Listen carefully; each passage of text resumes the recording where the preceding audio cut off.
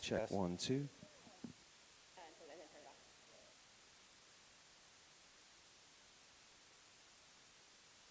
Check. So how do you turn it on? Just press the button again. It should.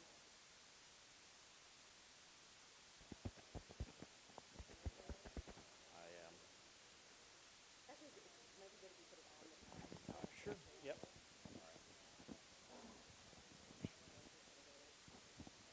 Yep. Back. Oh, 6.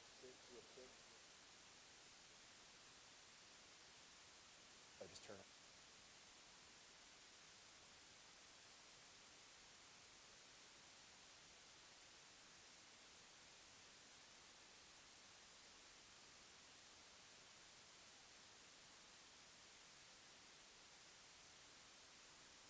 Good morning, everyone. If we could try to work our way down to the actual seats, we're going to try to get started in just about a minute.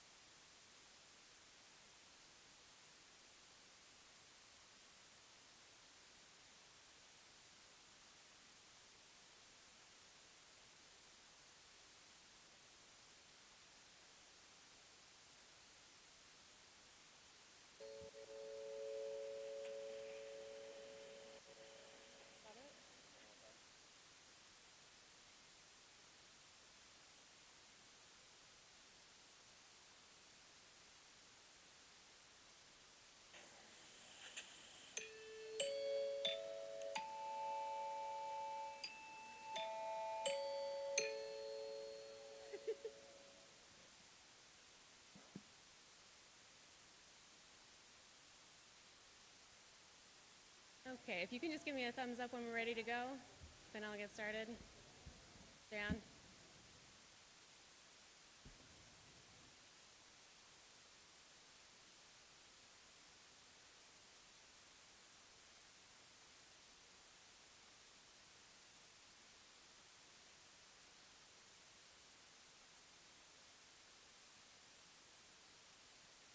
Good to go?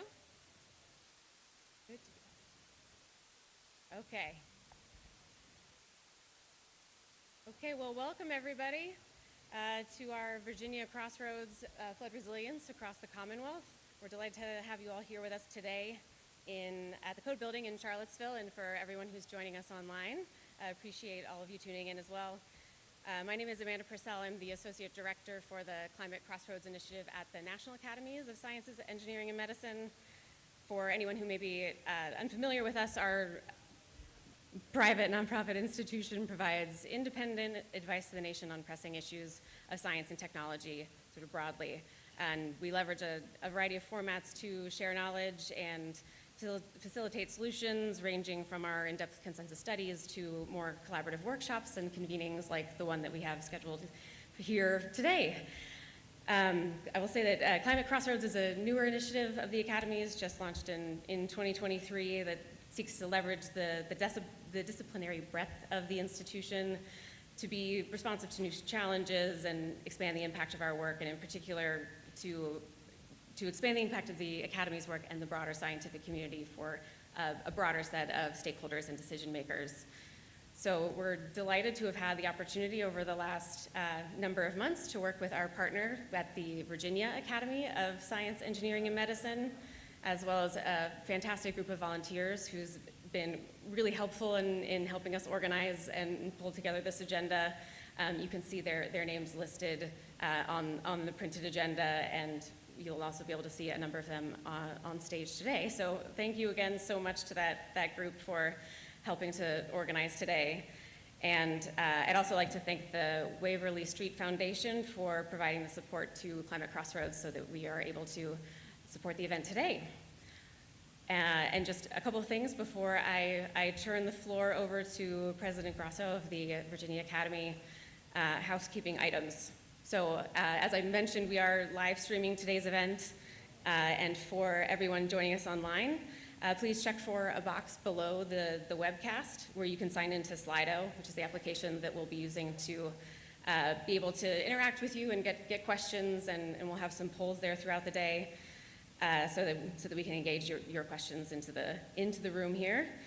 And we also invite everyone in the room to sign into Slido so that you can see what everyone else is asking and be able to participate and engage with those folks too. I will have this QR code up on the slide throughout the day, and you can also log in directly by going to slido.com and entering our code, which is 2126303. But again, that will be on the slide throughout the day in case you miss it at this moment. And then for our others joining us in person here, we do have longer breaks built into our agenda, and for all of the wonderful networking and conversation that I know has already started, but asking for everyone's help to keep us on time, to be respectful of everyone's time, knowing our panel discussions are always too short for the allotted time, and so that we can stick to the agenda for everyone who is online and joining us that way. And then critically, bathrooms and emergency exits. The restrooms are located at the top of the theater to my right before you go outside. Then you've gone too far. For emergency exits, that's exactly where you want to go. There's also a door behind me with stairs that go to the lower level, and you can exit out that way. And then maybe the last logistical note, you will see a number of us that have badges with red dots, and that just means that we are staff supporting the event, so if you have any questions, feel free to grab any one of us, and hopefully we can answer or find the right person who can answer your questions. Okay, and so with that, again, just thank you so much to everyone for participating in the planning and the lead up to the event and all of the conversations that we'll be having today. And with that, I look forward to the program, and we'll turn things over to President Grasso to help kick things off.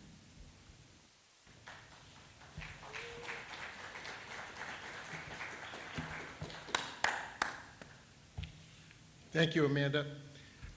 Good morning, everyone. Thank you for being here. On behalf of the Virginia Academy of Science, Engineering, and Medicine, it's truly my pleasure to be here and co-hosting this event with our partners at the National Academies and UVA Engineering. You know, I think it's really important to recognize this collaboration, and one of the reasons is, you know, the National Academy brings incredible insight at a very high level, brings multiple disciplines together, and develops wonderful, you know, concepts, if you will, going forward. Virginia is a use case, is what it really comes down to. You know, now we're here on the ground experiencing much of the activity that's being discussed in the national academies. Bringing together partnerships like this is exactly what we need to address these complex challenges. Again, NASEM brings a national and global perspective, deep technical expertise, strong track record of convening across disciplines, and as complex challenges are, there's no single discipline that's going to solve these problems. The Virginia Academy, in turn, brings local context, very important, regional relationships, understanding of the specific challenges facing this community, and together we could bridge scale, which is very important. Here in the Commonwealth, climate impacts aren't abstract. This photo is wonderful. You know, when I look at this photo, people pay a good price for waterfront homes, but this is not what they're thinking about, I will tell you that. And we're seeing more and more of this inside of the Commonwealth. It's deeply consequential for our communities, economy, our infrastructure. You know, our work, we've had the opportunity to study this issue closely. One example is the work on coastal resilience. As some of you know, Virginia's coastal area, specifically the Hampton Roads area, is one of the most vulnerable in the nation to sea level rise and recurrent flooding. We performed a coastal resilience study now some years ago, about a half dozen years ago, and highlighted the compounding challenges of land subsidence, aging infrastructure, and increasing storm intensity.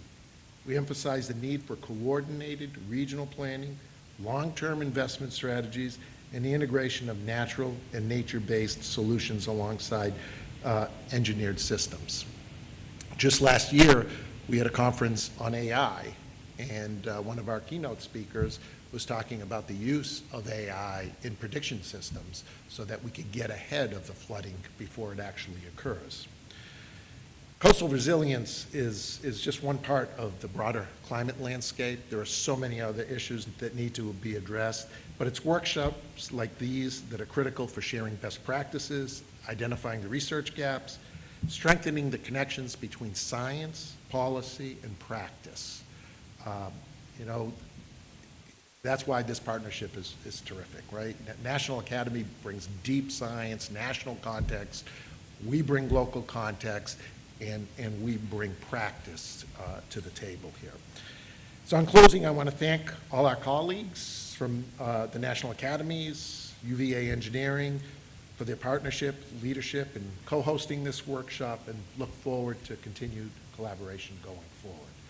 With that, I'd like to introduce John Goodall, one of the key organizers for this conference and member of the UVA engineering crew. Thank you, Johnny. All right. Thank you. Good morning, everyone. I'm glad you're here. It's been really fun already to meet some people that I've known for a number of years on Zoom and meeting in person, and some new faces. And I hope this is a great day of connection. That was really our goal in putting together the agenda. Is, there's different groups working on this topic in different aspects, and let's have some conversation about it. So I was fortunate to be invited to be a part of the planning committee, and I want to thank all the members of the planning committee. So Amanda referenced it earlier, but in your agenda, you'll see on one of the pages all the members of the planning committee.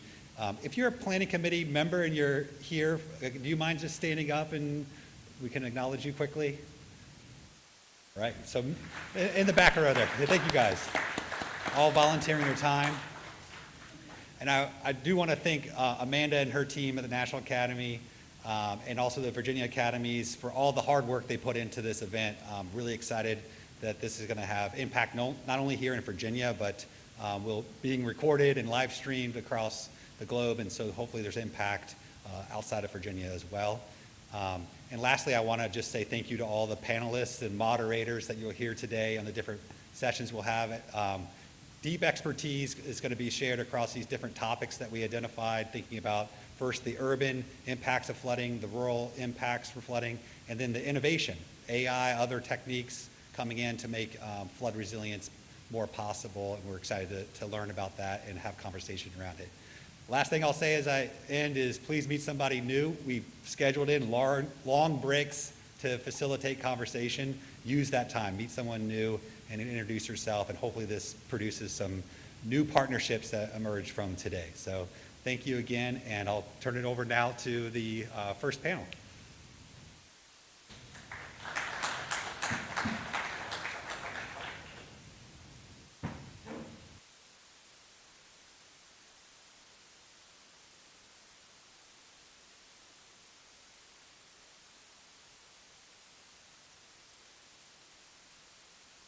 Roanoke's, there we go.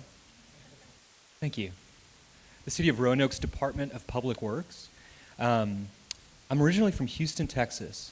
Okay, so I grew up in Hurricane Alley, I guess you could call it. I remember tropical storms coming through, flooding my dad's shop, flooding our pickup truck.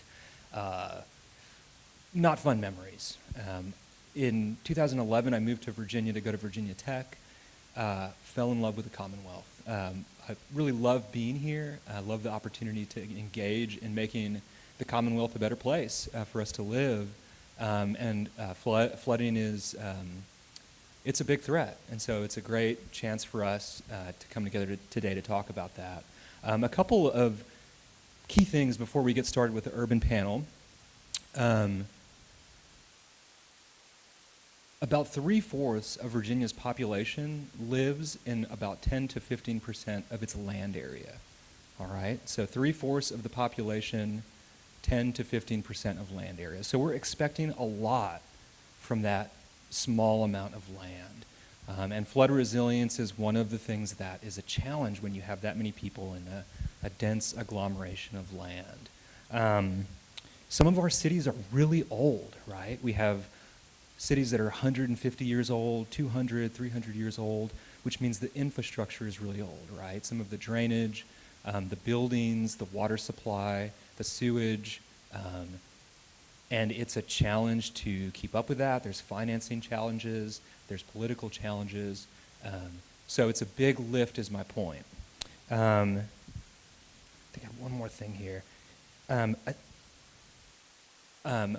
The last point is just that there's a lot of, because of the age of our Commonwealth, there's a lot of legacy flood risk, right? So there's buildings, there's assets that we care about that are flood prone in cities. And so it's important to be looking to the future as potentially the footprint of flooding increases. How do we protect those assets? This morning, we get to hear from Dan Medina, City of Alexandria. He's a senior water resources engineer. Brian Batten, here from Dewberry. Tom Allen, Chair of Department in Political Science and Geography at ODU, and Mr. Derek Loftus, Dr. Derek Loftus at VIMS. He's a research assistant professor. So the next thing I'm going to do is ask just our panelists to give some context and background from their perspectives. What brought you into the work that you do? What does urban flood resilience look like from your perspective? Why don't we start with Dan? It looks like he's flipping his microphone on. Can you hear me? Is that okay? I don't know if think it's that working. turned Can you hear on. me in the back? He said, 1 second. It's green. There we go. All right. Well, good morning, everybody. Thank you so much for being here. My name is Dan Medina. I am the Stormwater Program Manager for the City of Alexandria in Virginia, of course.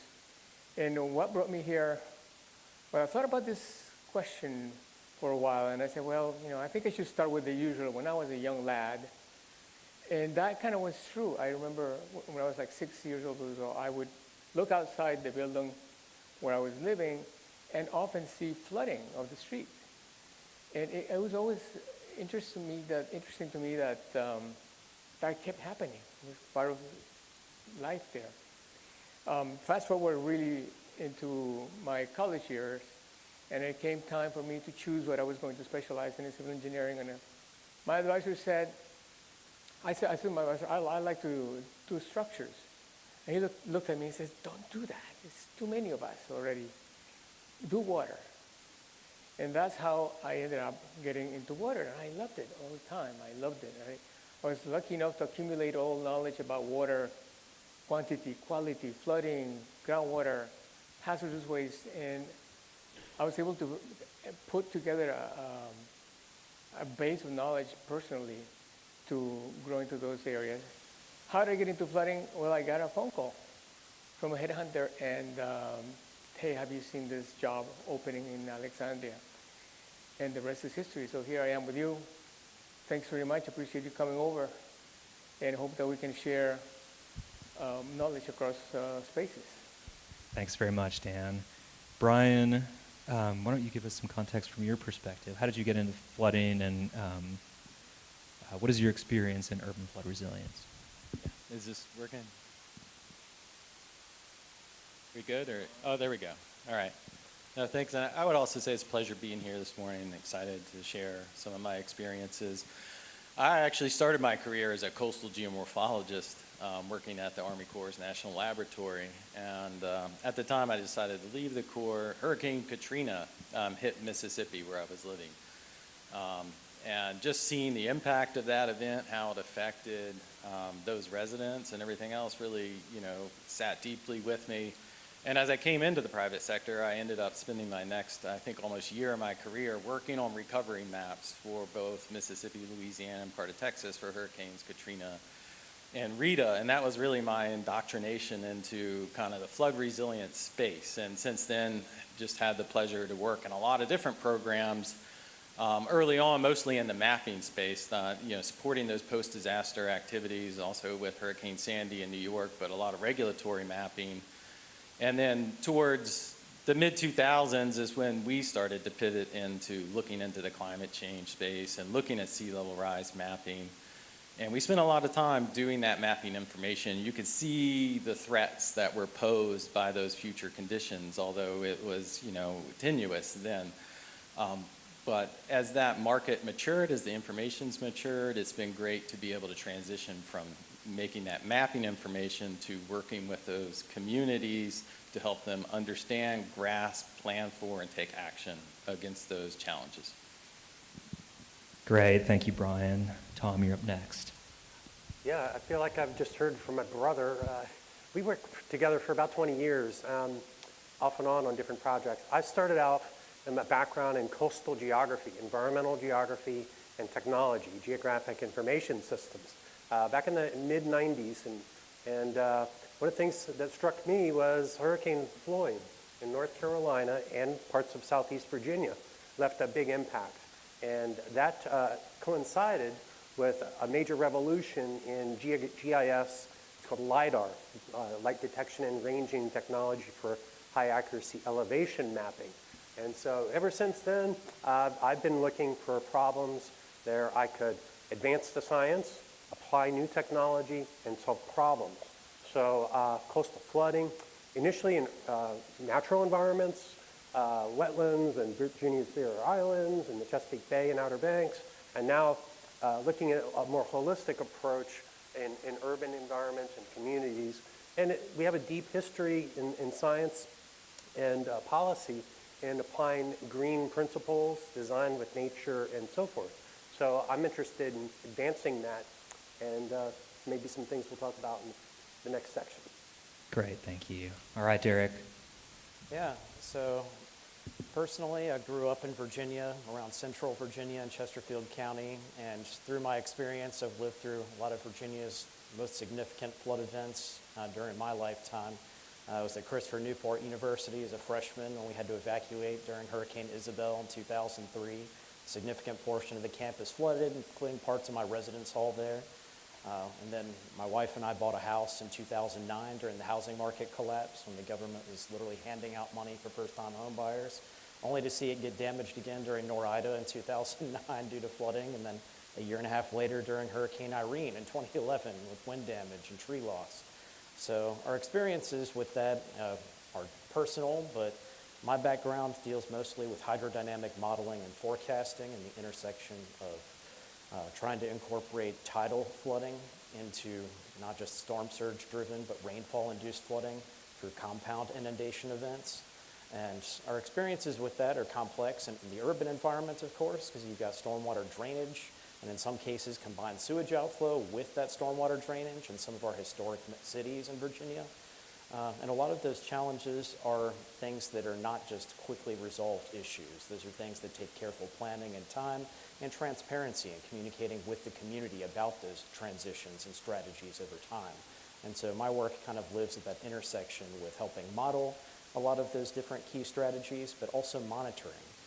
A lot of my work deals with next generation water observing systems in collaboration with the U.S. Geological Survey. We've been able to develop new kind of next generation water level sensors using web cameras blended with machine learning to help us extract free surface water elevations in real time using different stage cameras in different places throughout the Commonwealth.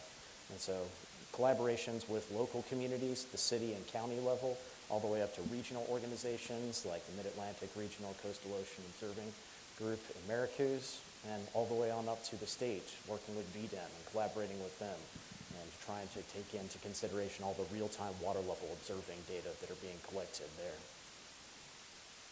Okay, so what you've heard, folks, is some really great technical expertise, but you've also heard from all five of us that we have this deep investment in the communities that we live in, right, and the cities that we, either used to live in or live in now, and I think that's really important. I think that's why a lot of us are here, is that we actually want our communities, we want our cities to be great places, and we are working to mitigate the present and the future risk against some of these cities. So now that we've met our panelists, and we have a flavor for where they come from and their expertise, I want you guys to be thinking about just questions and ideas to bring to the panels here in a little bit. The next thing we're going to talk about is barriers, so barriers to flood resilience. If you think about your own experiences in the probably many years that you've been working in this field, what do you think are the barriers to achieving the desired end state of, let's just say, a completely flood resilient Virginia, right? If we think about our cities, Richmond, Alexandria, Roanoke, and so on, and we think about that desired end state, right? We want to protect them, adapt them to the coming storm, if you will. What do you see in your experience are the major barriers to achieving that end state? Okay. Let's do a different order this time. So Brian, why don't you start us this time? I think, as we look at urban flood resilience or resilience in general, resilience is kind of overused word, but there's not one single, I think, barrier. It's a combination of many different things. And, I'll talk through some real quick, but it goes through I'm looking at my notes to make sure I don't miss anything. But I think, seeing the maturation of data for climate change become much less uncertain, and seeing the observational record start to tell us, indeed, these things are happening, where we can see projections from that data that match the kind of the broad cone of uncertainty. We can see in there and have minimally viable planning scenarios that tell us it's not just on the low curve, it's somewhere in the middle. And you can use that data and also the observational record and also the increased flood events that we're seeing that was like on the screen earlier as convincing items when you want to have those, I sometimes call them negotiations, to set planning scenarios for community flood resilience studies. Another challenge can be also funding, having the money to do it. There's been a lot of great work here in the state of Virginia to help bring additional funds to the table for communities from the state to enable those actions. and not just have the communities that are more well-funded to be able to do that. Capacity, I think, is a big challenge as well, where I've worked with very high-capacity communities and very low-capacity communities, and stark difference when you're in a large city like the city of Virginia Beach. It's got a $2 billion municipal budget, and they have several people almost dedicated to making sure they advance these kind of studies versus where I've worked in rural villages on the eastern shore of Virginia where they're not even incorporated, and you're fortunately having a nonprofit such as Nature Conservancy in that case come in and as a community stakeholder bring the capacity and the continuity needed to bring funding in and continuity to advance that. I think also leadership and having a champion to keep pushing it. Time is a big factor. Time is like, there's tension there, right? With time, these things are getting worse, but with time, it takes time to really go through the planning process and implement, get the money to plan, get the money to implement, design, permit, build. All those things take time. And then complexity, I think I saved this for last, but in an urban environment especially, in a coastal city, you've got your coastal flood conditions. Those are floodwaters that can come up into the stormwater system. You have the rainfall on top of that.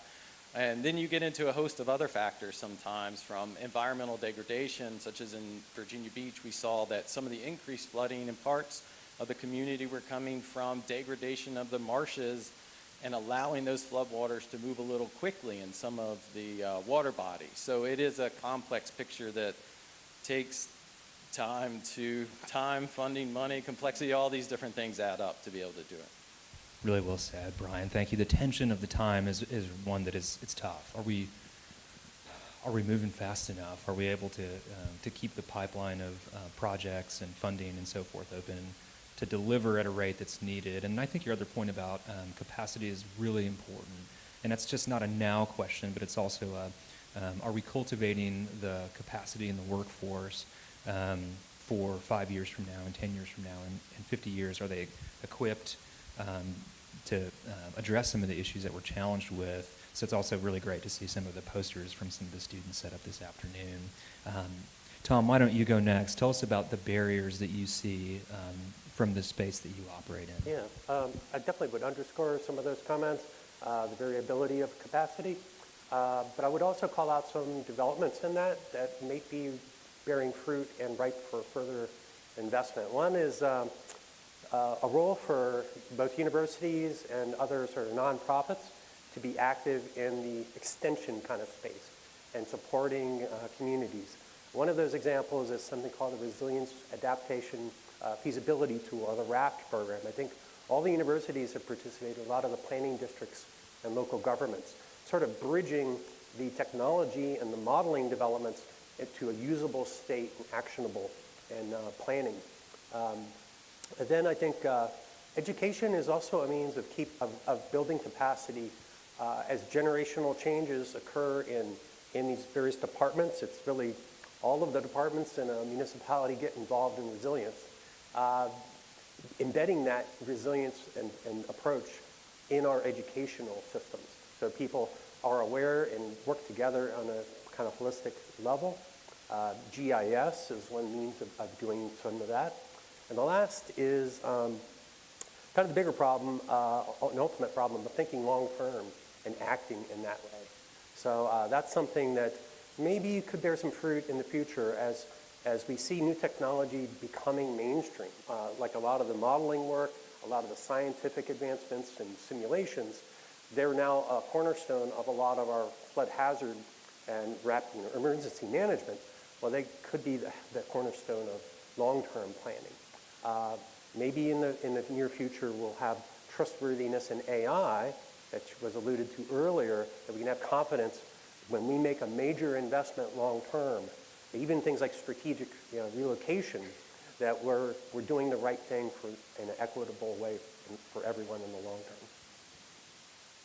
Think long-term, plan long-term, execute long-term. It's difficult to do, right? To plan for a course and just stick with that direction. And yeah, I do think that's a real challenge. Thanks, Tom. All right, Derek, you're up next. What do you see as some of the the barriers to urban flood resilience from where you are? Well, in addition to the great points that have already been made, some of the challenges that we kind of face with urban flooding resiliency and the barriers that, involve us trying to develop strategies and communicate those effectively to our communities. Really, the buy-in that's involved and transparency is challenging. Brian has brought up, City of Virginia Beach and comparing it with a lot of local governments that are much smaller in like the Middle Peninsula and Northern Neck of Virginia and Virginia's Eastern Shore. Obviously, funding is always a challenge that these communities face when they're trying to leverage state funds in collaboration with applying for federal grants to help offset a lot of the local funds that may be available to address those issues. There's inevitably a disparity there. Of course, a lot of it tends to be proportional to the amount of people that live in those communities.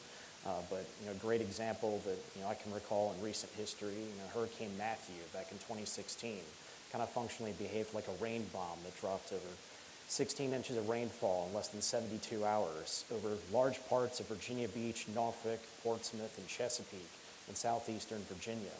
And we live at that intersection in urban flooding resiliency that you're dealing with a lot of storm drainage systems that are just simply not designed from an engineering standpoint to directly address those issues. And so in that particular space, back in 2016, it was really interesting because the city had just completed over $100 million worth of stormwater retrofits just before Hurricane Matthew had arrived. But even then, it far exceeds the design expectation of those systems that had just been installed. But from a transparency perspective, the community was frustrated because they're like, we just spent over $100 million fixing this, and then we still got flooded in Windsor Woods and in parts of Green Run and Virginia Beach. And so it was really exciting to see the evolution and development of the work that Dewberry was able to do in helping shape Virginia Beach's sea level-wise resiliency strategy over that time, because a pretty historic thing happened in 2021 where a lot of the local community there voted in a referendum to impose a resiliency tax essentially on themselves to generate additional funds to directly address the issues pertaining to how do we handle above ground water storage during the short-term flood events by adding new tide gates and ultimately new water level sensors and flow sensors in different locations to tell us where it is in real time so they can adaptively move that water to different retention ponds and provide them the above ground storage for water where you need it.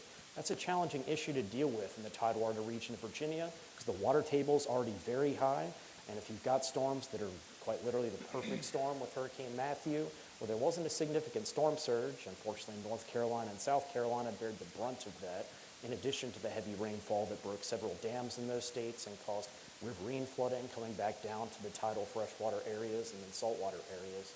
But in Virginia, we really dealt with the challenge of heavy rainfall in very concentrated areas, overwhelming a lot of the local stormwater drainage systems. And so an urban flooding resiliency standpoint, transparency is a real challenge because it's difficult to get that buy-in, but Virginia, historically, very rarely have we found ourselves wanting to impose a tax to directly address these problems. That kind of addresses a bipartisan concern that everyone acknowledges that flooding is a challenge that our communities are facing. And historically, that hasn't really happened a lot in Virginia's history. In fact, we've gone to war over additional imposed taxes. So in this particular case, it was unique to see Virginia Beach kind of approach this and recognize, okay, we've already invested a lot in this, but even more is going to be needed to protect us in the context of future sea level rise and land subsidence as compounding issues in the area. Great. Thank you, Derek. A couple comments to react to just real quick. So the tyranny of the urgent, I think, was one of the things you mentioned, and that is indeed a really real, that's a real problem in kind of managing a city. There's something that's always in front of you that has to get dealt with, and it can be any number of different things, right? And it's, for that reason, very difficult to stay the course with a long-term plan and a long-term vision. And then, Derek, you made another comment, I think, just about storm drainage, which is the world that I live in. Very ground level problem, but many cases in cities, there is not physically enough room to put the structure in the ground. There's so many competing utilities. There's tight rights of way. The city only owns and operates a very limited amount of land to begin with. And so in some ways, it's restricted by the footprint that you have to work with, in addition to the funding and the workforce and all the other things. So it challenges us to think adaptively. We can't always just throw more money or larger structures into the ground and expect that we'll, at the year 2100, have the desired outcome. How do we think more intelligently? What are those solutions? That's one of the big reasons why we're here today. Okay, Dan, let's wrap this one up with you. So barriers from your perspective. Well, in addition to what we heard already, I think one of the barriers that we have in this part of the world, actually, and many similar, is we want flooding to go away. Many times I go to a public meeting and the goal of the citizens is we want flooding to disappear. I have to tell them that's not possible. There's always going to be the bigger storm, and you're not going to be happy. So communicating that is difficult at times. The other one is we really haven't learned how to live with water, and I have to take my hat off to our Dutch colleagues that have been very successful in applying the principle of not giving up in the face of water, but really learning how to live with it. Initiatives like Make Room for the River, for example, are those that we at least extract some of those concepts to apply them here. And we also have to switch our approach from designing things that are fixed compared to things that are robust. So best versus robust. So we have to learn how to design with robustness, which means what if I design this and I implement it, I'm going to stress test it, put several inputs into it, and just let me see the boundary of those combinations and say, okay, I don't really know this for sure, but I tell you, I tested 120 scenarios, and 80% of them point to this direction. It's a totally different approach to deal with uncertainty, but it's one that we can defend and we can use for design. Really good. So sort of a pivot in our design thinking. The barrier maybe that I'll add is, as technical people, I think we have a propensity to focus on the objective of flood resilience or the objective of whatever the problem is at hand. And it's hard to zoom out and kind of remind ourselves that we're trying to make our community great across all of these different observables. So human health, mobility, economic vitality, is it fun to live in our community, right? And so I think it's important for us to try to see the design and the implementation of the flood adaptation measures in the context of the community, right? The things that our cities, the vibrant communities that we long for, if I can maybe say it that way. That's a challenge to us, right? As technical people, how do we make sure that we're not zoomed this far in and we're actually able to kind of see the big picture of the long-term community success. Okay, so we have another question for our panel. Let me remind everyone to be putting in your Slido questions if you're online, and folks here in the audience, if you guys can jot your questions down. We've got about 10 minutes left. I think that's right.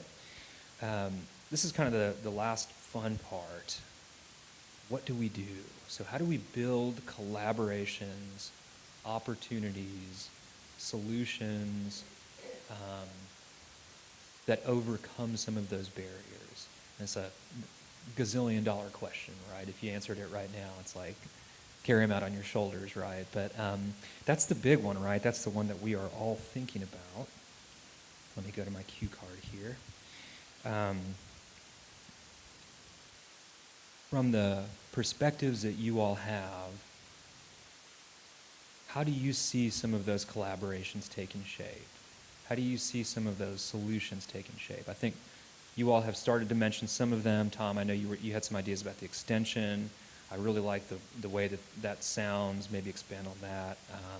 So let's see. Why don't we start with Brian, and let's see what kind of ideas you have on that. Yeah, I think there's a lot you could say there. I would say there's a few different facets. I think at the community level, having education and also partnerships that span across the areas you're trying to implement in upfront that are built during the planning process really help facilitate smoother rollout of implementation. There's been a lot of good, I would say in Virginia especially, I think there's been great partnerships and a lot of information sharing, especially through things as nascent as 10 years ago, the Hampton Roads Adaptation Forum, when there's a lot of talk about doing all these things, and it's amazing to see the progress that's happened in the last decade where a lot of this, there's projects getting designed and started to be constructed now. I think Virginia's also established some very strong programs that I think assist the communities in advancing their resilience needs. One of those would be the Coastal Flood Resilience Master Plan. Matt Dallon's here, he's program manager of that. But that effort in Virginia started back in 2020, established like a real solidified call for action. And through 2 iterations of that effort, there's been a lot of base data developed that communities can leverage doing their own resilience plans that helps them save money from remapping sea level rise yet again in a slightly different way to using that to understand what the solutions are to build capacity, to build partnerships. And at the same time, I think there's other great investments by the state in the Community Flood Preparedness Fund here. That's a state grant program for flood resilience.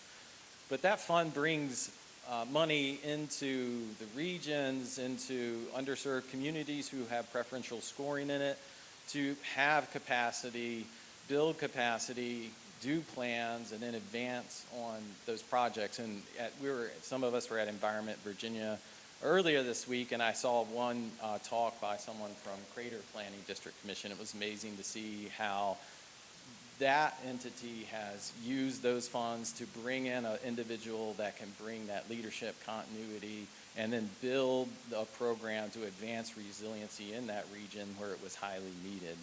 That was pretty amazing and a great example. Really good. Thank you, Brian.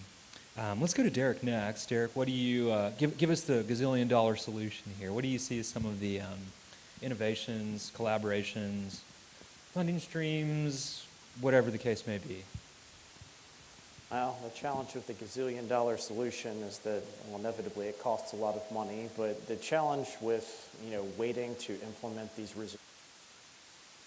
only get more expensive over time. So if you kind of wait to make sure you have all the data and collect all the information and apply for all of the grants, and you don't start getting the ball rolling soon, as we understand, the actual construction dollars massively inflate in cost over time. We've seen this with a lot of U.S. Army Corps of Engineers projects where the original project is proposed and then the project eventually gets underway a couple years later, and now everything's 20 to 30% more expensive. And those are challenging for a lot of reasons. The feasibility studies and the modeling components are much cheaper to fund at the beginning to know exactly where to implement those strategies to get the most bang for your buck early on in the projects. And so it's been thrilling to see, as Brian kind of pointed out, all these different places, specifically in Hampton Roads. There's lots of great examples where the Hampton Roads Flood Adaptation Forum and the other vehicles that have been involved there in helping drive resilience strategies. From an innovation perspective, the Rise Resilience Group in Norfolk that Paul Robinson leads, there's really been some fantastic work that's coming out of that area. Their collaborations with the city of Norfolk and ways and the integration of helping us live with the water, dealing with the fact that, a lot of our roadways are becoming frequently inundated, and there's now ways that people can report roadway flooding and directly integrate that with model outputs from FloodMap and other different solutions like the Tide Watch map at the Virginia Institute of Marine Science. And these tools are helpful for making decisions in real time, even though, yes, all of the disclaimers on those maps say this can't be used for decision making whatsoever. But in this case, people in the city of Norfolk do use it to figure out, should I street park my car today or put it in a parking deck based on tidal flooding expectations. Another big part of that innovation has been collaborations with NGOs. For example, Wetlands Watch has been a big partner in helping drive Catch the King, which is in its 10th year coming up this fall. It's a king tide flood mapping effort, and the free sea level rise mobile app on iOS and Android has collected over 250,000 high water marks in the Commonwealth of Virginia since 2017. And it's been really interesting to see that information drive resilience planning, help us site locations for new water level sensors so that we have autonomous monitoring in many of these different places that will tell us not just when we have community scientists awake that are able to press buttons on a smartphone app to tell us what is the contour of flooding, which for me as a modeler is great because I can validate my model in places where there aren't sensors that we have to maintain and there aren't long-standing data records. We're not collecting data in new places like Virginia's Eastern Shore and the Middle Peninsula of Virginia and the Northern Neck and coastal areas. We also have people collecting data in other places as well that are in riverine stretches of the Piedmont region of Virginia, the River and Valley region. And while we talked a lot about coastal flooding today, there's also significant issues that we're facing with high velocity stream flow in a lot of our mountainous communities here in Virginia as well. And that's a challenging issue for other reasons, of course. And so if we're looking at the gazillion-dollar solution, the challenge, of course, is that feeling paralyzed by indecision is easy when there's a lot of data where there was a dearth of information previously, because now you feel like you have to directly address all of those concerns to make sure the community feels heard, but also that that information is adequately implemented into your strategy, both in the short term and in the long term. And for that particular perspective, it's difficult because as you're trying to secure funding from all these different places that are significantly in flux at the moment, it's difficult to make a timely decision in a way that is meaningful for your communities at a local and a regional level. And so the big partnerships that have been involved there with the first and second drafts of the state's resilience plan have been of key import because, yeah, there's a lot of different scenarios that you can look at, but the executive order back in 2021 that was particularly important, 45, basically established NOAA's intermediate high scenario based on Billy Sweet's report from NOAA in 2017, was really helpful because you're looking at a lot of different sea level rise scenarios, and they said, well, pick this one, and everybody planned for that particular perspective. Maybe if it's the intermediate high scenario, it's a little bit higher than what you would expect the impact of sea level rise to be in this area of the eastern seaboard, but we do have the highest rate of sea level rise on the U.S. eastern seaboard near the mid-Atlantic bight. So it's a strategic approach. If it turns out to slightly over-predict by horizons for 2050 or 2075, we're still better prepared for hurricane storm surge in the meantime. So it's not just looking at what is the mean tide level going to be at those points, but what are the compound implications of storm surge, tides, and significant rainfall for compound flooding. That is the big gazillion-dollar solution that we've got to directly address. Looks like we have a reaction from the audience over here. No. You're raising your hand. Okay, good. All right, Derek, really great points. A couple of reactions. Inflation. 2020, 2021, 22, inflation on steel and concrete year to year. I forget the numbers, but it was high. It was really bad. Our projects were coming into bid like way over budget, and it was all a result of supply chain issues, steel and concrete, you couldn't get it anywhere, that sort of thing. Inflation on natural materials, by comparison, significantly less, right? Trees, coir matting, vegetation, live stakes, the things that we use in nature-based solutions, you can grow them in your backyard. There's a flexibility and a dynamism to being able to use materials that are not as subject to the global supply chain as what we have been using. And I think that's a really interesting point that Derek made. It takes so long to deliver these projects that from the time that you have adequately used all the now available technical resources to decide what project you're going to do and to move forward with it, by the time it actually gets bid and gets into the ground, you might not be able to afford it anymore, and that's a big problem. And then one other thing to Derek's comments, it does seem to me like there is a really pretty robust range of data and resources and maps and sensors, just the things that are available to us now. Like when I started doing stormwater hydraulic engineering in about 2009, it's like you just didn't have that stuff, right? And so I think that that trend is a good one. That's been a really good one to be able to have access to those resources. I would say that the ability to access and operationalize those resources is still pretty variable amongst our communities. And I think that is going to continue to be a challenge here in Virginia and nationally.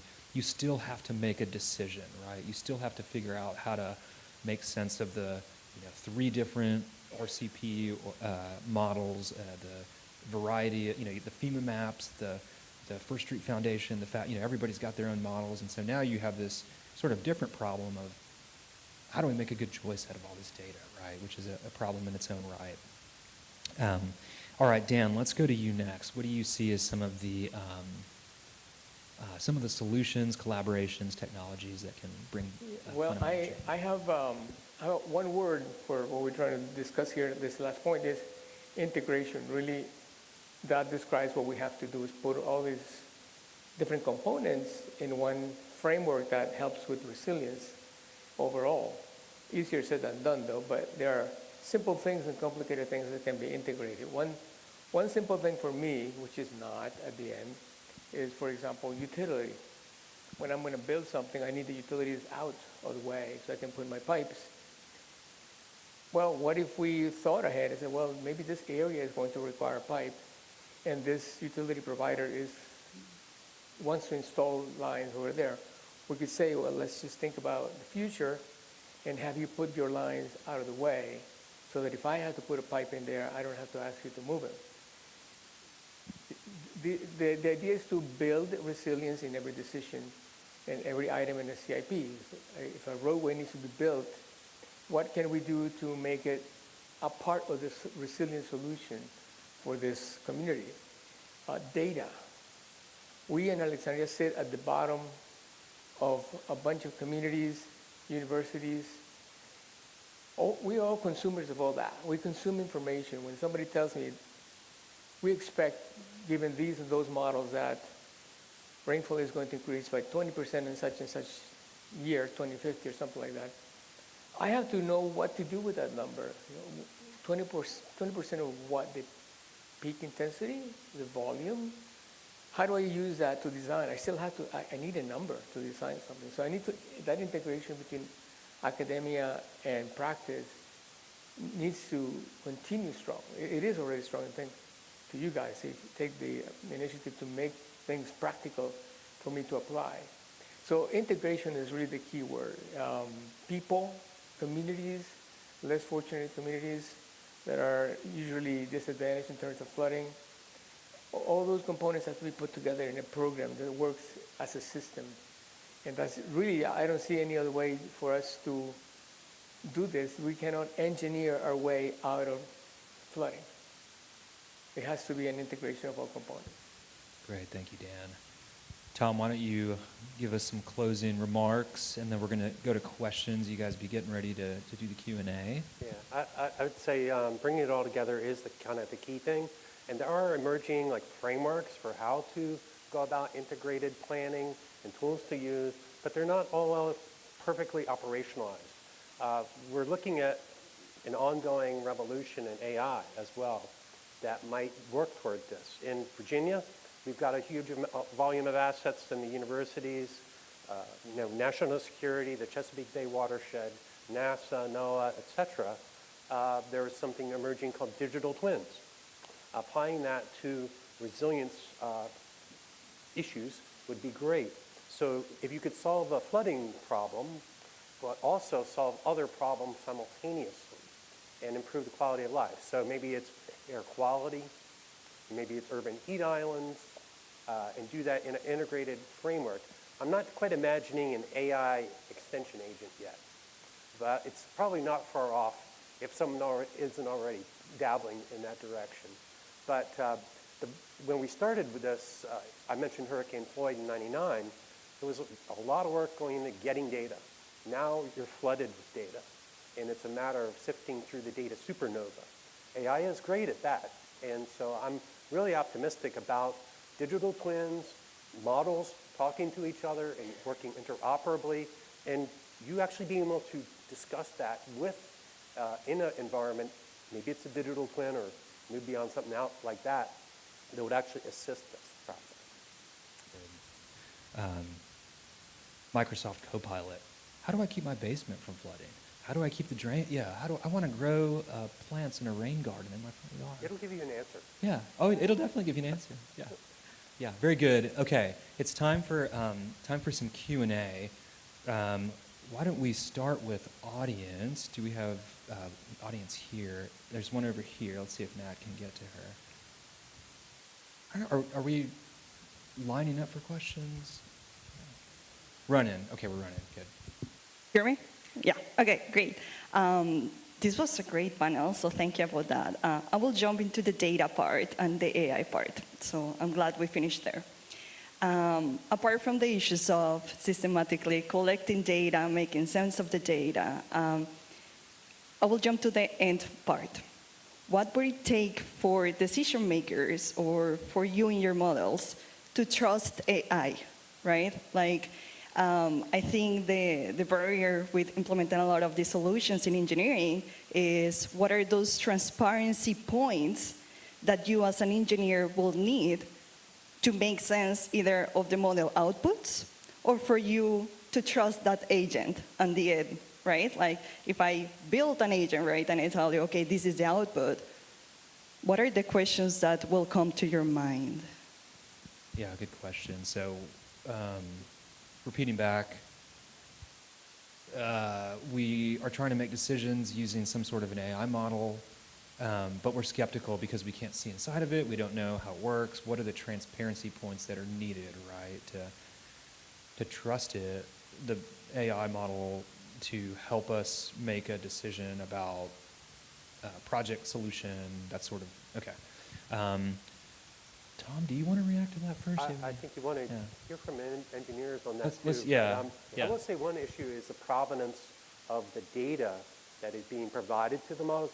We always want to have the confidence in the data underlying all the models. So the monitoring, the satellites, the flood sensors, and people too, we're ultimately monitors, but and data providers. Yeah. So provenance Brian, of on data, that's really good. Brian, do you have any response to that? Just from our experience as an engineering firm, I mean, I think everybody sees a lot of opportunities with the potential of AI and time. But right now, you know, it's like experimenting with it and seeing what it can help you with and what it can't help you with. And just because, as Tom mentioned, it depends on what these models are trained on and everything else. And in modeling in general, garbage in, garbage out sometimes. And so there's some maturity there that needs to be done. I think, you know, as a firm, we're evaluating potential for it, but also we have very limited and strict uses of it because, you know, when you're making, especially engineering decisions, you want it to be able to fully stand behind those decisions and the work that went in it. And at this time, we are not seeing that those AI tools are providing a consistent, correct answer that we would want to stand behind. I do again think it's like time to train them appropriately. There are some uses where we've seen massive efficiency gains for it, especially in like imagery processing and stuff like that. But you know, I think time will tell. And we've had clients ask us explicitly up front when we've gone to work with them, are you going to use AI on this? And they want an answer of no right now is what we're seeing because I think there's been some people that have had bad experiences with AI-produced products. So, you know, we want to stand behind with expertise and experience for what we do. Yeah, that's good. I would just comment that we, as Brian mentioned, would be potentially making very expensive decisions based off the models. So millions of dollars, tens of millions, hundreds of millions. And the way that those decisions have been made over the course of time is that you have people that are doing the analysis and they're confirming. There's risk transfer, right? There's at every point there's someone saying, I'm owning this part of the risk of this project. The engineer's sealing it. There's a construction contract and so forth. One of the challenges I think is who is owning the risk of that model. If something does not go right, if an incorrect or inadequate decision is made, who owns it, right? Who owns that decision? And I'm not trying to be like mean or litigious or anything, but that is an important piece of utilization of AI is there's got to be some clear sort of liability chain in it. That's not an answer to the transparency so much as it is just how do we use it in the development of projects. Derek, do you want to go next on that one? Certainly. So I manage a couple of machine learning projects. The one I mentioned previously, of course, image processing is very well suited for that, whether you're looking at top-down perspective of remote sensing data. My career started at NASA Langley Research Center looking at satellite altimetry and remote sensing research and a Virginia climate change project, but also now looking at oblique pictometry from the side view and trying to extract free surface water elevations. That approach, of course, image processing is a very effective approach and used for that as eventually the framework of geospatial research and GIS. Supervised versus unsupervised classification methods are kind of the basis of our early forms of AI. But now, of course, if you're looking at things from the perspective of directly answering your question, everything's got to be benchmarked to a certain extent. When you're training an AI tool, it's all about the training samples and what it's being fed. You can feed it design standards. We're looking at specifically infrastructure and building or transportation infrastructure and its resiliency over time to repeated or recurrent flooding. These are things that we can kind of outline and use to kind of stress test design standards from an engineering standpoint. But ultimately, you still have to be able to benchmark all of those standards and through a sensitivity analysis, actually design and specifically identify, does the AI make strategic decision making that makes sense and aligns with our current design standards?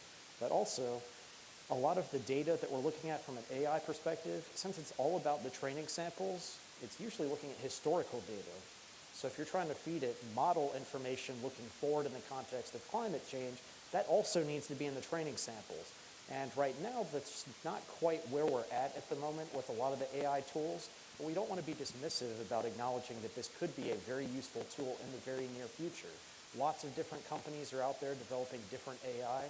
And as you kind of mentioned already, our heuristic experience is that, well, we didn't have a good experience with this AI, or it didn't quite suit the goal of this particular project. But it doesn't mean that 3 to 5 weeks from now, another AI tool might be there that we could then reevaluate and potentially could fill that need very quickly. And for a lot of our communities that are lacking funding and directly addressing these issues, being able to stress test those things, evaluate them specifically. I'm looking at the intersection of using physics-based hydrodynamic models and integrating it with machine learning outputs to help identify where can we suitably fix that gap. Because we're trying to show on a map where the flooding is happening. When you got subsurface drainage infrastructure and other things, it's really difficult to represent all of that on a map without lots of different layers showing all the complex intersections of our human-influenced changes, like where we've added new storm retention ponds, where we're adding new berms or other different places to help protect certain areas of the shoreline from erosion. And then, of course, yes, also tidal flooding and storm surge-driven inundation. The machine learning projects are really helpful for helping us stress test those things in near real time. Okay, good. So a couple things, going back to the original question was transparency, right? What lines of transparency are needed? So I'm hearing provenance of data, very important. Who's owning the risk? Stress testing. So Derek, what I heard is someone has to be able to look backwards, benchmark, confirm, open up the guts of the decision process in the ML model, confirm that the steps are correct, that you resulted in a logical solution that checks out with the engineer or the designer, whomever, right? Dan, any additional response on just if someone comes at you and they say, hey, we want to deploy an AI model for this particular problem, what are the points of transparency that you're looking for in their pitch? Well, I think it comes to mind is the words of George Box, British statistician. He said famously, all models are wrong, but some are useful. And that's what's going on here with AI models. They are models, and they are inherently wrong. They don't know the future, just like we just talked about. So we can't really trust them 100%. The corollary to that is what I call the pretty syndrome. Sometimes you produce these very pretty graphics. Ooh, look at that animation. That flower just popped in there. That's pretty cool. How can it be wrong if it's so pretty, right? And the same thing I think is happening to AI.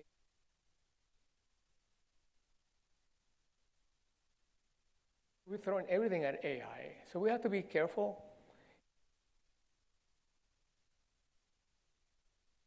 Knowledge, limited in certain ways, and that if we do that, that's not going to supplant the role of the engineer to take a critical eye at it and say, yes, this is okay.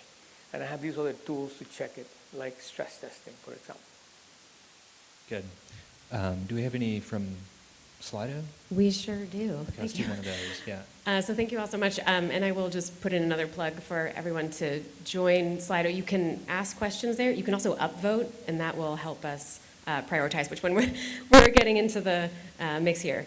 So speaking of benchmarks and metrics, I'll pull out this one because it was also submitted ahead of time by some of our registrants. So the state is working on publishing the Virginia Flood Protection Master Plan. Which metrics do you think the plan should use to measure success in urban flood resilience throughout the Commonwealth?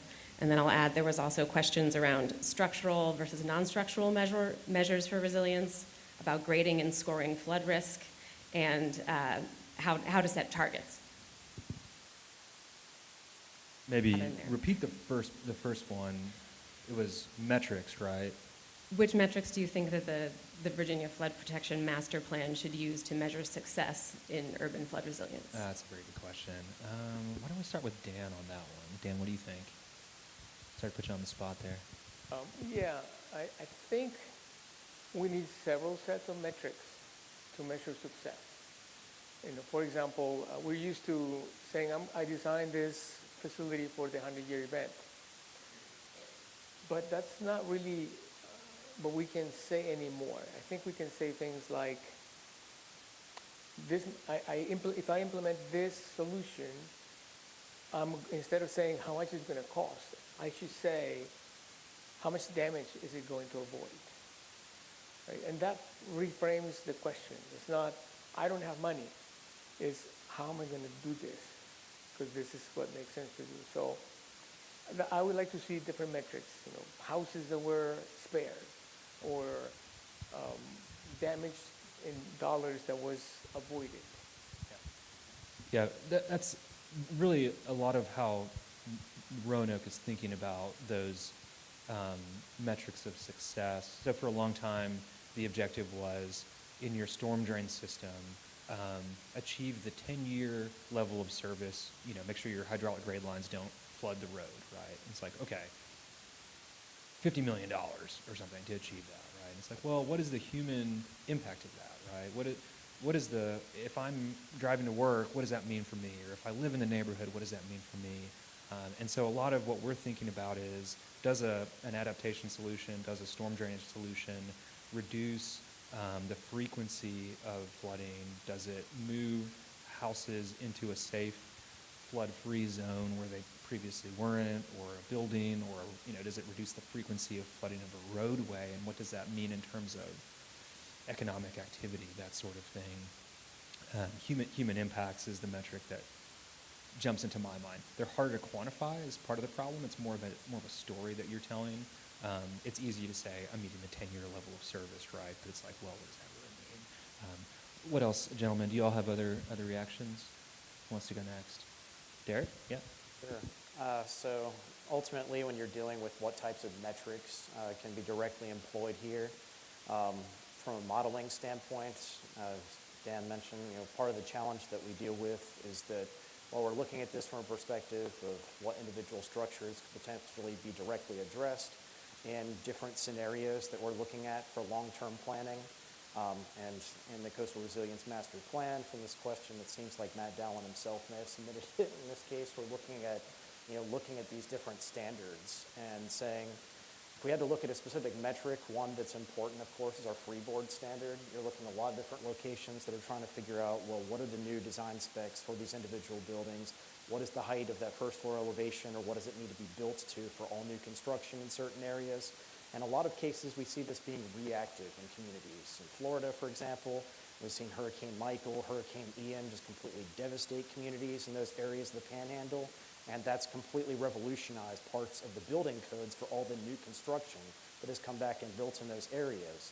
In Virginia, we kind of have the privilege of being proactive because we're not usually the site of a landfalling hurricane.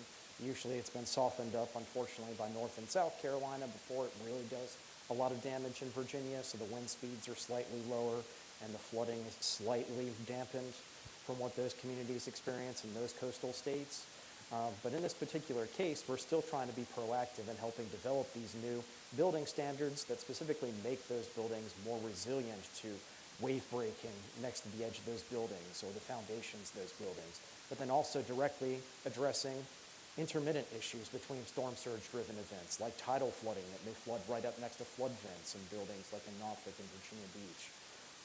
And so if we had to look at a specific metric, I mean, freeboard standards are really going to be the governing component, but most of the time when we're looking at our modeling outputs, it's all about which individual buildings would have been directly affected by this, highlighting those buildings and helping identify with any actionable information we have, like a first floor elevation value, to let us know depth damage curves and the impact that those individual structures would experience under different flood conditions for long-term planning in that coastal resilience master plan and the upcoming flood protection plan. And that's the metric that I would use. Good. Tom, Brian, you guys have any reaction? Brian? I'll say a few things briefly. Again, Matt Dallon's the guy for this question in the back of the room. You should bring it back up later. The one thing I would say is, when looking at metrics for flood risk reduction, trying to evaluate different strategies, the effectiveness of the overall plan and measures, you should always be careful to avoid falling into the trap that the economic benefit is the critical metric. Because if you do that, it can result in some disparities in how those measures are implemented, and when you end up not having some social equity there, because by default, if you're going to have economic benefits, the homes that are worth the most are going to give you those most economic benefits, or where there's cluster of homes, and we can't forget that, we do need to have equity in these solutions. So I think, it's having a multi-pronged approach where you're considering both the direct economic benefit for flood losses avoided, some indirect economic benefits for reducing disruption, whether that's, making sure traffic can flow, people can get to their jobs, can get to school, but also the population that's in those areas and how you're benefiting them, and also, some considerations for the environment as well. So I'll leave it at that in a broad sense. Tom, anything from you? Yeah, I think my wish list of metrics would include the long-term integrated ones. Does a community resilience plan or project have long-term elements to it? Does it include end of life for any great infrastructure? Does it include the ecological impacts and cost benefits? And does it include social quality of life measures at a community level? Can you get some points for also reducing the urban heat island or improving the air quality and addressing the flooding? So, futuristic integrated metrics, and maybe that's something to aspire to. That's good. Why don't we hold on the other questions from Slido? There's one in the back, it looks like. Nat, can you help us with that one? He's behind the column there. Thank you. One of the things, basically you all have been talking about what I call the supply side of this. What are we going to do about what's going to happen? And I think one of the things that I didn't hear was, like, despite all the evidence to the contrary, enormous numbers of people of my generation are still flocking to the seacoast. I mean, I tell people this all the time. I mean, my kids just bought a place here in Charlottesville, and I discourage them from going to the ocean. But they also have a place in the Hamptons, so go figure, they're smart. But you're kind of like Sisyphus. You're trying to chase this thing that's constantly moving, because all the people that are flocking to the coast are not moving into $100,000 starter homes. So you've got this enormous property base that is not being discouraged by local government, because unfortunately that's where they get most of their money. So it seems that you're really fighting this never-ending battle of what do you protect, how do you value it, Brian just mentioned the thing that, yeah, you know, high-level communities get the Corps of Engineers. You know, poor communities tend to get managed retreat. So there's this enormous equity issue at the same time, and I've been wrestling with this for years. I don't have any answers. It's one of the reasons why I came. I wanted to see if people smarter and younger than me have any. But thank you. Talk about it. No, but I'm going to repeat this Sisyphean challenge, which is the risk continues to grow in huge numbers, right? And it does not seem that it's slowing down, so investment in real estate, development, and so on and so forth. And we're following behind that with adaptation measures that cost gazillions of dollars. And we're trying to push the rock up the mountain, right? And it continues to roll back on us. So very, very good question. Let's rely on the panel to answer this one. Brian just gave me a kind of a mean look. We got 3 minutes. Does anybody want to try to, Tom, you were nodding your head. Do you want to Well, try to? I would only say like there are embedded subsidies and political power dimensions that perpetuate those. And so some of those things will not be solved until political dynamics interact on the policy, probably. Whether that's through disasters or through inability to keep pushing the ball up the hill. There may be some thresholds in there on the coast that it will be impossible to continue some of those in the current approaches. Go ahead, Brian, why don't you go ahead?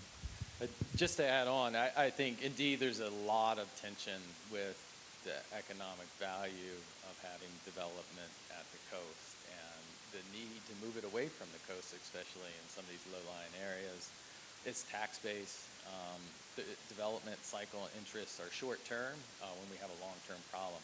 I think some of the things that we're seeing more recently are there's a lot of issues, as Tom mentioned too. I think we're seeing some pivots in that in terms of insurance costs are going up quite a lot, right? But that's an issue in itself because it's going to price a lot of people out, and what are you going to have left? But I think that in itself is discouraging that to a degree. I think we're also starting to see property values in some of those low-lying flooded risk areas start to level off and go down. There's a lot of work to do in that space, but it is a challenge, and I think the other challenge you see, somebody alluded to it earlier, I think Derek, look at Norfolk's coastal storm risk management study. The price just doubled to almost $6 billion now. So you add that up with the other communities that need to protect their development, and what's that price tag going to cumulatively get to if we look across all of Virginia or even all of Hampton Roads? How are we going to pay for that? Are we even going to be able to? Then it gets back to the question of at what point manage retreat. And I think that's going to be a hard question to get to because when you talk to people, it's a tough conversation from the municipality level and then at an individual level, and it seems to be driven a lot by those individual homeowners, their individual financial capacities, and also when that one other flood or disruption to their life or something is just too much, and then they want to get out of there. But then some don't have the means to get out of there, and they may need help. So those are all things I think that we're going to see more of in the next decade or so and have to put our hands around, especially here in the Commonwealth. Why don't we take one more response to that? Derek or Dan, do you all have any comments to that? Looks like Dan's flipping his microphone on. So my answer to the question is yes. That's it. That's exactly what's happening. We have that problem. And as long as we continue to, quote unquote, tolerate that, we're going to be stuck in the same situation. Money is at some point going to be the limiting factor. But as far as you're still able to grab confidently that amount of money and put it into this property, even though it's going to get washed out in a few years, we will have the same problem over and over. But like I said, eventually, water wins. Water always wins. The question is, how can we live with that premise? And eventually it's going to take over and be the deciding factor. Water always wins. Derek, I feel like that's a pretty strong closing point. Anything further? Sure. Yeah. Yeah, I mean, leaning on the Sisyphean example, I mean, it is exciting to see, Brian mentioned the coastal or the CSRM study that's being done in Norfolk, and there are some small wins that are happening community by community. I've been thrilled because I've been able to take my marine science, master's students out to go map flooding in areas in the city of Norfolk that there wasn't any flooding to map this year in the fall. We went to a couple of small sites where they had been deploying, basically according to the U.S. Army Corps standards, some gray and green infrastructure of living shorelines mixed with some coastal revetments that have prevented flooding in places that we've been able to map over the last decade. There's reliably flooding that happens in these neighborhoods in Larchmont and Edgewater communities in Norfolk. But now people in those communities can still street park their cars instead of having to move them somewhere else. That protects your tax base in the short term. Because the big concern for a lot of these communities that's been brought up previously is that, well, if those people move away, then we don't have the tax base to fund the decision making that we need to for long-term resilience. So, in leaning on the Sisyphean example it's kind of presented, yes, you're slowly pushing that ball up the hill, but you're constantly and confidently managing these projects that make short-term and small wins in your community while you're addressing the long-term solutions for resilience. Good. Okay, we have maybe 3 minutes. Lightning round, folks. What is one thing, to close it out, what is one thing that you all either would like for our audience to take away from the panel, or something that you kind of grabbed onto that you thought, oh, that's kind of a neat idea? What do you think? Let's see, Brian, you want to go first? Anything? Yeah. One thing I'll say, I think, is, I mentioned to it earlier, but I think as a practitioner and someone who works with a lot of different clients and trying to get them to have buy-in and commit and work to implement plans on these future resilience needs, I think the maturity of the data that we have today is a huge factor. And being able to do that more effectively and drive actual decisions than where we were a decade ago. And that's a testament not only to just the additional record we have now and what we see in that record, but also the quality of data and investments from the federal government that we're getting and from the state. So, for me, I think that's a critical thing, and it's, the data is one thing, but also the observations, and when you have events, they drive action. So, together, I think that's what's pushing us forward along with the additional investments. Tom? Tempted to say, try to take a slight step back from your immediate problem with your flooding and ask it, how is this affecting other problems? And can we solve them in a multi-hazard or multi-solutional sort of way? It might open up additional opportunities or stakeholders to help progress. Love that. Thank you, Derek. I mean, if we're looking at this from a perspective, intersection of implementation strategies and addressing resilience, Tom has mentioned many times, and it's important to remember, there's a lot of different things that we can do in addressing resilience that could also give us small to large wins in terms of air quality, water quality. As we've got flooding in these different areas, we're also seeing lots of different types of nutrient loading, re-entering the estuaries that are affecting the relative quality of water in the bay. And these are challenges that we can directly address in the context of our resiliency solutions. So trying to bundle in our strategies with other things that can have compound implications for long-term decision making is of importance here. Good. Thank you, Dan. I'm just going to go back to the concept of integration. We need to combine all the programs that we have, because this is the only way to really take advantage of joint effort, knowledge within a jurisdiction. So just thinking in terms of a system and integrating the components of that system is probably what's going to get us the farthest. Yeah, really good. Let's wrap it up. So I'm just going to ask you all a question. Who enjoys participating in Virginia's water resources? Like, who's done canoeing on the New River? Yeah, James River. We have amazing water resources, right? And they are an asset to the Commonwealth and to our communities that I think if we are able to take a step back, as our panel mentioned, and just say, how do we capitalize on these assets, right? Instead of just seeing them as liabilities,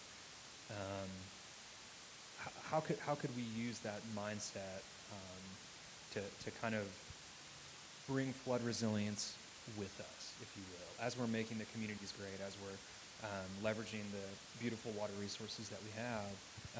Flood resilience is going to be part of that, right? And it's helpful for me, these events are helpful for me to take a step out of the, I'm looking at the HEC-RAS model on my computer, or I'm planning for the project, or I'm zoomed in on the thing, right? And take a deep breath and say, we're trying to make our Commonwealth and our communities great. We have great water resources assets to capitalize on.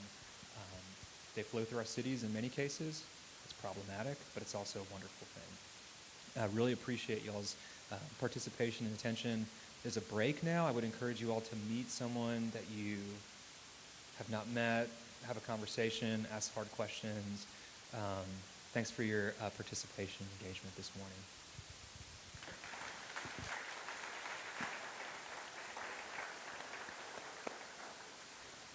And we'll be reconvening at 11 on the dot. Thank you all. Very good. Nicely done.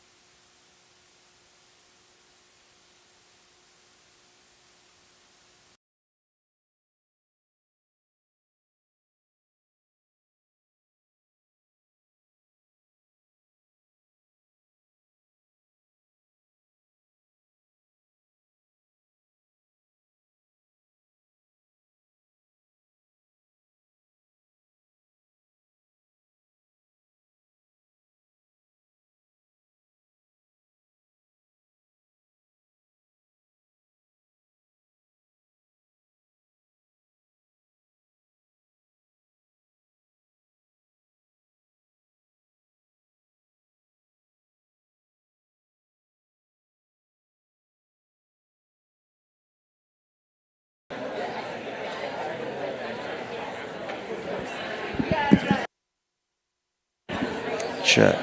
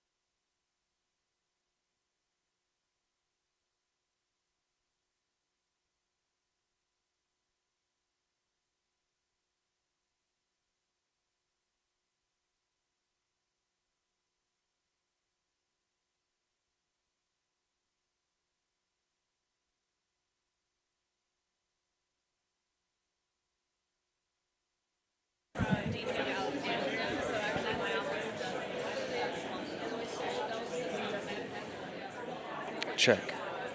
Check 1, 2.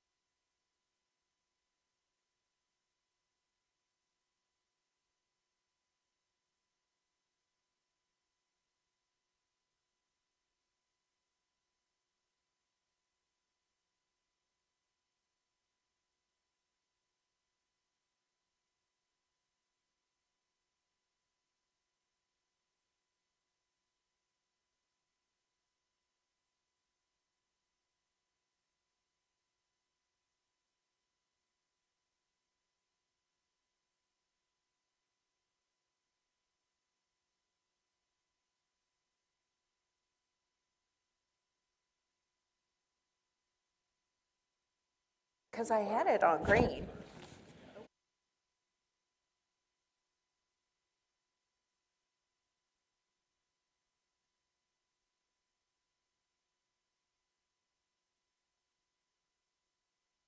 I got it. Test. Yeah. Test, test. I can hear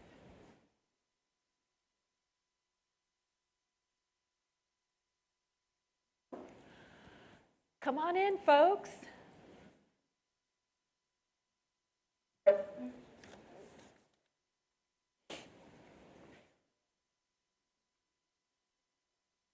All right, I'm just waiting for people to get seated.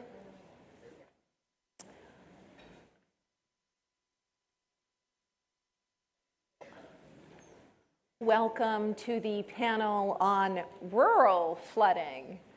And so we are going to get started, and it's great to see all of you here today. We are going to do a quick round of introductions, and then I'll say a few words to set the stage of why do we have a panel on rural flooding. And then we'll dig in to the issues. So I'll kick this off. My name is Tanya Denkla-Cobb. I'm director of a small but mighty team of facilitators and mediators at the Institute for Engagement and Negotiation at the Weldon Cooper Center at the University of Virginia. And I'm here on this rural flooding panel because I've been doing work in this area for a very long time, starting with a listening session and workshop on recurrent flooding because we couldn't talk about sea level rise in 2011 on the Eastern Shore. And moving forward, in 2015, we asked local governments what did they need, and they needed something to help them translate models and studies into action on the ground, which led to something that Tom in the earlier panel mentioned, which is the Resilience Adaptation Feasibility Tool. So we've worked with over 30 localities in the last 10 years, all but one rural. So that's why I'm here today. Good morning. My name is Patty Nylander. I work for the Virginia Department of Forestry as our watershed program coordinator. I started with Department of Forestry in 2001 as an area forester down in Prince George and Surrey counties. I moved to the Shenandoah Valley and worked as the Augusta County forester for about 20 years, working primarily with private landowners, helping them manage their forested land, helping them plant buffers, which I'll talk a little bit more as we get into this. And then I had the opportunity to join our watershed program, which DOF launched in 2021. I worked as a watershed stewardship specialist, providing kind of resources and information sharing to promote forested riparian buffers as a means to, combat flooding and other water quality concerns. And then in July of 2025, I was able to take on the role of the program coordinator. So happy to be here. Thank you. Good morning, everyone. My name is Maria Mujuk, and I work for the Virginia Department of Transportation, and I'm the Resilience Program Manager for VDOT. So I've only been with VDOT for 5 years, and most of my career I spent on the private industry doing environmental engineering and also water resources engineering. When I was doing private engineering, I was looking at, helping localities and also the state to recover some of those washed out roads from flooding. And so I began to think that, our assets are really not keeping up with the changing environmental conditions. So I think there's an opportunity to be more proactive and rather than reactive to those events. And so an opportunity came about. VDOT was actually looking at resilience more and looking towards a more formalized resilience program and also a more systematic way of implementing resilience. It was a water resources / resilience position, and so that kind of lured me into doing the public sector and VDOT. And from then on, after a year, the resilience program was established, and so I moved on to be the program manager for resilience. And so my role really is to facilitate and coordinate the resilience efforts within the department. You know, we've always strived to enhance our assets. Now we're just looking into incorporating forward-looking conditions as opposed to previously being a little bit more reactive, so a little bit proactive, you know, mostly reactive.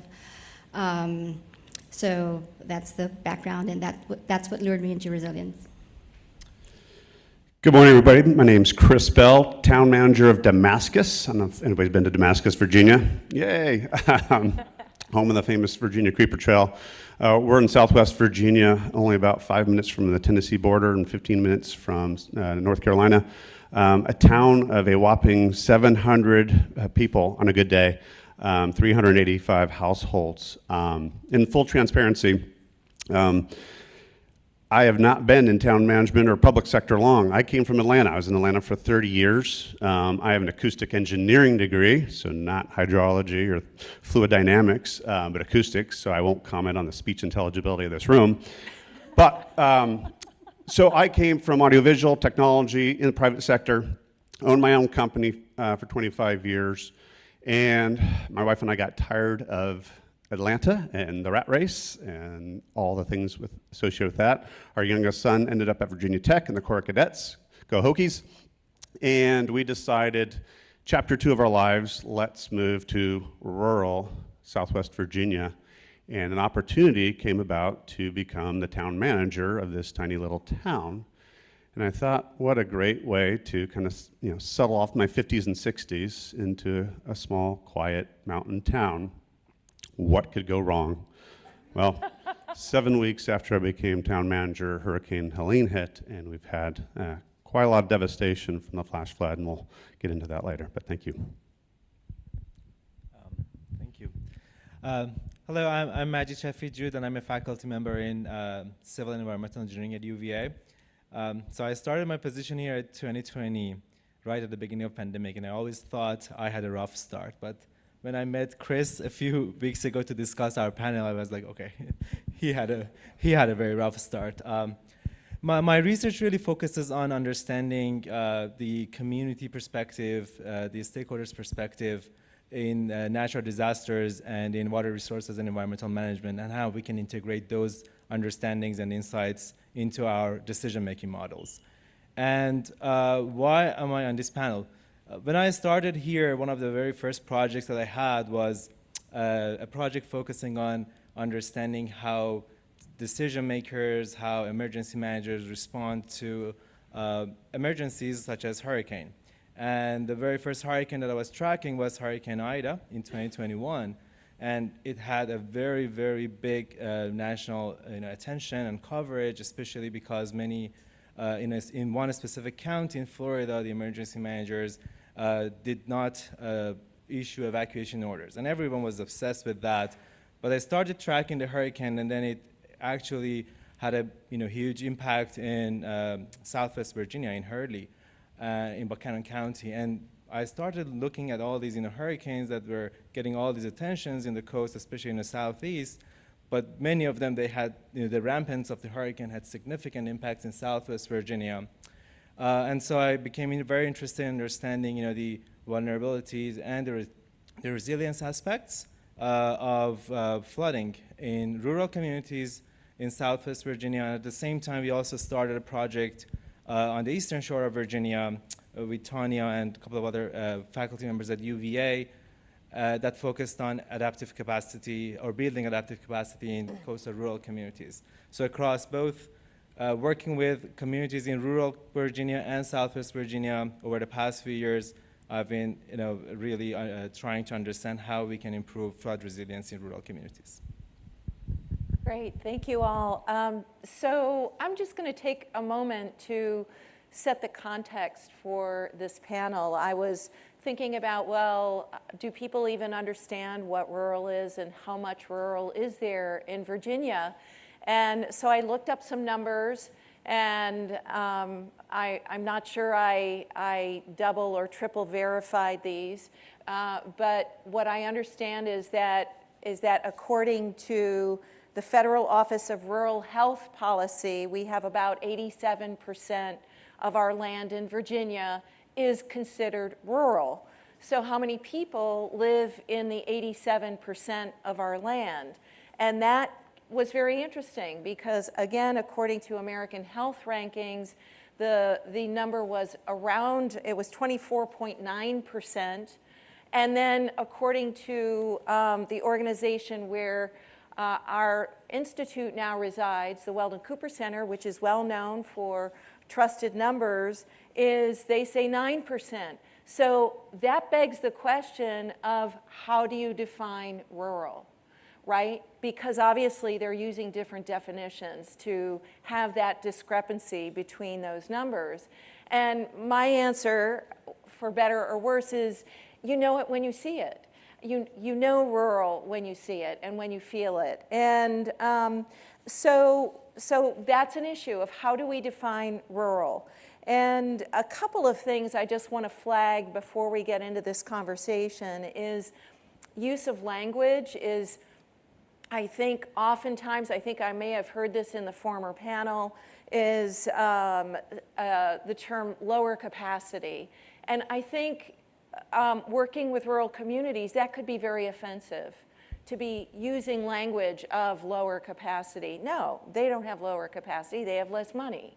And in many ways, they have, because they have fewer people, they have more skills. And so often in rural communities, you'll see someone who might be the volunteer mayor, which I have seen, and I think it was Saxis, and on the Eastern Shore, who also did a number of other things. They wear many hats in rural communities. And so networks among people in rural communities are often far stronger, where people really know each other and are looking out for each other, even if they disagree with each other on many things.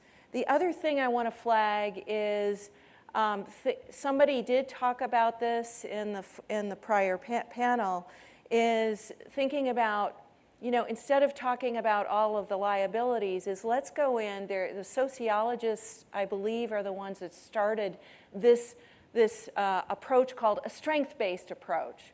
And I think in rural communities, this is especially important to be thinking about not just what you are missing or whatever, but what are your strengths here? And what can you play to and what can you build on?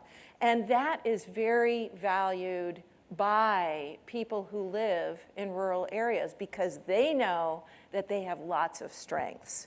And the last point I want to make is there is a thing called existence value. I'm not an economist, but I've learned about the existence value. And that is something that economists use to value what is the value that people place on the mere existence of something, even if they will never visit Damascus. What value do we place on Damascus being able to survive and being there? The trail down in Southwest Virginia. I have yet to get there, but I value that it's there and that I might someday visit it. And so I believe that people in urban areas have a very high existence value for our rural areas. Imagine a Virginia with no Southwest Virginia, no Shenandoah Valley, no South Side, no Central Piedmont, and just the cities. How would you feel? What does that make you feel in your gut? That's what we're here to talk about. Why is rural important? So with that, we're going to start digging in. And I'm going to turn to Chris, who had a rough start with Helene hitting weeks after you came to Damascus. And I want to ask you, based on your experience just stepping into your role before Hurricane Helene, how would you describe the reality of flooding in a small town like Damascus, geographically, institutionally? What does flood resilience mean in a small town like Damascus? Sure, thanks, Tanya. So Damascus, for those of you not familiar, is at the base of the George Washington and Jefferson National Forest. the upper highlands, Appalachian. And so it's beautiful, but it's surrounded by two mountain creeks, Laurel Creek and Beaver Dam Creek. And Damascus is prone to flooding. It's an old mill town. It was built there because of the water. But in 1916, there was a terrible flood, 1933, 1944, 1977, and now in 2024. So it's not a matter of if, it's when the next one hits. And like I mentioned earlier, we only have 385 households, so we have a tiny tax base. I always joke that the subdivision that I live back in Atlanta was bigger than our town, yet we have a police department and parks to maintain and all the things a municipality has to do, with 9 staff members. And so the day of the flood, which I didn't know was going to be a flood, I knew the hurricane was coming, and we'd had days and days of rain. And the typical creek level is about 1.5 feet. But that morning when I woke up, it was at 4 feet. And the only thing I had was my gut, really, to tell me something was wrong. And I was the new kid on the block, right? Because around 8:30 that morning, I did go around town, because the only thing, we've got one water level gauge that's in town. And that, I kind of scratch my head and go, who thought that was going to be a great idea, right? We are prone to flash flooding. Someone in this room or online can probably figure out where that water level gauge should be located up the mountain to give me maybe an hour, 2 hours to warn my residents to evacuate. But that doesn't exist, and still doesn't exist today. So literally, I was driving around asking people to evacuate. They looked at me, you're the new guy. What are you talking about? You're from Atlanta. Water comes and goes, it's fine. Well, sure, about a half an hour later, that water rose from 4.5 feet to about 18.5 feet before that gauge broke. And the water normally flows about 100 CFS, and that day before the gauge broke, it was measured at 21,000 CFS. So the sheer destruction of everything coming down the mountain, railroad trestles from the creeper trail, bridges, campers, homes, they all got blocked on a VDOT bridge. Nothing against VDOT. And that water was forced to go no longer downstream on its course, but it took a hard left right through our downtown corridor, destroying businesses, residences, and upending everybody's lives. And I will say this in the rural community, because this would not have happened in Atlanta, probably didn't happen in New Orleans. By the time that water receded, the number of people who were in town with their tractors, their skid steers, whatever, they had all those devices on their farms and on their mountain properties, were down, clearing our roads, helping one another, really take care of what needed to be taken care of. And I will say this, and I'll stand by this, we did more in those first 3 weeks than the government or FEMA will ever do for us in the next 5 years. That much work got completed in that short a period of time because we took care of our own. And that was really a beautiful thing to see. But we're still left with an incredible problem where we don't have the money to do a lot of the things that could be done. And it's really confusing to figure out what we should do. NRCS comes in, they're the ones who monitor unnavigable waterways. And they will give us, well, they won't give us money. We got to spend the money, then they'll reimburse us. So that's a problem unto itself. But they'll give us money to put the stream, the creeks back how they were. But then I talk to biologists and specialists, and they go, well, water's going to do what water's going to do. And it's just going to keep bringing that flow down. And so probably in another 20 years, that'll all get washed away. And it's really perplexing for me as the new guy to go, what is a good use of money, resources to solve this problem? Because part of the charm is we don't want to build a levee throughout the town. That'd be ugly. We don't want to disturb the trout population. We want the creeks to be there to be inviting, to go fishing, to go scuba, snorkeling, that's a thing. Did you know we have a snorkel trail now in Damascus, if anybody's interested in snorkel trailing? And so what do we do now in terms of resilience, because it's going to continue to happen, and we've got a demographic that can't really afford to move, and they've been there for generations, but they really probably shouldn't be living along the creek side. I always make the point that if I proposed we did a development around an active volcano, you're like, Chris, you're crazy. Like, that's a bad idea, and no one's going to support that or invest in that. But being alongside a mountain creek is just as dangerous as being around an active volcano. And it's how do we get that mind shift? Because I get it, 120 years ago, it was vital for our community to be next to that water. But now it's more just for fun. And so it's a challenging problem that we face. And I'm at a crossroads of, do I put in gabion baskets and J hooks and barbs and all the engineered approaches, or do we go for more of a natural defense and just plant trees and tell people don't cut your grass along the creek, right? And try to go. And so that's a really tough balance that I'm finding myself trying to figure out what's the right direction to lead. Wow. I don't know about you, but listening to your story, my heart started beating. I'm on the verge of crying. I mean, it's just an amazing story, and I'm so grateful that you're here and sharing that with all of us. There's nothing I can say, just thank you for sharing that.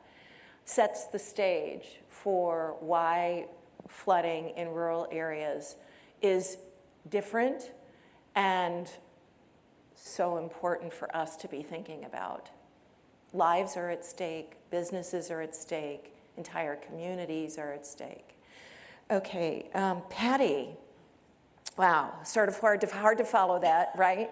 How do you, at forestry, how do you think about flood resilience at the watershed level as part of the watershed management that you do with the Department of Forestry, and in particular, rural communities? How do you see it? Because a lot of rural communities share the same watershed as urban communities. All right.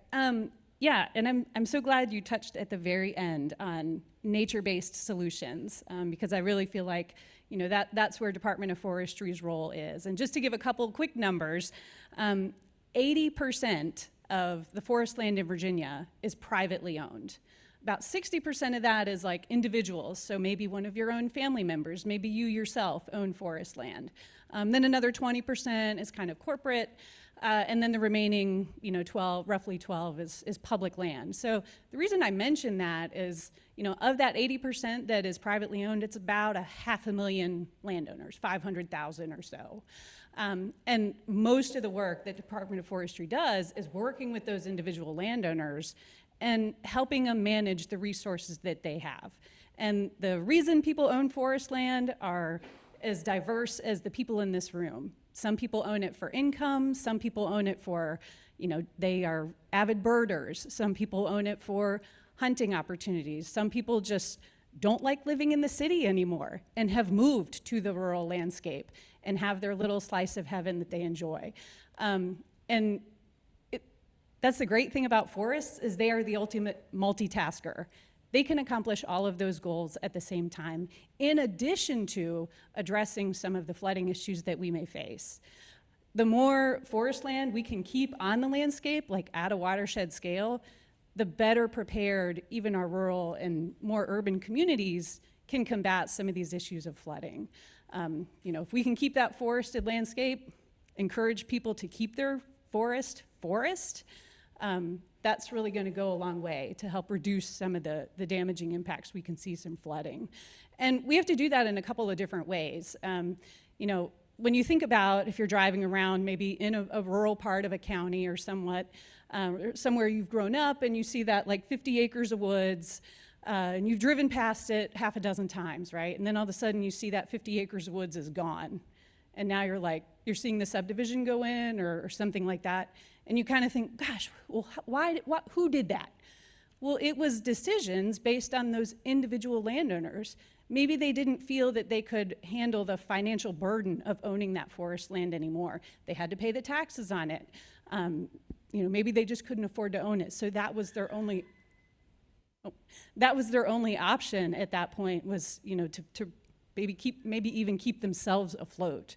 So if we can create financial incentives, one, for forest landowners to keep their land forested, maybe that's in the form of land use taxation, where we can tax forest land at a lower rate, so that financial burden isn't as high for a forest landowner. Maybe we can offer some other economic incentives, or just help them with funding opportunities to help manage their forest. We also promote the planting and establishment of new forested riparian buffers within that rural landscape. I'm kind of talking about the upland areas, those forested areas, but also the areas right along the creeks and the streams. Those are areas that really need to be protected and established in trees as well. So one of the big ways we do that is, again, through financial incentives. We have a Riparian Forest for Landowners program, where folks, it's a zero-cost program for landowners to plant trees along the creeks and streams of the property that they own. So again, those kind of practices on that rural landscape can in turn kind of potentially help or mitigate some of the impacts downstream for some of those urban, more urban centers. Great.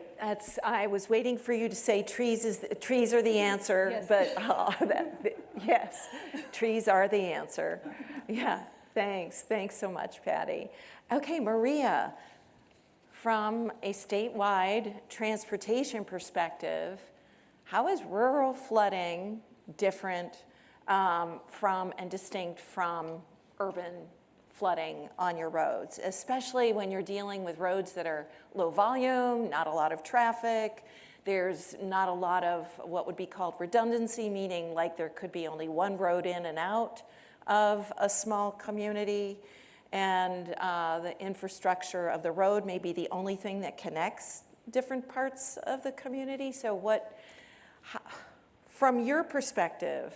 Yeah, so I do want to say that VDOT is the third largest highway maintained system, next to North Carolina and Texas and then North Carolina.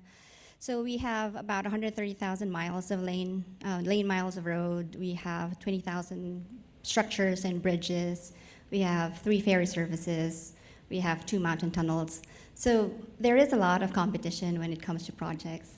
And so because we are fiscally constrained, so a lot of criteria is based on congestion, safety, and those economic development and such. And so you can imagine, trying to balance all of those criteria and trying to figure out where you put your funding to. And sometimes, because these roads are low traveled roads, they don't always rise up to the top, right? But what makes us distinct and what makes it really important is that while they are low volume roads, they are the ones that have the longest detours. So for example, there is one intersection in South Boston that recurrently floods when the Dan River crests and when we have a large storm event, and their detour is 20 miles. 20-mile detour.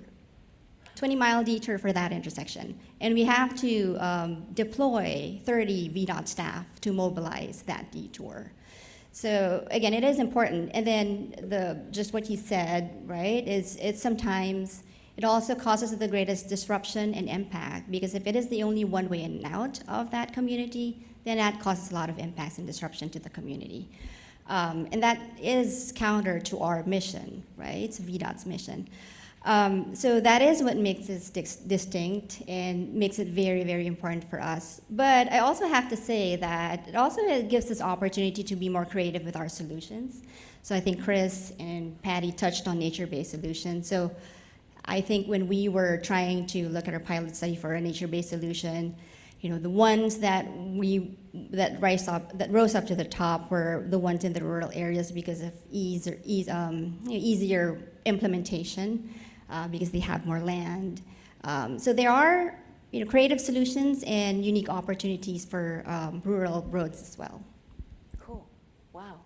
I had no idea we had so many roads and bridges and I just had no idea that we were up there in the top 3. Yep. That's amazing. Thank you for what you've shared. Majid, your research focuses on climate risk management and decision-making in the face of uncertainty. And so from a researcher's perspective, what are the defining characteristics of flood risk in rural areas, and how does that differ from urban contexts? Yeah, so from my perspective, we can always think about how flooding in terms of the mechanisms and drivers are different in urban and rural settings. But I think the major difference and distinction is the impact and the nature of disruptions. We just heard in previous answers.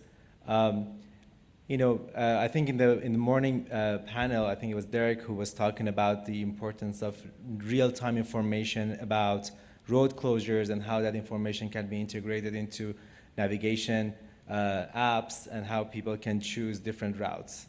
That's really not an option in rural areas. One of the most important disruptions that flooding causes in rural areas is school closures. And that's something that people usually don't talk about. And even if they talk about, they don't have a way to quantify the impact, to monetize the impact. And so I think from the risk management perspective, from resilience perspective, one of the biggest and important distinctions between rural and urban areas is just the nature of those smaller, less extreme flooding impacts. Those flood events that do not get national or even state level attention, they are not $1 billion events. They are very small events. They don't cause big damages to the infrastructure, to the properties, but they cause a lot of disruptions. And I think that's, from my perspective, that's one of the most important distinctions. And I think that's also one of the biggest misconceptions. When we talk about vulnerability, when we talk about risk, urban areas stand out because the sheer number of the dollars associated with those damages. And again, when you think about the sparsely distributed population in rural areas, the number of properties, it's not really a fair game. But that's when you have to think about the cascading impacts. And so I think that's the biggest difference between rural and urban areas when you think about the differences, particularly in terms of decision making. Wow. So this has been a fabulous sort of laying out the land, if you will, of what's the landscape of rural flooding, some of the big issues and opportunities. And so what we want to do is dive a little deeper into the challenges and barriers. One of the things that's, I hope, if you weren't convinced at the beginning that we needed to pay attention to our rural areas, I hope that you've begun to get a taste of why it is important that we be paying attention to what's happening in our rural areas, and we can't just be focusing on our urban areas. And we are going to hear more about that as we go in. If you haven't yet been convinced, I hope by the end you will be convinced. So we're going to go back to Maria, our infrastructure leader with VDOT. And so in terms of, from VDOT's perspective, what are the biggest challenges in embedding resilience across a statewide system? Especially in these rural areas, as we've already talked about, where, if a road gets flooded, there may not be an alternative. Or if there is, the workaround is maybe 20 miles. Sometimes it might be longer, rarely shorter. So, with landslides, washouts, all of these things, how do you weigh? So you've talked a little bit, you've touched on this issue of how do we weigh? So now I'm going to say, well, how do you weigh the cost benefits of dealing with this? And if there's just one bridge, how do you say, yes, we need to do that as opposed to something over here in an urban area? Yeah, so That is a $1 million question. Yeah. So Literally. again, yes, $1 billion question probably. Oh, yeah.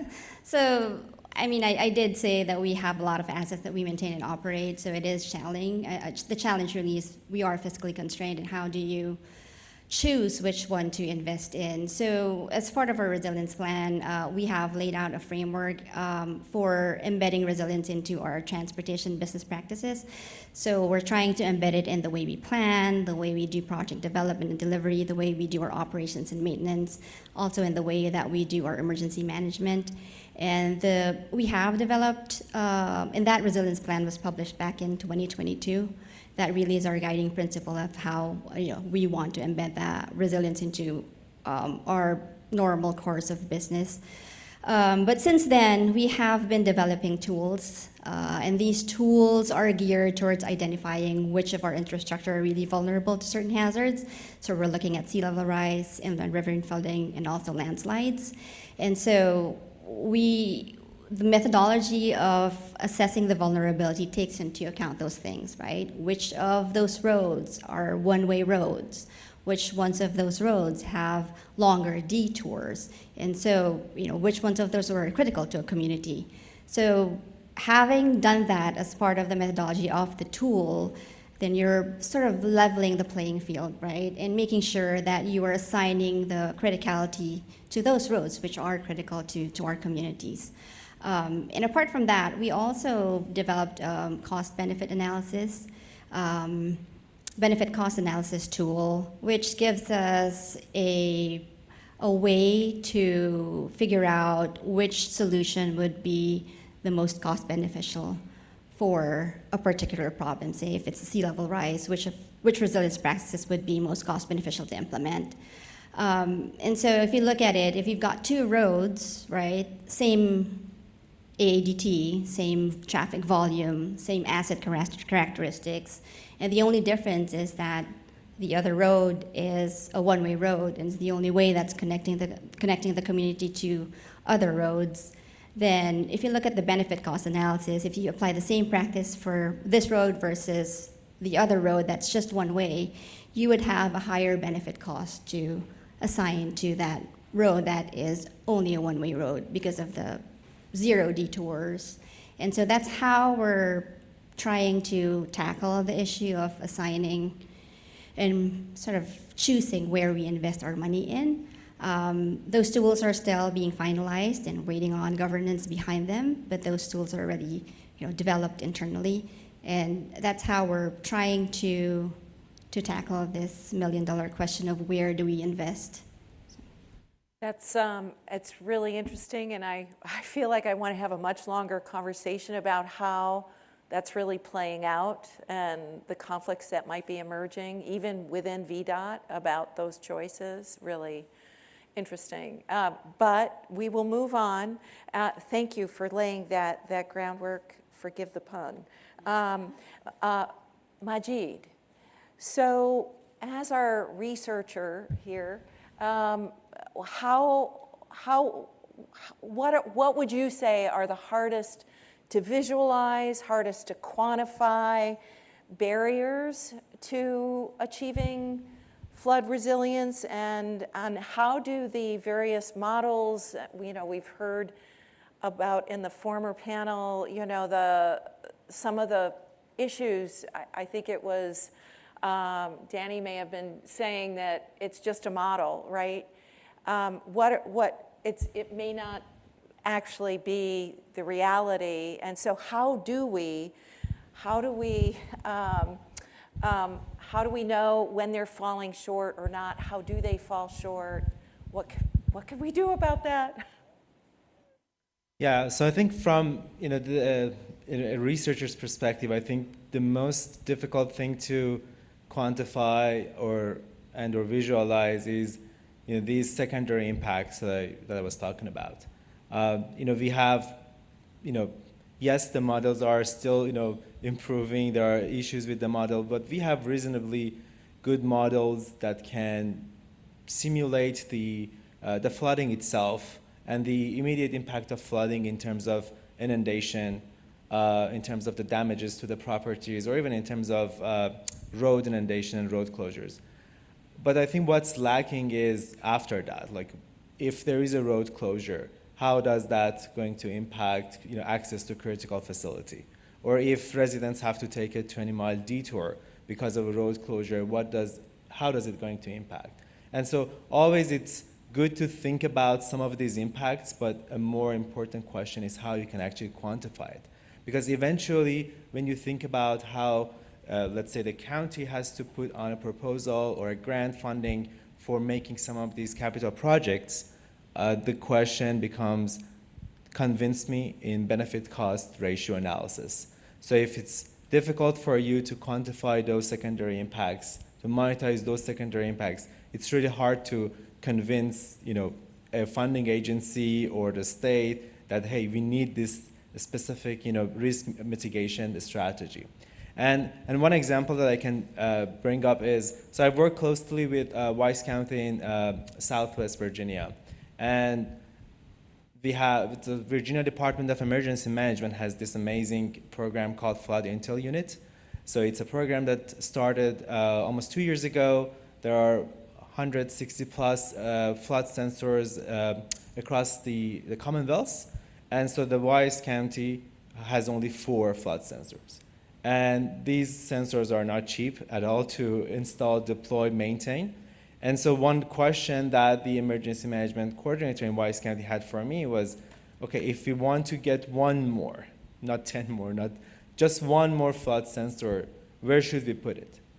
And as Chris was talking about, sometimes we just ignore all the criteria, all the factors that we have to consider in terms of decision making. So if a flood sensor upstream would be helpful, or downstream or inside the town from a management perspective.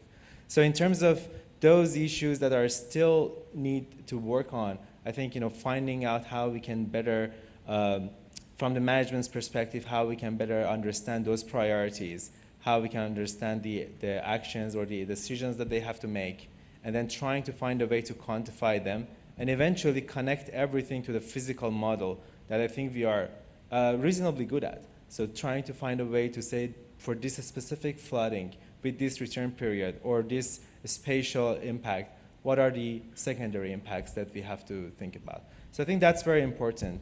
And I think at the same time, this was brought up in the previous panel as well. I think partnership with localities is extremely important, especially from a researcher's perspective.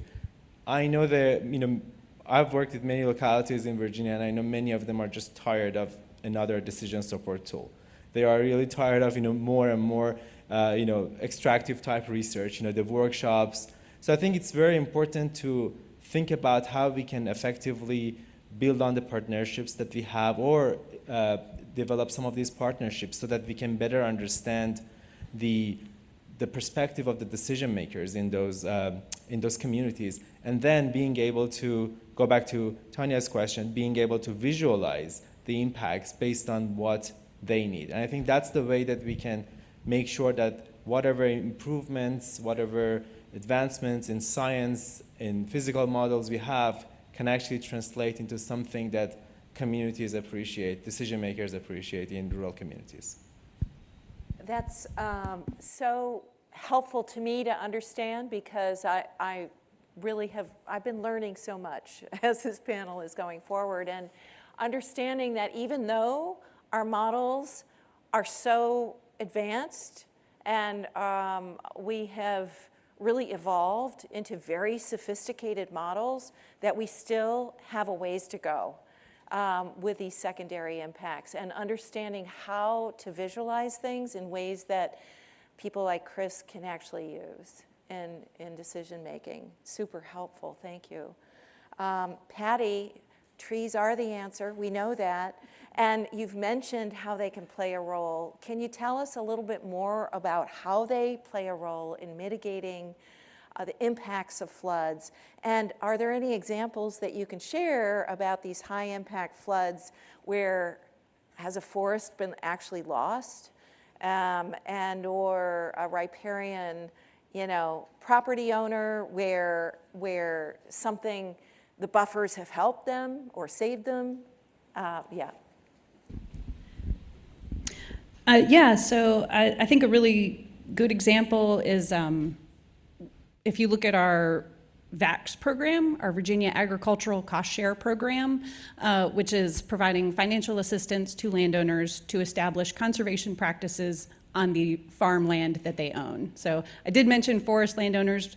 We also have a lot of farm landowners, and a lot of times they own a bit of both, right? They maybe have open land acreage, and then they maybe have like the back 40 that they kind of refer to. But our VAX program, helps provide financial incentives to landowners to help better manage the agricultural portion of their property. And maybe those financial incentives are kind of that make or break point for the landowner to continue to own that land.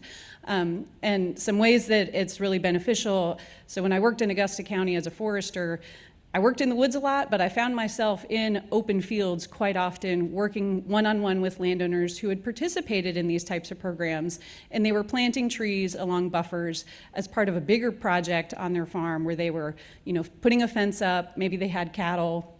They were putting a fence up, excluding the livestock from the stream, setting up an alternate water source, then they had to plant the trees. And so my assistance to them was helping develop that tree planting portion of their project. And it was interesting because a lot of those landowners, they didn't necessarily participate in those programs because of a conservation ethos. They were looking at their farming operation and how can their farming operation be more efficient, because efficiency is dollars. And so, maybe they had a field or a portion of pasture that, stayed particularly wet, or it did flood frequently, and they're like, I lose a cow there every year, or my calves go, my cows go down there, they have a calf, they drop it in the freezing mud. That's dollars lost. So, they can participate in these types of conservation practices where they basically can move their animals away from these potentially flood-prone areas. They're planting trees, and they see benefits to their farming operation. They may not see the direct conservation benefits and those benefits downstream that those buffers provide. They see the benefits of they don't lose a calf in the spring anymore because it freezes and dies in the mud. They don't lose land anymore where they see those, flooding effects where their banks are highly incised. And they're like, the bank used to be over there, now it's over here. They've lost that acreage. So they're not seeing those detrimental impacts. So, the benefits of those buffers and getting them on the landscape, we see them as all the conservation benefits, the reduction in flooding impacts that can occur downstream. And sometimes the farmers do ultimately see those as well. They're like, yeah, my tractor didn't get stuck down there this time because they didn't have to go down in there because it's been fenced off. But we see those conservation benefits. So I think that's a really big takeaway kind of that I saw from landowners working with them individually is when they participated in those programs, maybe they weren't doing it for the same reason that maybe I wanted them to do it, or even the conservation specialist at the local Soil and Water District office wanted them to do it. But that's okay. It still got done, and it still provided the benefits to society as a whole. I'm reminded of the most popular radio station, WIIFM, which is What's in It for Me. And so for the farmers, or rural landowners, there are many things that are in it for them. And it may not be what we want them to see, but it doesn't matter because it will all be good, right? Chris, we're going to go to you, and then we're going to open it up for questions. Just so be thinking about questions that you may have. Chris, we're going to close this out with you asking, again, following Helene. You've talked a little bit about the mitigation, that the community and what the community did in the cleanup. Where have you seen mitigation efforts fall short? What does it suggest about the limitation? I'm sorry, Majid, close your ears, but the limitations of models and federal frameworks for funding, and I'll stop there. Thank you, and I don't want this to be a political exercise here. I mean, first, as a small community, as a rural community, We're relying upon partnerships. There's several people in the room that I see out here that have come down to help me, just volunteered to help, give us support in a lot of different ways. And so I'm very grateful for all the support we've received since the storm. Big shout out to the Department of Forestry. They have helped us remove a lot of hazardous trees, and now we're planting trees because besides flooding, huge concern for our community is wildfire. We've seen that a lot post hurricane type forest winds with all the blowdown and downfall, and that is still going to be an ongoing concern for our community. So thank you to the Department of Forestry. VDOT, we had that exact same situation where US 58, about a mile and a half, 2 miles, got knocked out, and we were without that for about 8 months, but VDOT came in, fixed the road, and those folks no longer had to take the hour-long detour around to get back to Damascus. So thank you, and thank everyone for those kind of things. On the flip side, as town manager, I'm also floodplain administrator. Who knew? Multiple hats. And there were a total of 19 bridges, 1 VDOT, and then 18 old railroad trestles that got either washed completely or damaged enough to be replaced. And so a couple months ago, these engineers came in and sat me down, and they had this cool PowerPoint presentation, and was the HECRAS, is that the right name of that model? They're showing me all these graphs and numbers and stuff. So I see, Chris, these new bridges we're going to put on are going to be better. There's not many piers. Water will be able to flow under it. They're higher. It's going to be great. And I said, okay. I said, I just got one question. I said, does your model just assume rainfall, rainwater? And they said, yes. And I said, well, when is that going to happen? It's mud. It's cobble. It's trees. It's campers coming down, not just water. So I just kind of scratched my head again going, is this model even realistic to what our reality is? And the response was, well, it's just kind of the federal standard FEMA requirement. That's all it is to do and build our bridges, et cetera. And I get that, but should that be the bar? Should that be the standard by which we live and have community members in the danger zone? I don't know. I don't know. A couple from New York had just bought 9 months before the storm. Beautiful, tiny little home, their primary home. They didn't have a whole lot of means, right? But they saved enough money, came down from New York, and bought this cute little cottage on the creek. The creek shifted about 90 feet, and now a fourth of their house hangs over the creek. And so it's condemned, and they've been living in an apartment. And it's great because the federal government and state says, we've got this cool land acquisition program, Chris. Have your folks sign up for this, and we'll turn it in, you'll buy their land for them and turn it into green space. Awesome. Took over a year to just get that program stood up. Last time I checked, it was going to be another 6 to 8 months before a decision would be made if they were approved. So I've got folks who are just living in an apartment, waiting years to hopefully restore some type of pride in home ownership. And that's just tough, right? To look someone in the eye and say, sorry, wait another year. And again, I don't know how to solve these issues. And I come from the private sector, so I hate when I hear, well, government's just slow. Is that an excuse? Should it be that, right? Or should we work towards trying to fix the things we should fix? Put the money where we need to put the money. And so, again, I'm not want to be political or anything, but I think we really, knowing what's coming next, right? Talking to these climatologists and hydrologists, more water's coming to Damascus, more rainfall. They show it every year. It's going up and up and up. So the problem's not going away. What do we need to do? Well, I think that has set the landscape of what the challenge is in rural areas, which is very significant. And maybe with all of your help and others beyond this room, we can begin to start answering these questions. Right now, we're open for questions from you here in the audience and online. So, yes. Okay. Hi, my name is Valerie Michael. Speaking about the federal government, I coordinated the subject matter expert response for technical assistance at the community change grant for the EPA.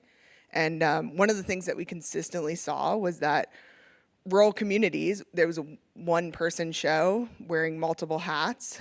What advice would you give to grant writers at the federal level, that, are writing these grants to create more equity between rural and urban communities? Awesome question. Thank you for asking that question. Who would like to? You want me to? Yeah. And I might be a little bit jaded, so I'll just throw that out, it. right? Because Chris. Since the storm, the government, and specifically FEMA, DHS, has been shut down or paused multiple times, and I've had wonderful FEMA employees working with the town who then now are getting the resumes out because they're not sure if they have a job. So that's been tough situation the past year and a half.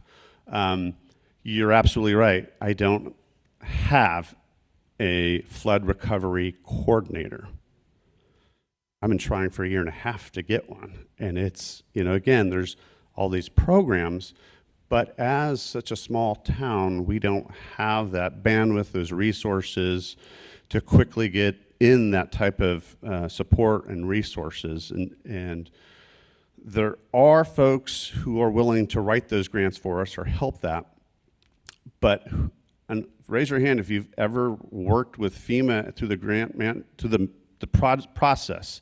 It is complex, and so even if you get the initial money, it's just so involved for a town that it just doesn't have that type of resource or capacity in order to execute getting the reimbursement. And again, it's my understanding when FEMA was first started, they would come to your town, assess the damage, write you a check, and say, good luck, fix it.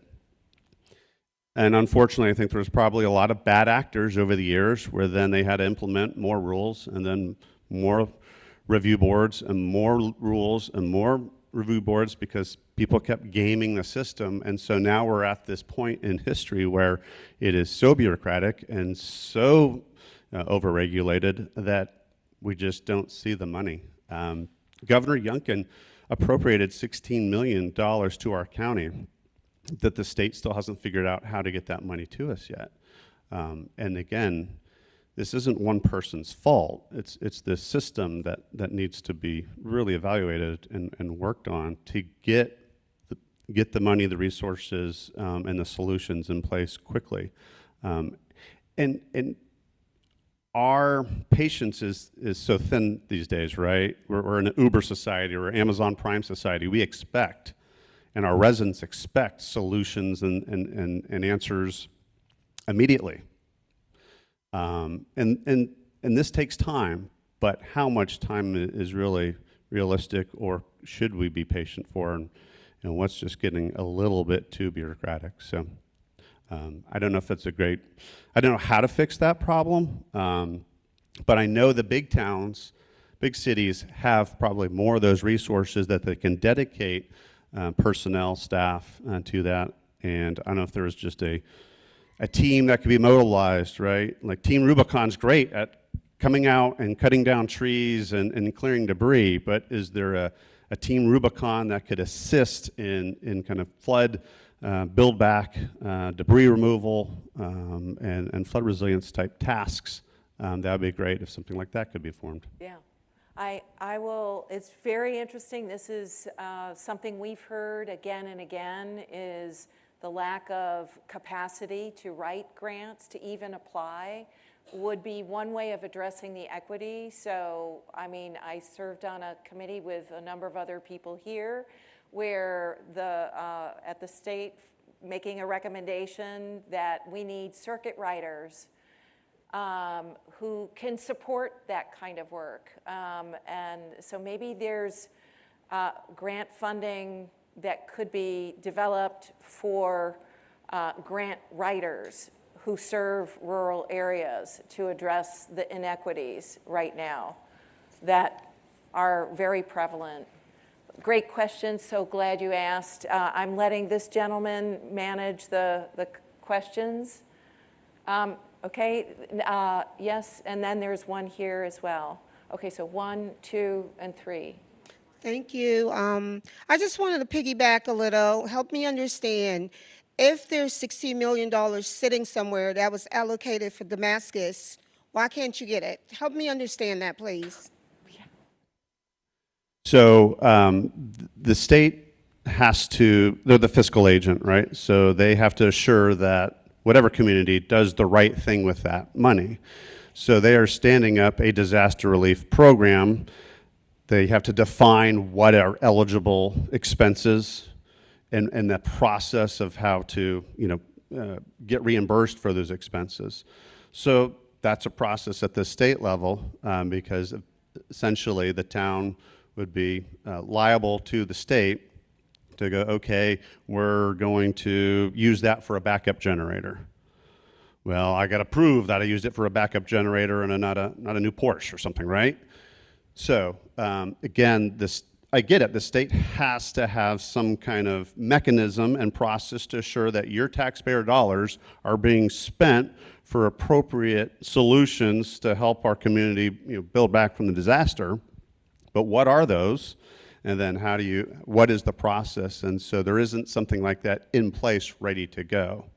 FEMA has that in place, but it's 239-page manual of how to figure that out, quite literally. And so again, it's not the fault of anyone except there's got to be a system and there's nothing in place today to just quickly get that money allocated. Because again, trust has been lost, right? You can't just write us a check and say, I know Chris, he's going to do a great job with that money. He's going to do the right thing. That doesn't happen that way. Some kind of fast tracking, yeah, who knows? But that is a nut that needs to be cracked. I've understand that there are questions online, so we'll do a question online, and then we have 2 hands. One was here and one was in the back. So that's the cue. Yes, and excellent. We can be quick, can't we? Okay. So Tanya, you mentioned the importance of thinking about language when we choose to describe and communicate with rural communities. And just curious if there are other language choices that the rest of the panel has found to be most important when working with rural communities. Yeah, language issues in working with rural communities. I'm thinking maybe Majid and our Eastern Shore experience, maybe? Yeah, so I think, and you mentioned it, Chris, too, but I think, in coastal areas, this idea of, relocation, managed retreat, that always has some, attraction, especially from outsiders. And we've been, told that it's a forbidden R when you talk with communities. And I think, which is resilience. Retreat. Oh, retreat, right, and, okay. And so it's all, it's always a question, when you talk with, communities, especially rural communities, the way that I do it is I always, have someone in the county or someone who knows the community to see, what are some of those, challenges or especially in terms of communication and language before I actually, go and talk with the community. But I think, from, connecting, research to action, I think another challenge is just because, the community has this, perception about, one solution being good or bad, I don't think it's the only reason to cancel it or not even talk about it. And I've had this discussion with Tanya and in our team for our Eastern Shore project.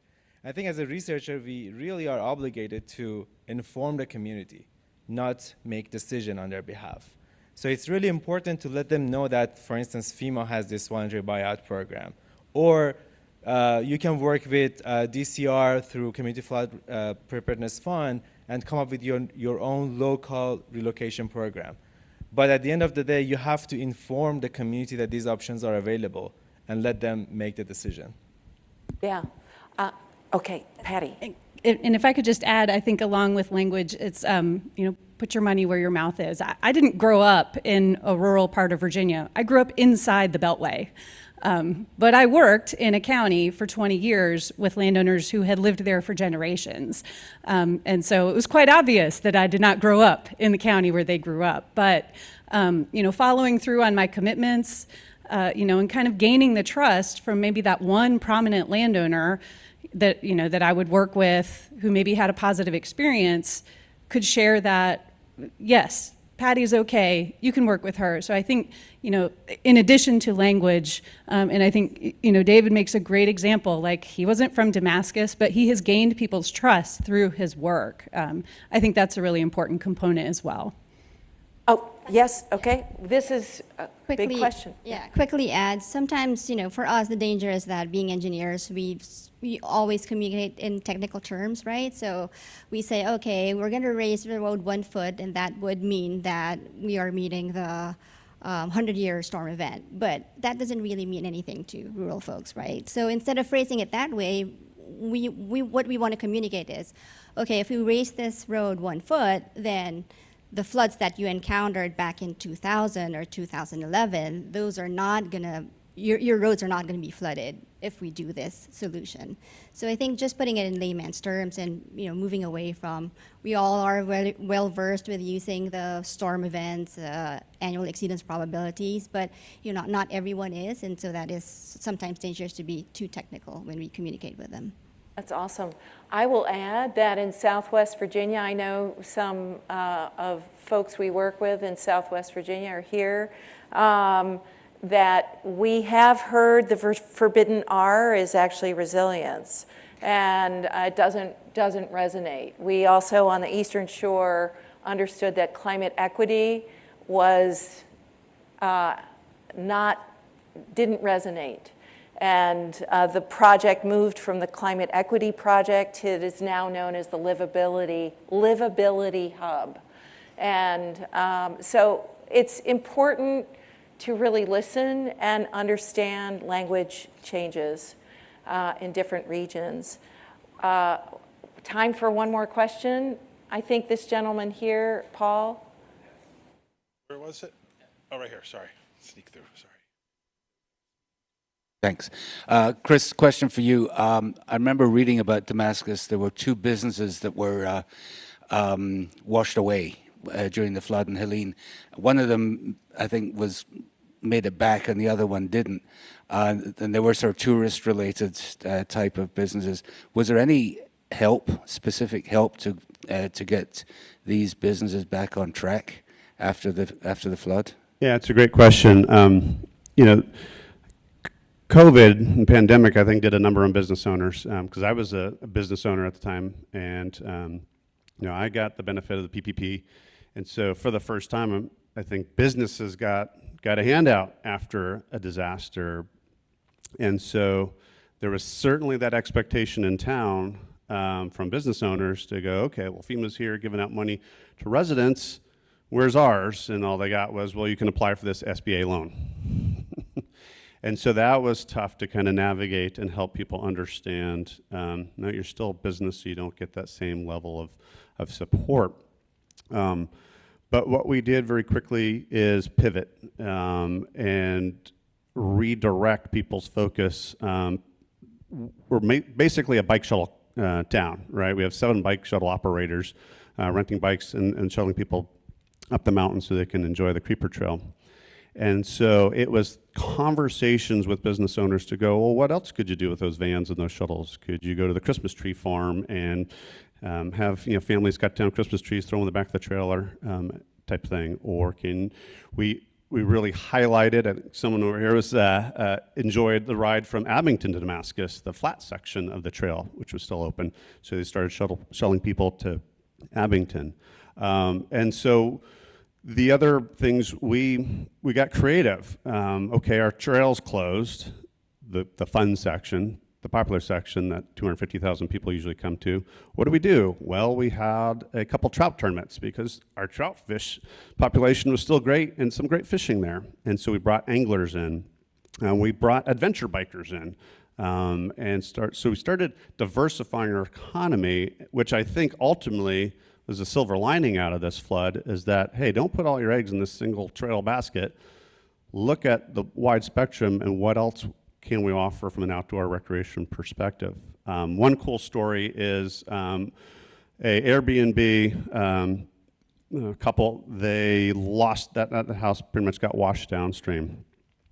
They took an SBA loan and they didn't build a home back to rent on Airbnb. They bought 2 old cabooses and they've been restoring them. They added a decks and hot tubs, and 2 weeks from now they're having their grand opening ribbon cutting ceremony, and we're super excited because now here's this cooler idea, cooler place to stay for a night or a couple nights in a real caboose. So I think those are the kind of things we've been seeing and encouraging to go think different, pivot. People still love Damascus. People are going to still come to Damascus. The trail is getting rebuilt. It should be completed by the end of this year. But let's continue to diversify and think different. All right, I don't know. I'm sort of looking for cues. Do we have time for one more question?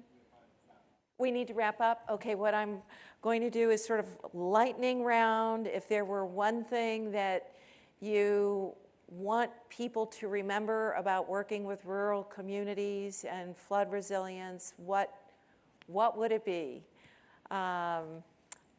Looks like you're Maria. Well, I guess just the resilience, right? So being proactive, you know, again, it doesn't help it doesn't help us a lot to be just reactive to the situation. We really have to do a lot of pre-planning and pre-positioning of our investments to make sure that we are investing them in the right communities and the critical areas and roadways, or at least for us, transportation assets. But I also want to say that, you know, I think there are so many things that are happening, and there's so much collaboration that's happening through the Commonwealth. You know, we've collaborated with DCR. We sit in a lot of the different communities, technical working groups. And so it is very encouraging, you know, not just, we were only seeing that in the urban areas before, but there's a lot of things that are happening in the rural areas as well. And so that is very encouraging to me. We've collaborated with a lot of the different universities here into finding solutions. So I think, you know, I think this is the time. I think we've got momentum, and we just need to keep going. And I think that's my last words for this panel. Great, thank you. Chris? Yeah. I would say from a flooding perspective, sea level rise and that kind of slow flooding is an important issue that Virginia needs to solve, but it's separate from flash floods, right? And so I'm looking for that youthful energy to figure out how to better prepare our kind of towns from that, give us earlier warning capability, give us solutions that will make us more resilient going forward. I don't have those answers, but again, I'm disappointed by the current kind of standard and modeling, and I know there's enough bright people who can use the technology, the AI, whatever it is, the data, to then actually model what happens with mountain slides and streams and creeks in mountain communities. And that's just as critical as we solve the problems in urban and sea level rise, et cetera. And then from an equity perspective, help get the efficiency in our system, right? I think everybody knows we need to create some efficiency in our government. You just need to help drive that and promote that is going to be important, particularly in rural communities, that they don't have years and years to wait. You know, maybe folks on the coast, maybe it's their second or third home, I don't know. But these are their primary homes here in these mountain communities, and they don't have anywhere else to go, and they don't have the means to typically relocate. So how can we kind of get through this big juggernaut and streamline our government to get the support necessary for our rural folks? Thank you. Majid? Yeah, I think for me, I think it's very important, you know, from a rural community's perspective, to be proactive and not reactive. I feel like, you know, with many of the stories that we hear from urban areas, especially Hampton Roads, they have valued the importance of being proactive. But I just think, in rural communities, the mindset is still reactive, and I think it's very important to leverage some of the lessons that we can learn from urban areas, but also the opportunities that are available to change the mindset. And I also think, it's really important for researchers to be more willing to partner with rural communities. It's not really easy. Sometimes it takes a lot of time to build that partnership, to build that trust.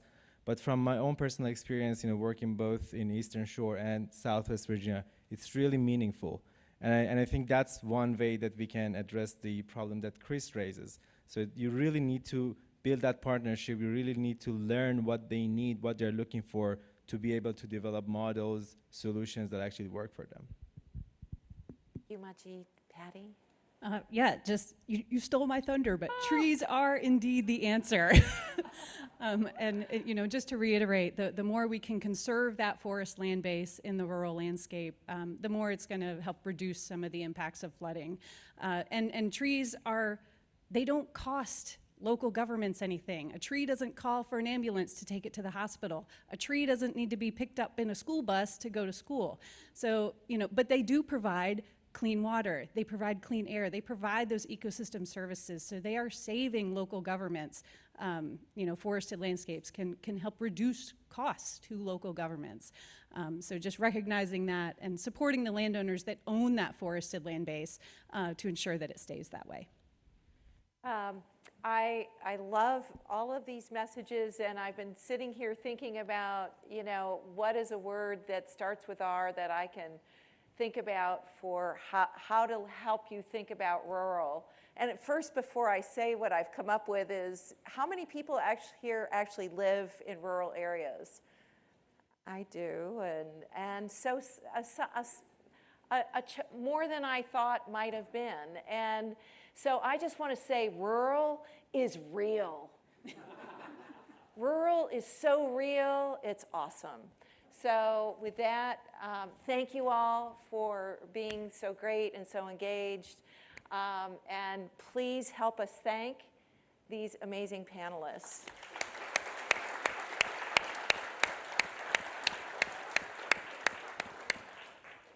And thank you, Tanya, for your moderation. Just a quick note for those online, we will see you again at 1:30 on the dot for our third panel. For everyone here in person, there's lunch in the back. And if you feel free to sit and eat wherever you'd like. You can also exit sort of to the right and down into the courtyard on the other side of the building. And just to note that, so we will have one more panel like this conversation for innovations after lunch. And then we'll also have our student flash talks. And some of the posters are up, but we are asking or hoping that a lot of you can stick around for the rest of the day, because there will be more to come. And so with that, lunch. Thanks. Thank you. Whoops. Thank you so much. Oh, let me turn this off.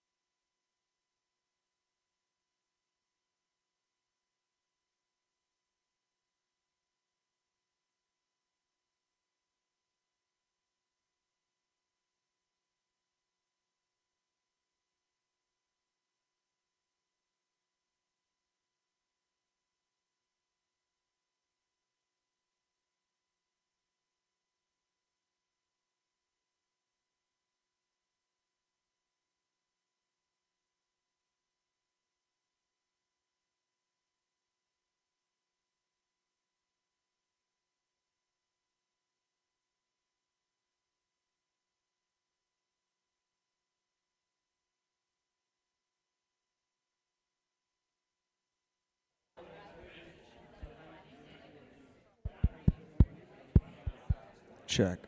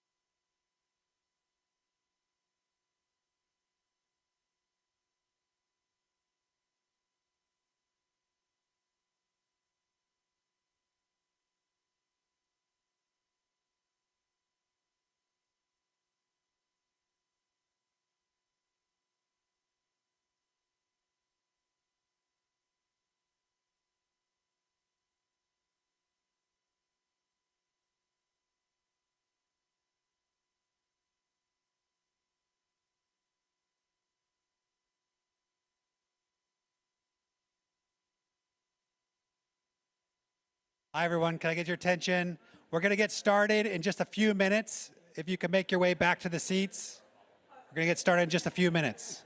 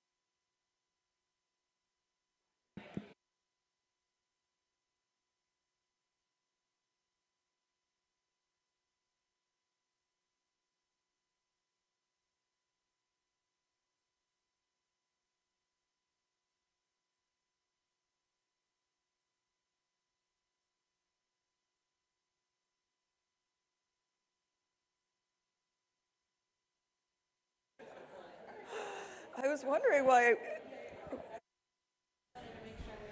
Okay, everybody, we're about to get started. If you can make your way back to your seats, that would be fantastic. I'll give everyone 30 seconds.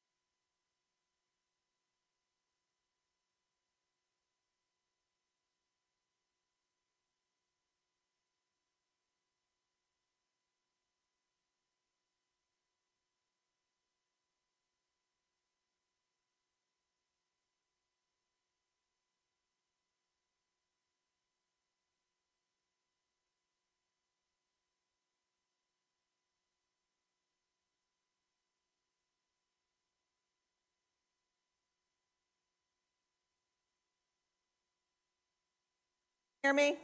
There we go. All right, everyone, if you could please make your way to your seats, we will get the panel on innovation started. I'm Jess Whitehead. I'm the Executive Director of the Institute for Coastal Adaptation and Resilience.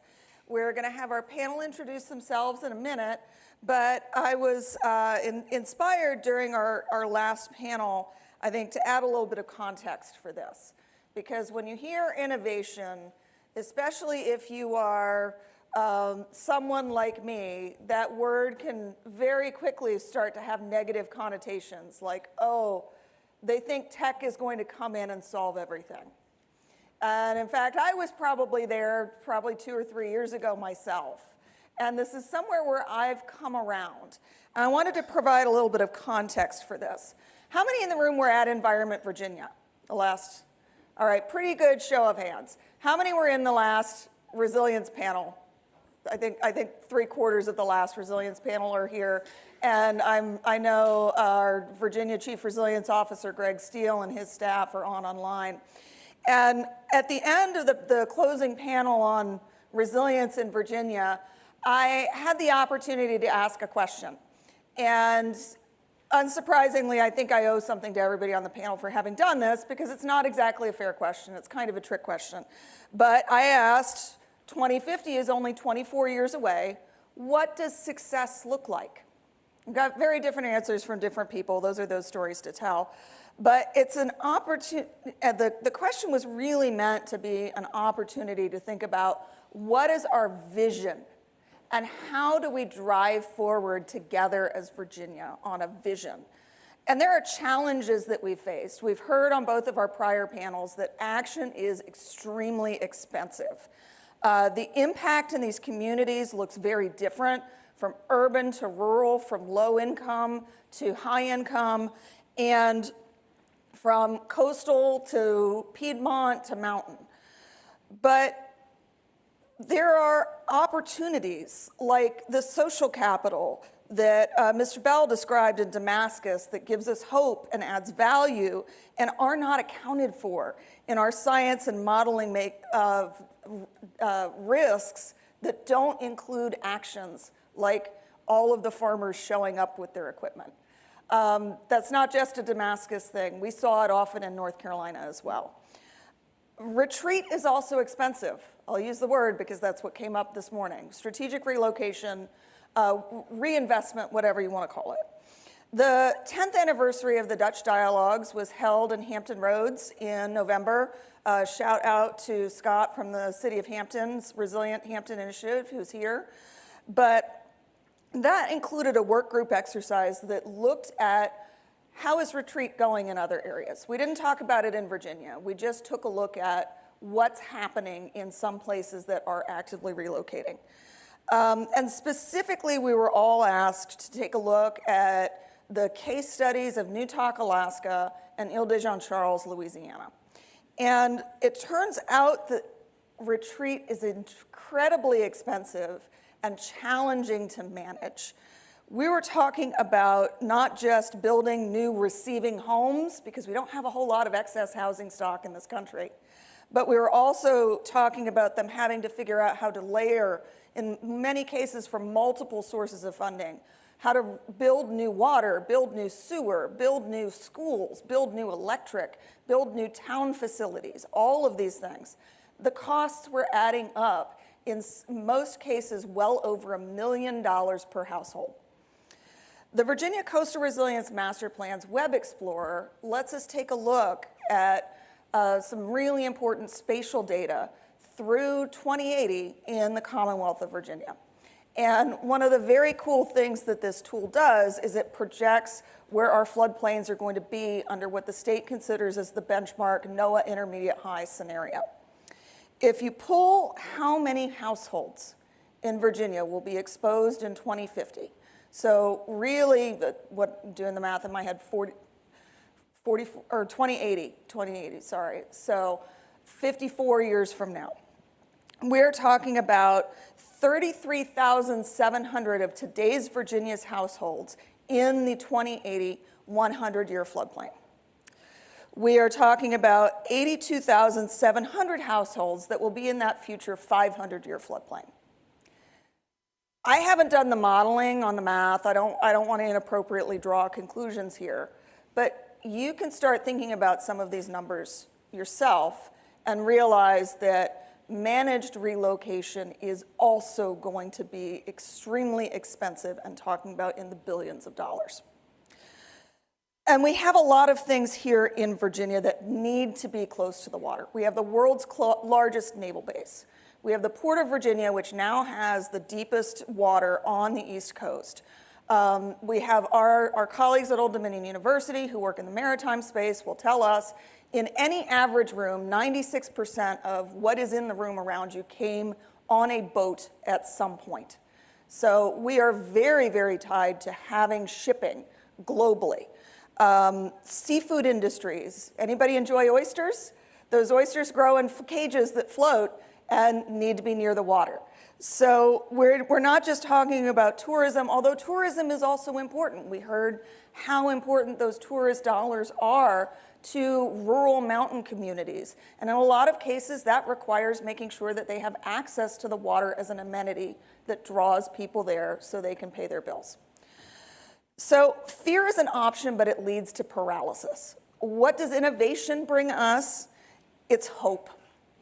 And innovation is absolutely required to get us past the incremental approaches that we're taking now, which are so important, but which everyone so far this morning has said is not enough and there has to be something that's next. We have to talk about what transformative adaptation means and what it means to operationalize that and see what it looks like in 2050. So innovation is more than just another real-time flood model, although that's important. It can be a technology or a creative policy that helps these localities, whether you're talking about your urban areas in Northern Virginia or your tiny towns all the way out in Southwest, to plan and cope for the uncertainty that we know is inherent in the science. It's new designs for engineered solutions, and it's the ways that will help the decision makers process all of these enormous amounts of information that helps them to align all of the different decision criteria that they have to consider when they're making decisions about resilience, because it is never just the physical exposure or the risk alone that goes into these decisions. And it is balancing where nature-based solutions may help or provide added value, or understanding how there are ways that we can make disaster recovery more resilient and more receptive to community needs so that we get money into the hands of people who need it. And lastly, innovation is how we open the door to draw in the private sector. This came up at Environment Virginia. It's coming up again today. So far, there's a lot more space for the private sector to be involved, and how do we create a space to do that? That's innovation. And innovation has to happen because we don't have infinite money, and we can't do this without bringing them in. So that's the inspiration for the panel. And with that, I want to let everybody introduce themselves and tell us about kind of why you're here and what you're bringing to this conversation.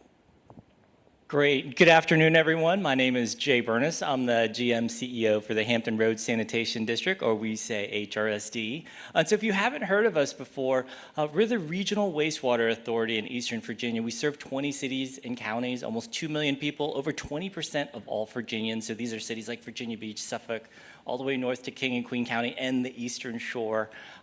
We operate 14 wastewater treatment plants. We're a political subdivision, so we're nonprofit, but we're actually the most innovative utility in the country, and we're based right here in Virginia. We have the largest R&D group for wastewater utility. We hold 11 active patents. We have 6 patents pending. I'm really honored to be here it's like, why is the wastewater guy here? So to tell you our story about some of the things we're up to that actually touch flood resilience and this whole concept of one water. Thank you, Jay. Good afternoon. My name is Paul Robinson. I'm the Executive Director of RISE.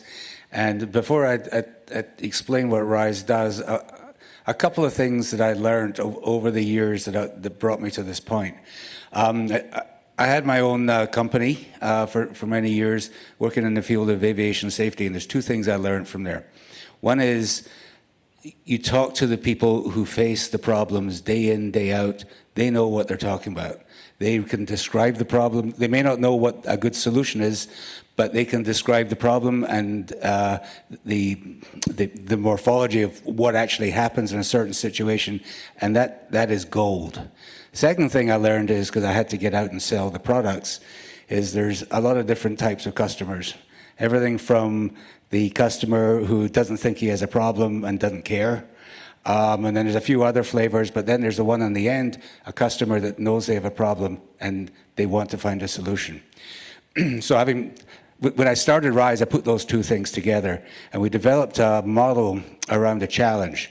So we started by talking to the operations people in the city, the stormwater folks, and some of them are in this room, and I won't mention them because I'll leave someone out, but they were super helpful. They explained to someone who really didn't know much about the city operations what happens during a flood and who gets affected and how they get affected and what it does to their operations.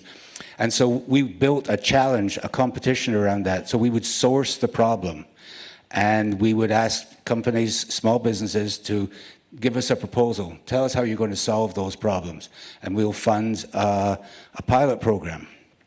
And we're using money from HUD and from the state government, and this is not an R&D project, but they would show us how this thing is going to work and put it in place. And if we get that right, we are providing the small business with the type of customers they need, the customers who said they've got a problem and they want to find a solution.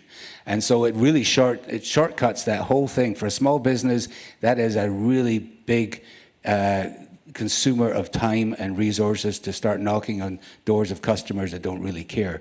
So we're sort of meeting the needs. When we get it right, we will find a customer who's willing to buy the product from the small business. And we've been able to close that loop a couple of times. And this is also pretty interesting stuff too, so I'm glad to be a part of it. Hi, so hello everybody. My name is Julie Shortridge. I'm an associate professor at Virginia Tech, and I also have an appointment with Virginia Cooperative Extension.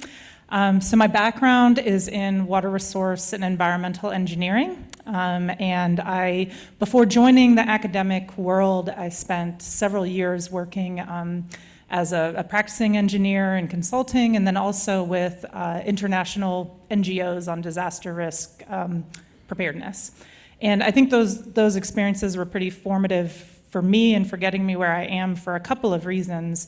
The first is, even though I have very much the engineer's brain, I've always found myself in those roles drawn to the problems that were not so much technically challenging, but were challenging because they brush up against the social issues and the economic issues that I think most of us are quite familiar with. And then the other thing is that I spent enough time out of the academic context that I always knew, even as I was getting my PhD, I wanted to be eventually doing work that was outward facing. And so when I finished my PhD and this role became available at Virginia Tech with Virginia Cooperative Extension, I realized that that was the perfect opportunity for me, because part of my job very explicitly is taking the research and the science that happens at Virginia Tech and all the other wonderful universities out there, and getting that out into the hands of people that can use it. And so we're coming at that with an educator's mindset. We're just doing education in a different kind of way than we do in the classroom. And so in that role, especially the past few years, I've been doing a lot of work on agricultural resilience, so both on farms themselves as well as in farming communities, trying to help them better manage the risks of extreme weather, climate change, and of which flooding is obviously a very important one. So very happy to be here with you all today. Hello, everyone. I am Debbie Messmer. I am the Deputy Director of Grant Management and Recovery at the Virginia Department of Emergency Management. I've been there for about 21 years, and prior to there, I was in North Carolina doing similar work. I spent a little bit of time as the State Hazard Mitigation Officer for Virginia, and have since passed that on to someone else now.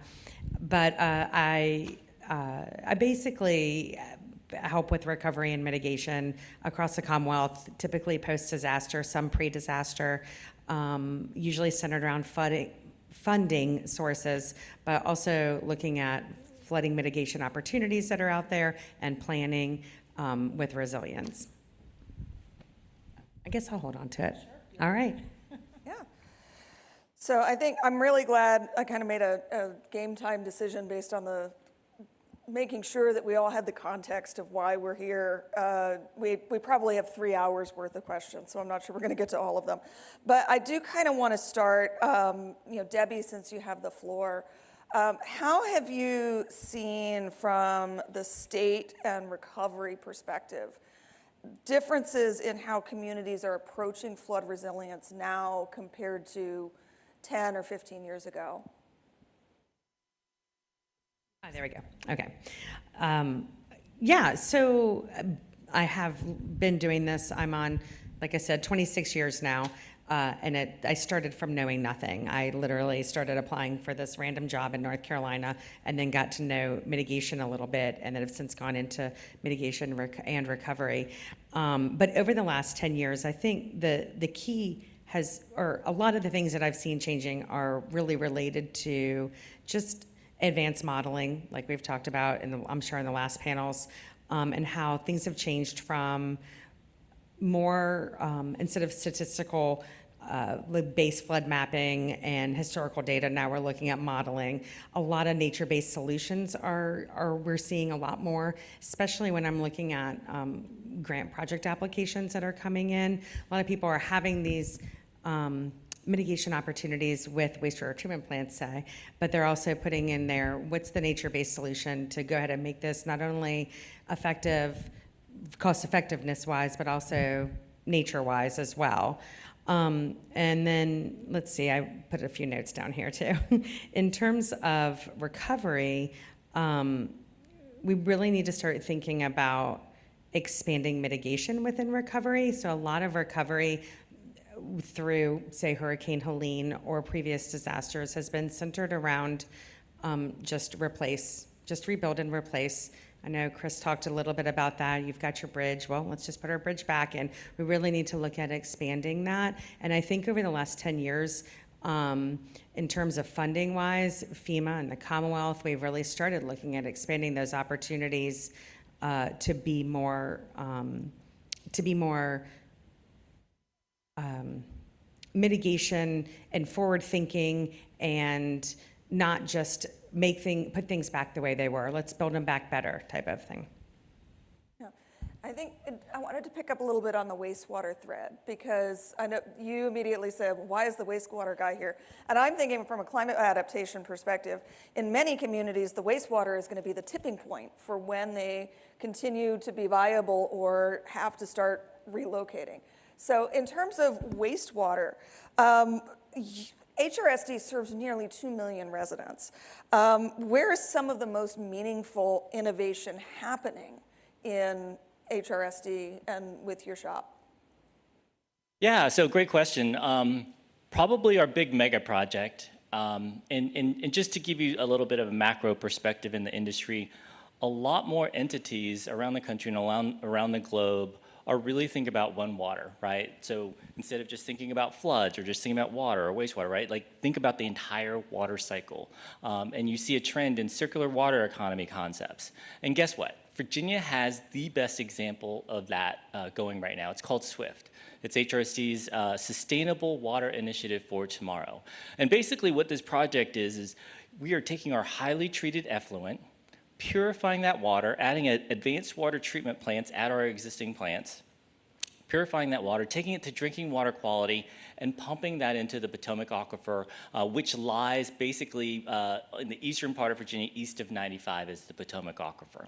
And it has all these great benefits. First and foremost, it reduces a significant amount of nutrients going into the Chesapeake Bay. I know there's people from online that may not know what the Bay is, but it's the nation's largest estuary and it suffers from nutrient pollution. And so if you compare what we've discharged from 2011 to when the SWIFT project is done, we're going to reduce nitrogens by over 80%, right? But wait, that's not all, right? And so many people don't know the Potomac Aquifer is a confined aquifer, so it does not get naturally recharged. And so the aquifer has declined in water levels by over 200 feet in the last 100 years.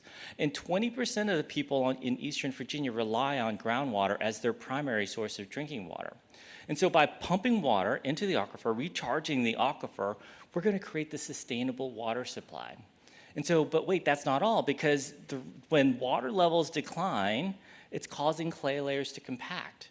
And they talked about land subsidence this morning, and that over-withdrawal of the groundwater is a major contributor to the fact that we're sinking and sea levels rising, right? And wait, that's not all. So we're on the coastal plain. So the aquifer, there is no wall, right, for the Potomac Aquifer next to the ocean. It's called the freshwater saltwater interface. So if you're continuing to pull water out of the aquifer, guess what? You're pulling that salt water into the aquifer. Once you have saltwater intrusion into your aquifer, it's potentially irreversible. And then finally, economic development. So think of the Potomac Aquifer as this giant underground storage tank that exists east of 95 underneath all of Virginia. So if you're a data center or some large industry, what if you could just drill a well and to get the water that you need? You don't have to be next to a water distribution line, right? So there's potential for economic development because there are no more industrial wells anymore. It's prohibited. Actually, I think in 2016, DEQ cut permits below people's actual usage. So a good example is James City County. They're looking at building a $250 million water plant because DEQ cut their usage below what they're currently using because of the over-withdrawal of the aquifer. So now imagine if we're able to recharge the aquifer, they may not have to do that $250 million project anymore. So it's a really cool project. I could talk all day about it, but that's the short elevator pitch. Excellent, thank you. Well, I want to bring it back to rural, Julie, and the idea, that we saw, HRSD obviously represents a very, very kind of high capacity, large urban area. It's a completely different world in the rural areas, as we both know. Can you talk a little bit about how you're working in this space through extension and some of the challenges you're finding in translating data to decisions? Yeah, that's a great question. And you're right, there's a lot of differences, although I think one thing I'm taking away from the conversations earlier, as well as the things even right now, is there's actually a lot of similarities as well. But I can talk a little bit about my experience, and then particularly, about some of the things I see in terms of trying to encourage adoption of innovative technologies or practices in the agriculture sector, because that is something that we do within Extension.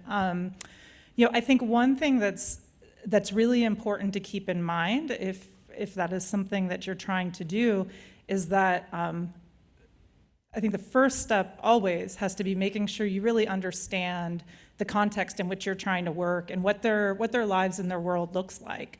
And particularly these days, it used to be that about half of the US population worked on farms, and now it's 2%. So most people really don't know what that looks like. And I will say, even myself, I could relate to the speaker earlier who was talking about not, living in the county where she worked. I didn't grow up on a farm. I didn't get my degree in agriculture.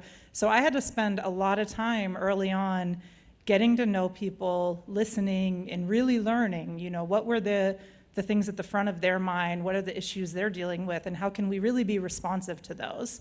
And I think if you spend time doing that, two things that come up really, really quick for most people in agriculture is first that they are incredibly busy.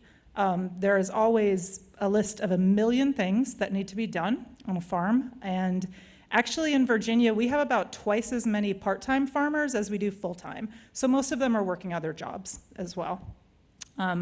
The other thing to realize is that it is a very challenging economic system to work under. This has been the case for decades, but especially lately, there's a tremendous amount of uncertainty in input prices, in labor, in markets, in tariffs. It's an incredibly challenging situation to work under. So if we're trying to promote a practice or a technology or an innovation, I think it has to be responsive to that reality and do two things in a very clear and obvious way. It has to make growers' lives simpler, and it has to have a clear financial impact. And as an example of this, where you can see a lot of differentiation in terms of adoption, it's not specific to flooding, but just more generally in the precision agriculture world, which is all these technologies aiming to make farming smarter and more precise, reduce pollutant runoff. There's this huge range in terms of what's been adopted and what hasn't. And if you look at what has been picked up, they tend to be embedded technologies. So that basically means it's some kind of innovation that fits onto the systems people are already using. So tractors that drive themselves, yield monitors that just fit on the equipment that they're already using.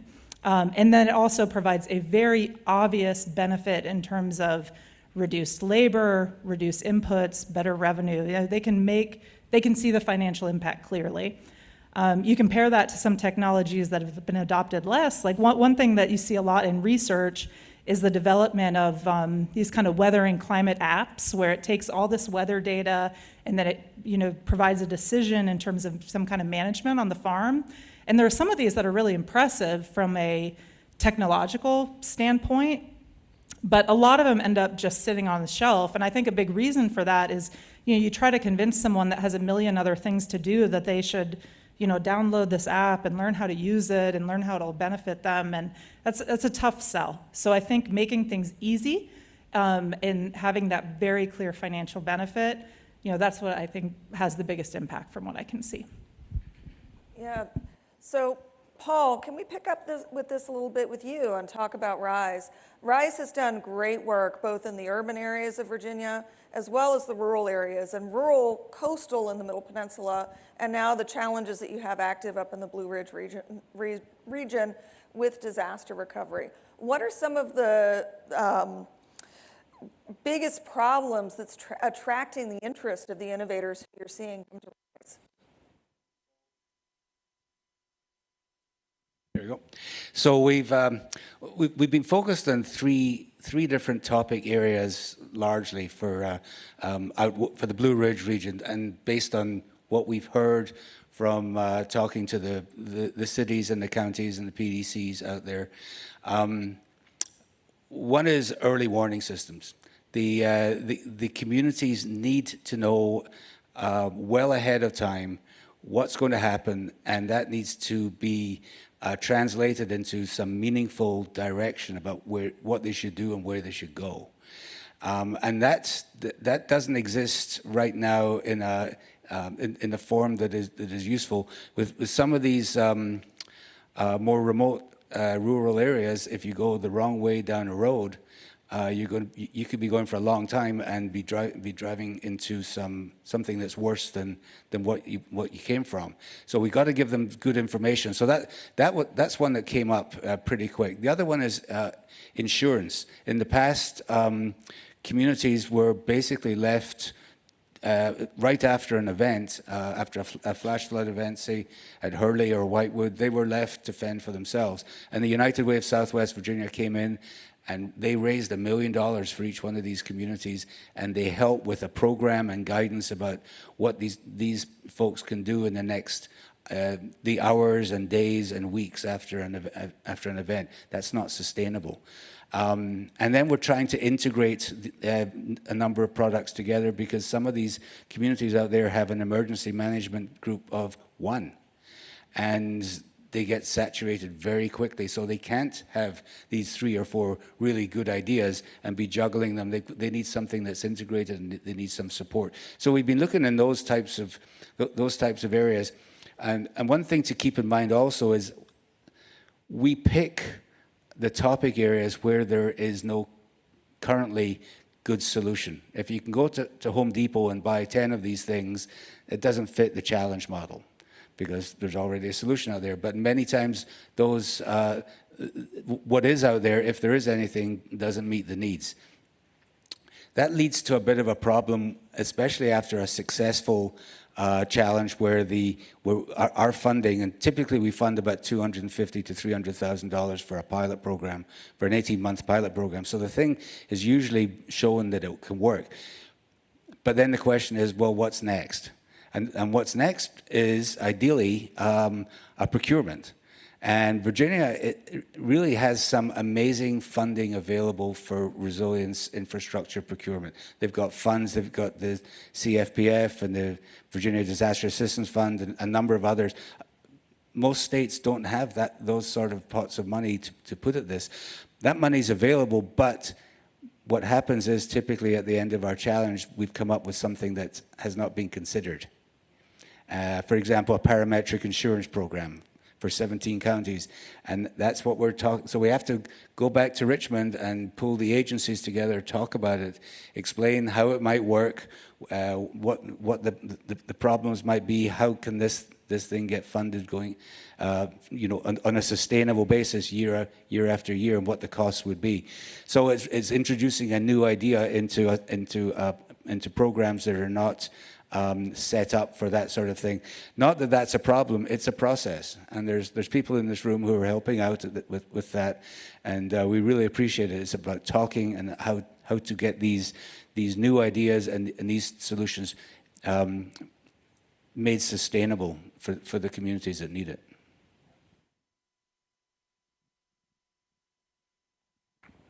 This is wonderful. I want to remind folks online that we're going to turn to the Slido in about 10 minutes, so please be sure you're getting your questions in. Given that we spent a little bit more time making sure that everybody knew the setup of why we were here, since we're kind of the innovation space, I want to condense our conversation a little bit so that we can get to those questions. Ken, let's just do sort of a rapid response here. What do you feel like is the biggest barrier from your perspective in your field facing innovation in flood resilience? Just real quick response so we can talk about opportunities too. I think funding and the times, like catching up. So if we're looking at, say, federal funding, state funding, that kind of thing, it's going to take us forever to get federal funding and state funding to catch up to what we need it to catch up to, basically. Like, I think Chris was talking about all the, roadblocks and the 239-page manuals and all that. I mean, that's how the federal government works. That's how they always have. So to get that change to happen is going to be a really tough haul. And then, you know, the state, I sit there as a state employee. I mean, it's still going to be a tough, because we got to look at the feds, we got to look at the state requirements, and you have to answer to this question and this question. So I think funding is probably, in my opinion, that, and trying to get, you know, the money to catch up to what we need it to be able to be. Julie, what do you see in agriculture? Yeah, so I think probably the biggest barrier I see is that we often, particularly in the space of assessing solutions, developing technologies, we're kind of working in the framework of short-term projects, so 3-4 years to assess some practice, develop some technology. But I think really to push adoption, it has to be a long-standing program. It has to be something people can come back to for technical assistance, for financial assistance. And when that's in place, the impacts are huge. And I think we have a great example of that with all the like soil conservation incentives that have been in place from the Bay program here in our region. That means that when you look at conservation agriculture practices, we have some of the highest rates in the whole country. And so I think that speaks to the importance of these longstanding programs. And that's a big part of why I think we could play a better role within Extension, because we have the institutional stability to develop those kind of long-standing programs. We've been around for over 100 years, so I think if we can learn how to do it right, that would be an exciting role to take on. Paul? So for us, we've come to the conclusion over the past 2 or 3 years that our resilience solutions have to be regional. We can't find a solution for one town and another one for another town. It's got to be regional. And we've been focused on the western part of the state up until this point, and for the entire Blue Ridge region, we're trying to get the early warning systems, insurance products, and other tools expanded out through that entire region. But that means engaging a huge swath of land there, and getting people involved and meeting with people and understanding what they need and how they be able to use the products and the solutions. And that's difficult, which is why we're going to be employing someone permanently out there to manage that. But that's really our biggest issue. Now it's good because the problem is not engaging. The problem is just making the engagements happen and having meaningful discussions. And also, we are also going to be working with Jay's group at HRSD with SWIFT on our next challenge. And that's a Hampton Roads regional challenge, but we've got the one PDC that covers the whole region, and HRSD is fairly closely co-located, so we don't have that similar type of a problem. Out west, we're dealing with 7 PDCs and a number of other cities and a number of other community groups, and so we plus the folks in Richmond at the different agencies, Debbie and Matt. So it's a lot for a five-person organization, but it's so important. We have to bring everyone along. Yeah, and I would spin that question to what's the opportunity? The opportunity is in partnerships and collaborations. And it's actually one of the reasons why I'm here. Like, we do so much research, but none with UVA. And so that's why I'm here. I'm here also, how many times does a wastewater person get to meet folks in the flood space, right? And so guess what? We don't compete. We don't compete with the universities. We don't compete against other cities and counties. So why can't we collaborate to come up with solutions that have multiple benefits, right? So that's how you stretch a dollar. You stretch a dollar by doing projects that have multiple benefits. And we proved that out with SWIFT. And we continue to do that. I have other examples of how we do that, but all of it is through partnerships and collaborations, cross-sectional, right? You should come to a wastewater event next time, right? And so build these partnerships and collaborations to come up with new ideas, new innovations, to think about one water and the whole circular water economy. Yeah, I love that framing and flipping it back around to the opportunities. Let's stick with that. And Debbie, for where we're going in emergency management, where do you see this collaborative opportunity to be able to help with some of these challenges you're seeing with aligning the state, the federal, the local, that space? What excites you about what VDEM can do with this? Well, and I think the opportunities are endless, and I think we're Well, not endless. There is an end, but I want them to be endless in my last 10 years of working there. But I think that what we really need to do is we need to figure out a way, and I'm speaking solely for us at VDEM, to figure out a way to really reach and connect with the communities or the organizations or the districts that are wanting and needing to move forward with resilience opportunities that they have, and how do we provide the funding, the opportunities for them to do that. We've like millions of dollars sometimes available, but it's making those connections that is sometimes the challenge, and making connections that we can say to the feds, this is the connection that we need to make. And yes, how does it fit? It fits if we can just turn the square a little bit more into a rectangle type of thing. So that's kind of what we're looking at. Really, as we grow, because VDEM's, we've gotten bigger and bigger, and so as we grow, that's really what we're trying to do. Yeah. So collaboration, connection, really strong theme. Julie, your work has been just at this nexus of not just research, but collaboration with the farmers and working with them on that transfer.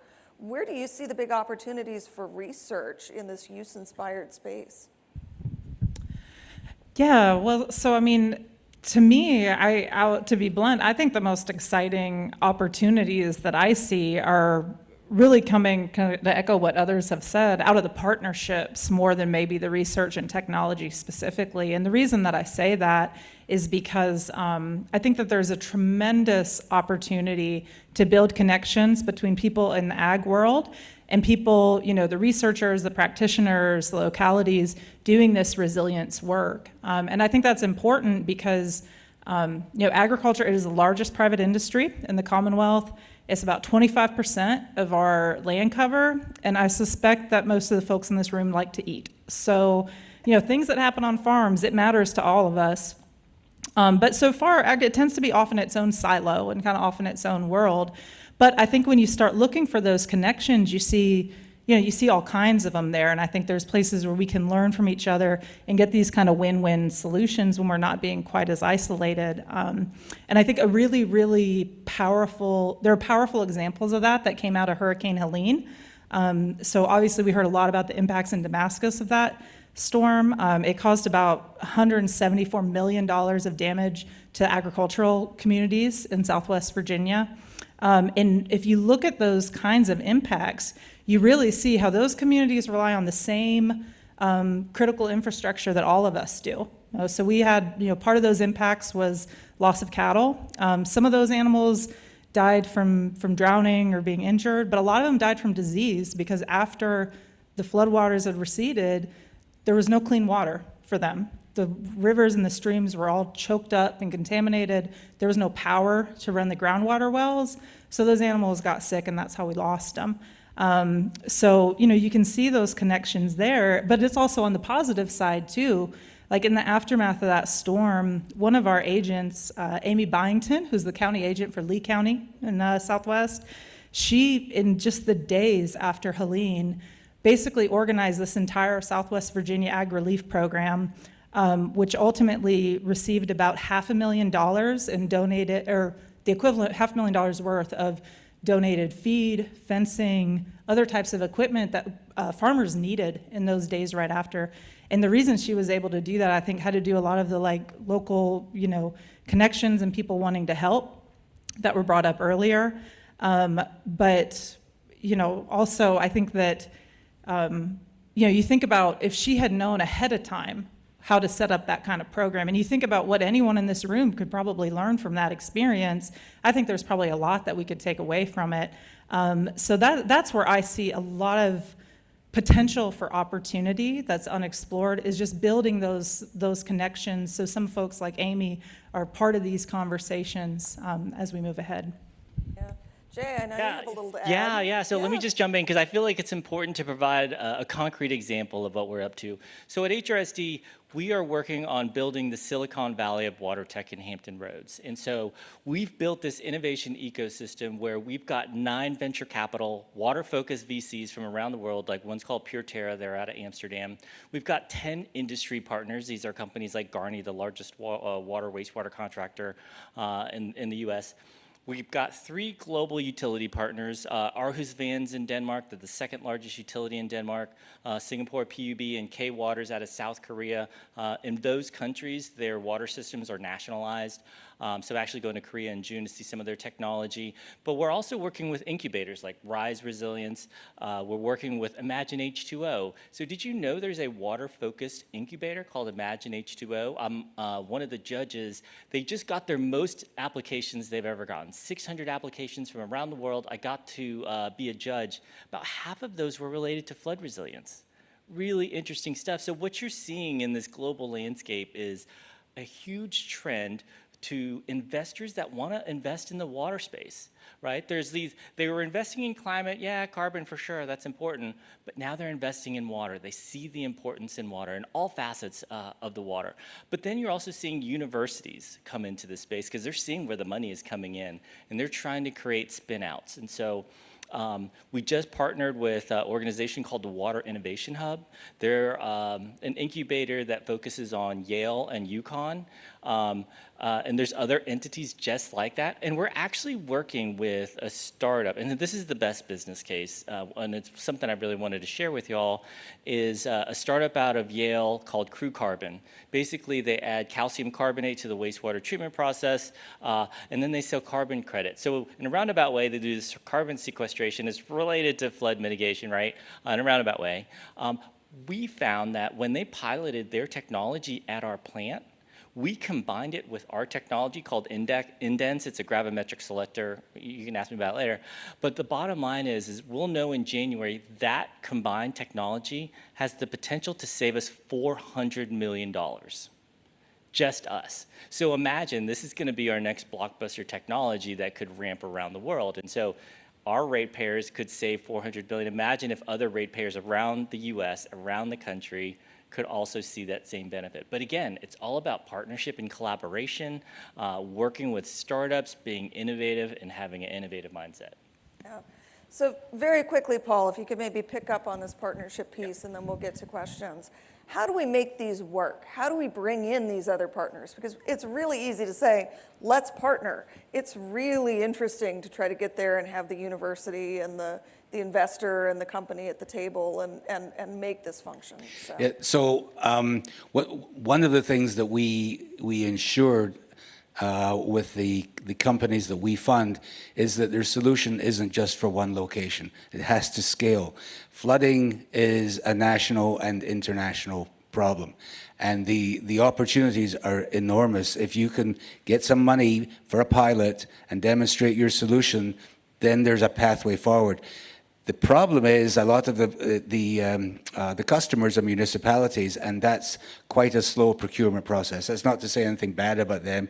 It's a slow procurement process. So there's a huge investment opportunity for investors and venture funds and other types of investors to come in and fund these companies, take an equity stake, provide them with some funding to bridge the gap for those procurement steps. So there's an enormous investment opportunity, and we're just starting to scratch that need and also to meet the need of the investment community. So we're just starting there, but it's very appealing for companies who have actually demonstrated their products. thank you, Paul. And who thought coming into today that hearing all of the challenges on procurement was going to be a flood resilience issue? Probably not many people in the room. So with that, I want to give an opportunity to get to some of the questions in the room.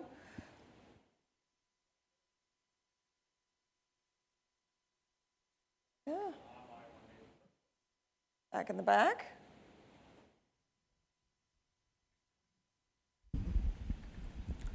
Hi, you'll have to excuse me, I don't get much chance anymore to talk to interesting people.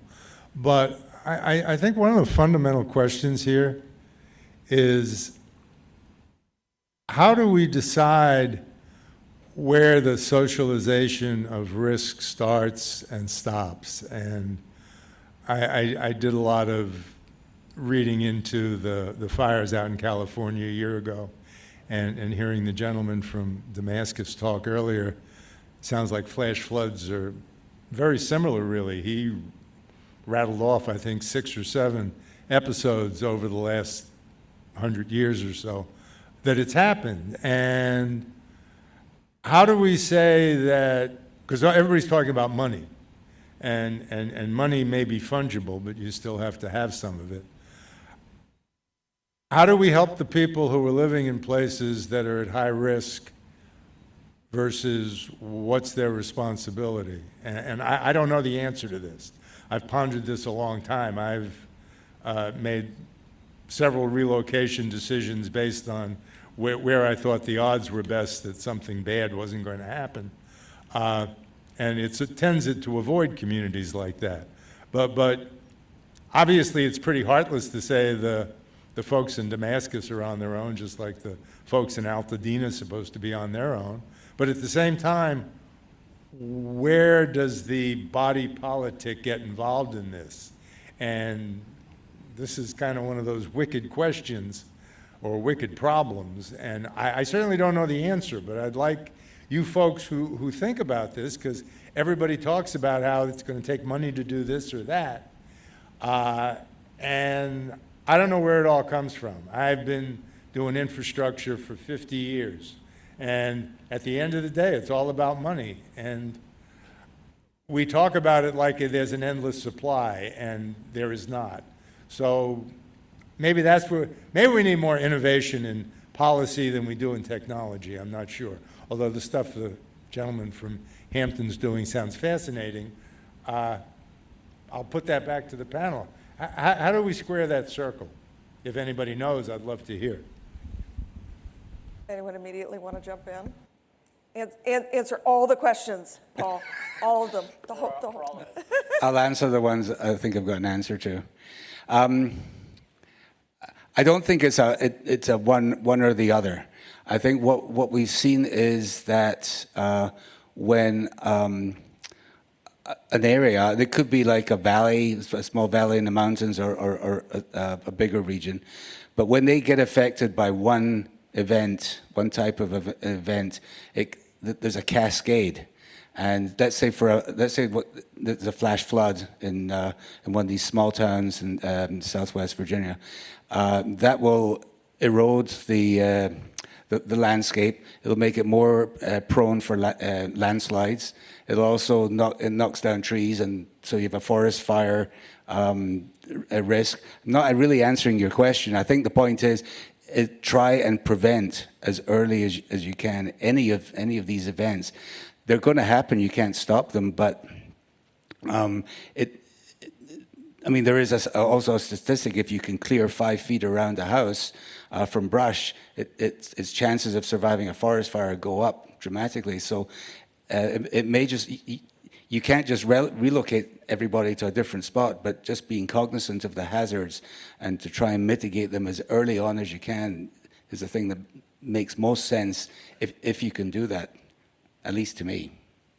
Yeah, I think in 2024 was certainly a year, and we're seeing, unfortunately, another. I think this year we'll see another. It's not that there are areas that are no risk.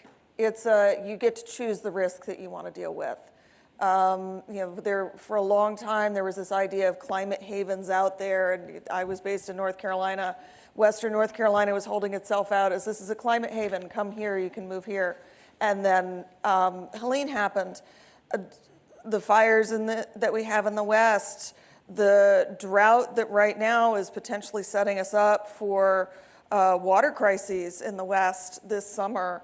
It very much is there's multiple hazards. There's no such thing as no risk.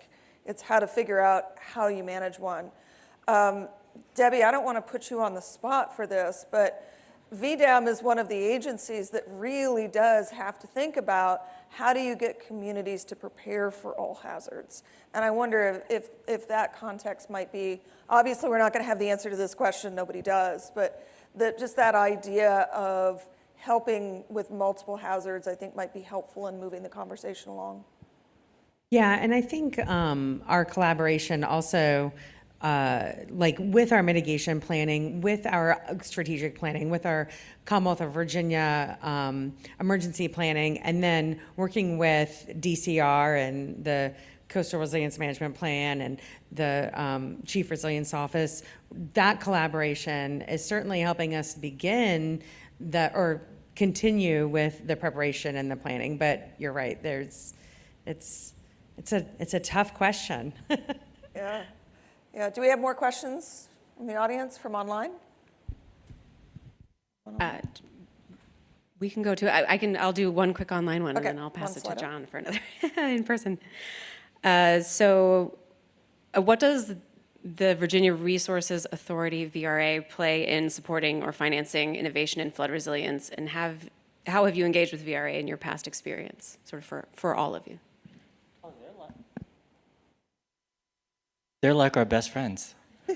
We are so they manage a bunch of funds, but one of the funds that we usually get, it's the Virginia Clean Water Revolving Loan Fund. We are the largest borrowers of that funding in the Commonwealth, but they don't have enough money for us. So we actually had to go get WIFIA money. If anybody's into the finance world, I'll talk about financing all day long if you want to talk about finance. But yeah, so they are big players in that, and having that subsidized funding is really important to us. And so if you combine the amount of money that we saved our ratepayers using low interest loans from WIFIA and Clean Water, we saved our ratepayers $390 million in interest expense. That's crazy, right? Because one of the cool things, like when you layer on WIFIA, is you can structure the debt. You can custom structure the debt. So it allows us to take advantage of the clean water loans that are subsidized at the 20-year level. So if you borrow 20-year money from VRA, you get a 1.5% subsidy. And back when the rates were low, we were getting loans at 1%.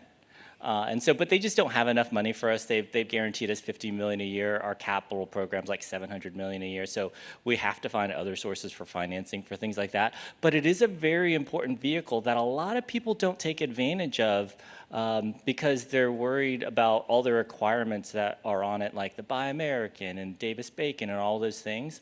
Well, guess what? We did the math on that. We saved basically 20% of the principal cost, and it adds about 5% onto the construction costs, but net 15%. So how else are you going to save that kind of money on a construction project, right? You ask your engineers that, and like, okay, you win, right? It's a really easy way to save your ratepayers, your taxpayers, a lot of money, taking advantage of these subsidized funding. So. Yeah.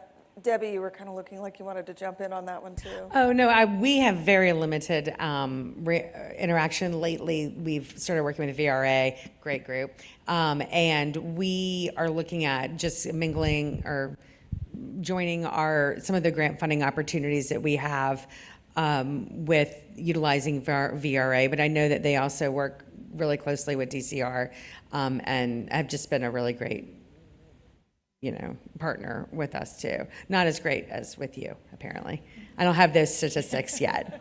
Yeah, and to me, this kind of brings up the added element of, if you're a rural community, knowing that these programs exist and how to figure out how to do the compliance with Davis-Bacon, for example, like, is that something where there are potential possibilities for us to be working more closely with Extension as people who could be helping through that kind of community development lens?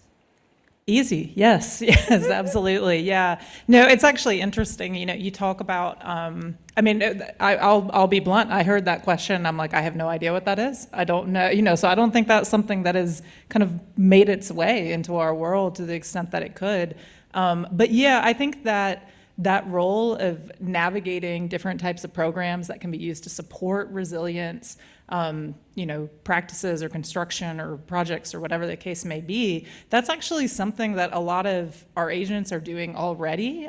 You talk about, again, thinking about Hurricane Helene, I know some of those local agents, they've basically said their entire, like 90% of their job post-Helene was walking growers through how to apply for this block grant, how to apply for this USDA recovery loan.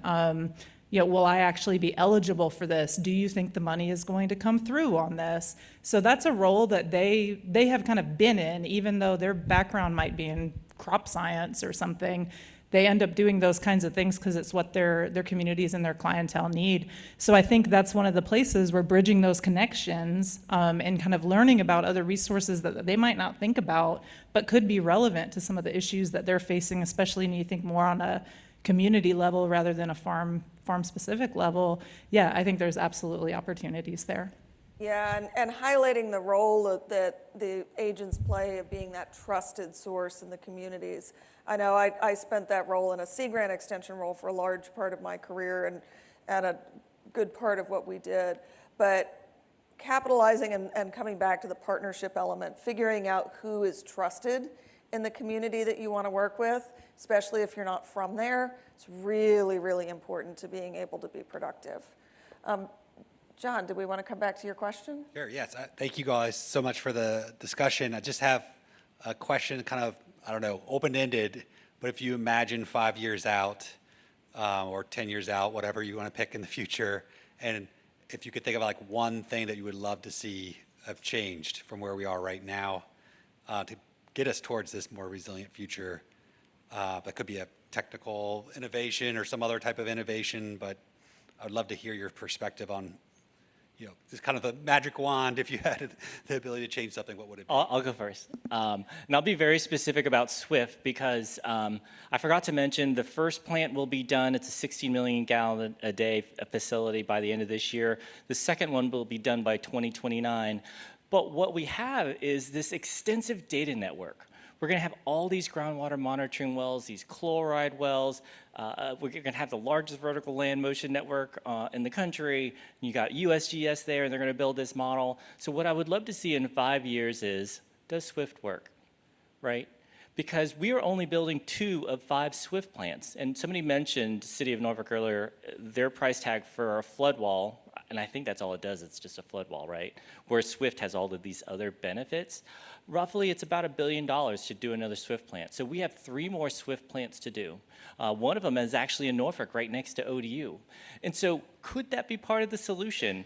I don't think it should be on the back of HRSD ratepayers, but maybe it's a federal project, maybe it's a state-funded project. But in 5 years, we should have the data to know what is the economic impact. So I forgot to mention, we actually hired ODU to do an economic study. People mentioned economics earlier. And in my mind, if you do something really good, it's like a tree falls in the forest. If you don't tell anybody about it, like shame on you, right? And so they're doing this multi-phase study. First phase of the study, they said, our project saved our region $5 billion in regulatory compliance costs. How crazy is that, right? And so that press release is coming out in weeks. The second phase of that study is what is the economic impact of having a sustainable groundwater supply, right, across Eastern Virginia?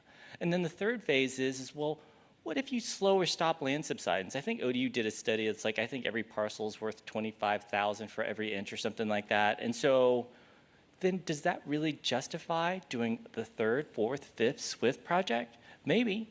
And so I'm really excited and hopeful that the data shows like, yes, it works. It works more than you thought it was going to work.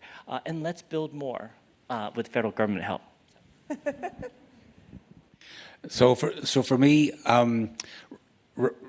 RISE seems to find itself in a kind of a unique spot, certainly around the country, in that we get very focused on the local needs or the regional local needs of the state and find solutions for that. And we've been able to replicate that model over the 10 years that we've been running it. But really, the goal is for these solutions to get adopted in a broader and broader scale. In particular, what we're doing out in the Blue Ridge should translate and will translate across Appalachia, and that's a huge, huge area, huge market, companies can be very successful there. So growing it outside of the Commonwealth is something we're very much focused on now. Well, I can say for me, and this has come up in some of the other conversations too, but what would be amazing to me in 5-10 years is to have some kind of shift where when we're talking about climate and flood risks to agriculture, that we're not just talking about risk management, but we also start to move into identifying opportunities. And again, this is where I think building connections between the, resilience practitioners and businesses could identify some of those. I think about people bring up nature-based solutions all the time. Wouldn't it be amazing if all of those little nursery plants that you need to restore a wetland or a shoreline, if that could turn into a reliable market for our growers, and especially our growers who maybe have some of their land becoming increasingly marginal because of repeat flooding or salt water.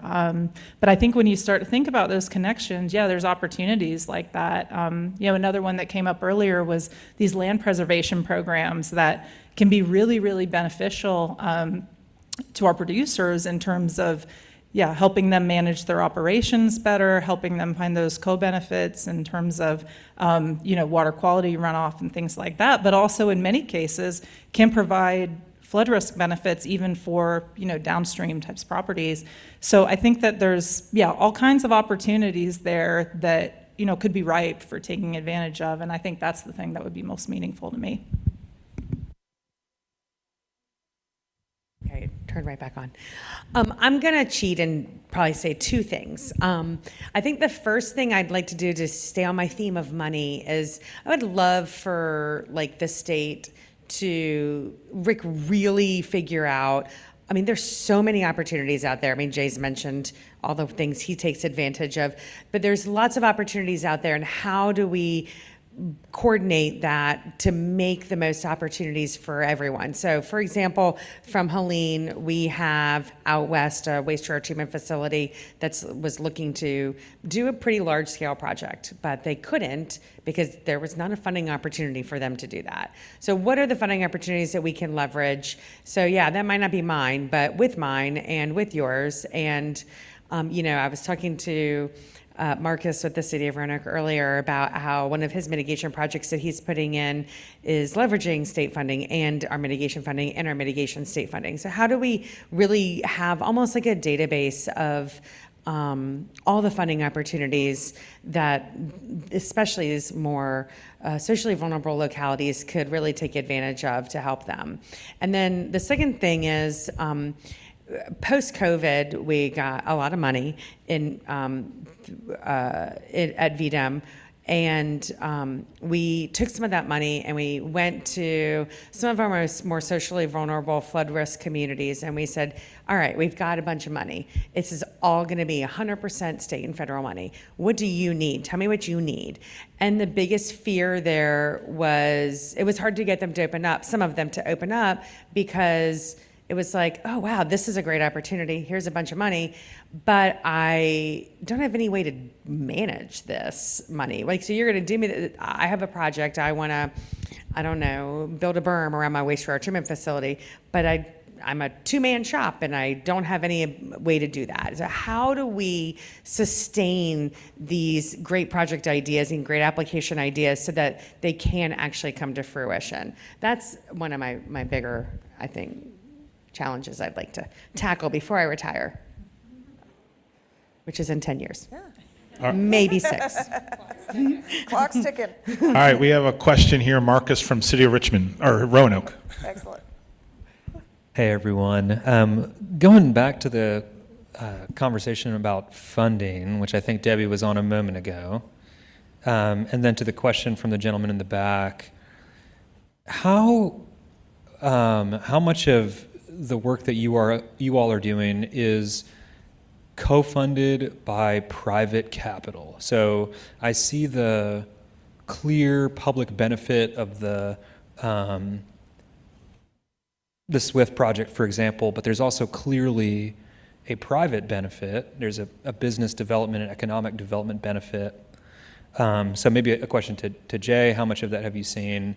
Paul as well, right? You have this program that very clearly has a public benefit, and there's public funding that has come behind that. What about the private capital, right? And then to Debbie, how much of the match comes from the private side? Yeah. I told you I was going to have a hard question for you. So I guess I just wondered that because it's a very good question about, the sort of the private responsibility, the public responsibility.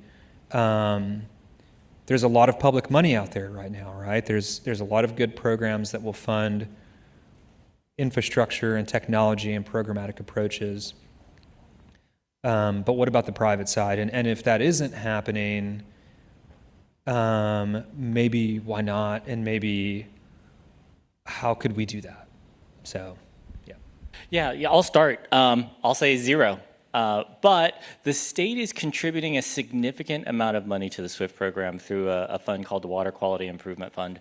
But one of the ways that we are trying to get some private money in is this whole idea of this, whether it's a groundwater banking system or a groundwater credit system, because guess what? Virginia's a Commonwealth, and once we put that water in the ground, it's everybody's water. But if these paper mills are pulling water out of the ground for free, why are they incentivized to do anything less than they're currently doing? They're not incentivized. They can't build a business case to conserve water, right? But if it was a penny or whatever, there would be some incentive that could potentially help offset the O&M costs. So when you think about these big projects, you also got to think about the huge O&M costs. So we did the math in our 20-year financial forecast. SWIFT will be 1/3 of our total O&M cost, right? So who's going to pay this ongoing cost when these private entities are going to be taking advantage of this?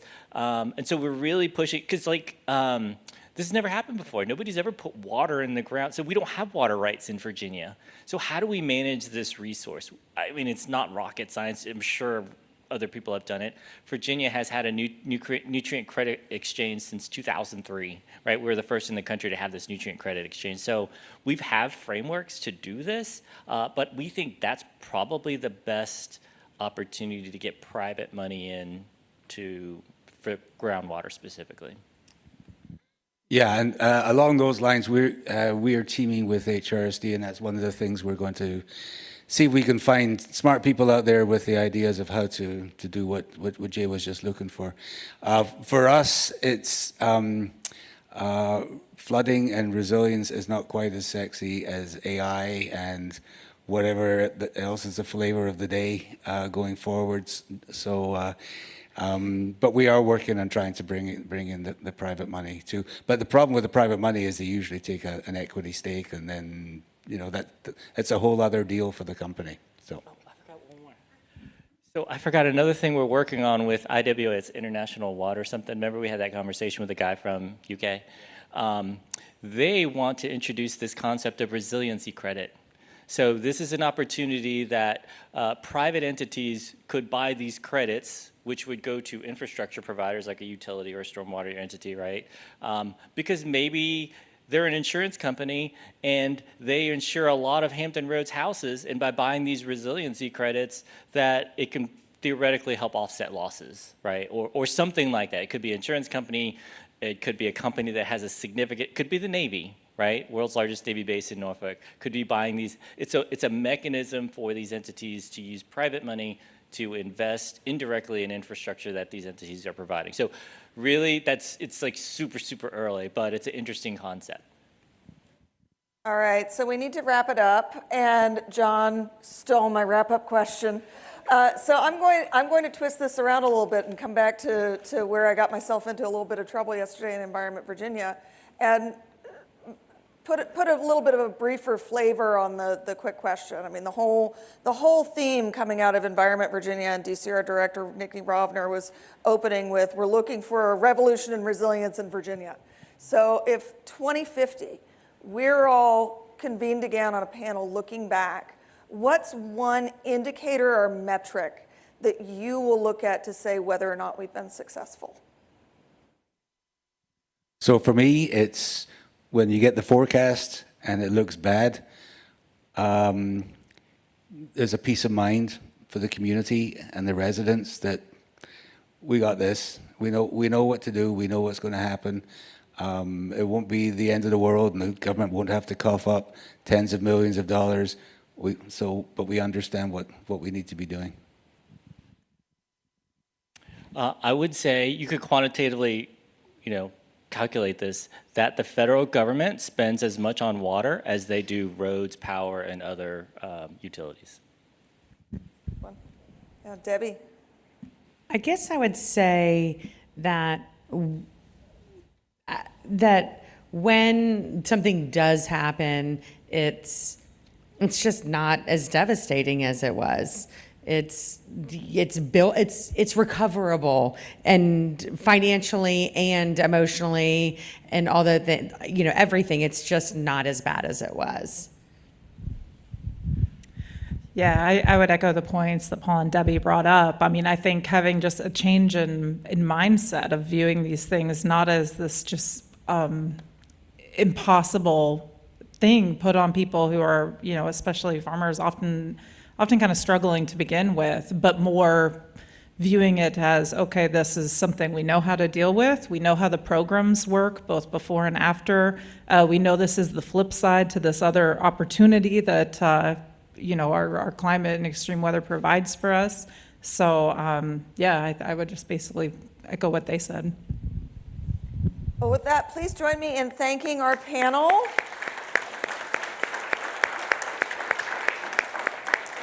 I'd like to remind everyone that we will reconvene at 3:15. Please join us if you're online. We're going to do our student lightning talks. Our students are our managers and our decision makers in 2050. So it's so important that we come back and we hear from them, because they're the ones who are going to have the reins 24 years from now. So thank you all. Please meet new people, and we'll see you back at 3:15. Thank you.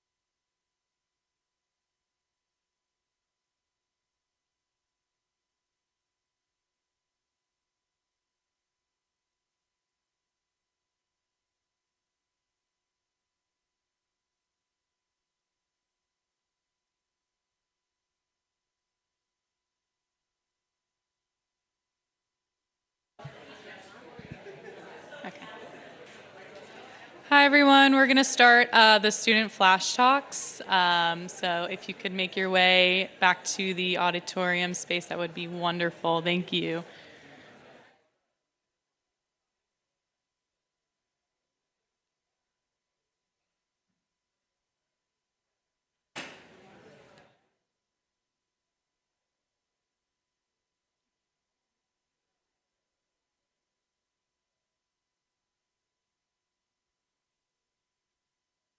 All right, I think we'll get started. Hi, everyone. My name is Julia Davis. I am a PhD student at UVA in civil and environmental engineering. I was also a recent Coves Fellow this past summer, working with Senator Deed's office on environmental resiliency with data center growth. So shortly, we will have a reception where the students from GMU, ODU, Virginia Tech, and UVA will present their research related to flooding and flood resilience across the state. And so the purpose of this student presentations and the flash talks essentially are to connect the audience with ongoing research across academic institutions, with future ideas for future action to promote flood resiliency in the Commonwealth. So with that, we will get started with the flash talk. So I will call up each student to give their brief overview of their research and how it connects to what we heard today across the three panels. So with that, I will start with Amir Chagini. He is a PhD student in civil, environmental, and infrastructural engineering at George Mason University.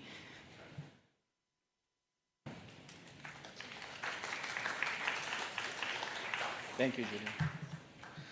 Hi, everyone. I hope you're having a great day here. Right now, coastal vegetation all around the U.S. shoreline is attenuating the ocean waves. Maybe on a calm day, it doesn't seem so important to us, but when hurricanes arrive, when hurricane waves and surge arrive, they can actually prevent over $200 billion annually in property damage and protect more than 15 million people in the United States. So coastal vegetations are not actually ecosystems, they are infrastructure. Many research studies, like numerically and experimentally, have evaluated the role of coastal vegetations in protection of coastal infrastructure. But they actually share three types of critical limitations. The first one is that most of them are so slow. Actually, it takes too much of hours or like even days to run for a single scenario. The second one is that most of them actually focus on a specific set of scenarios, hazard scenarios, and vegetation types.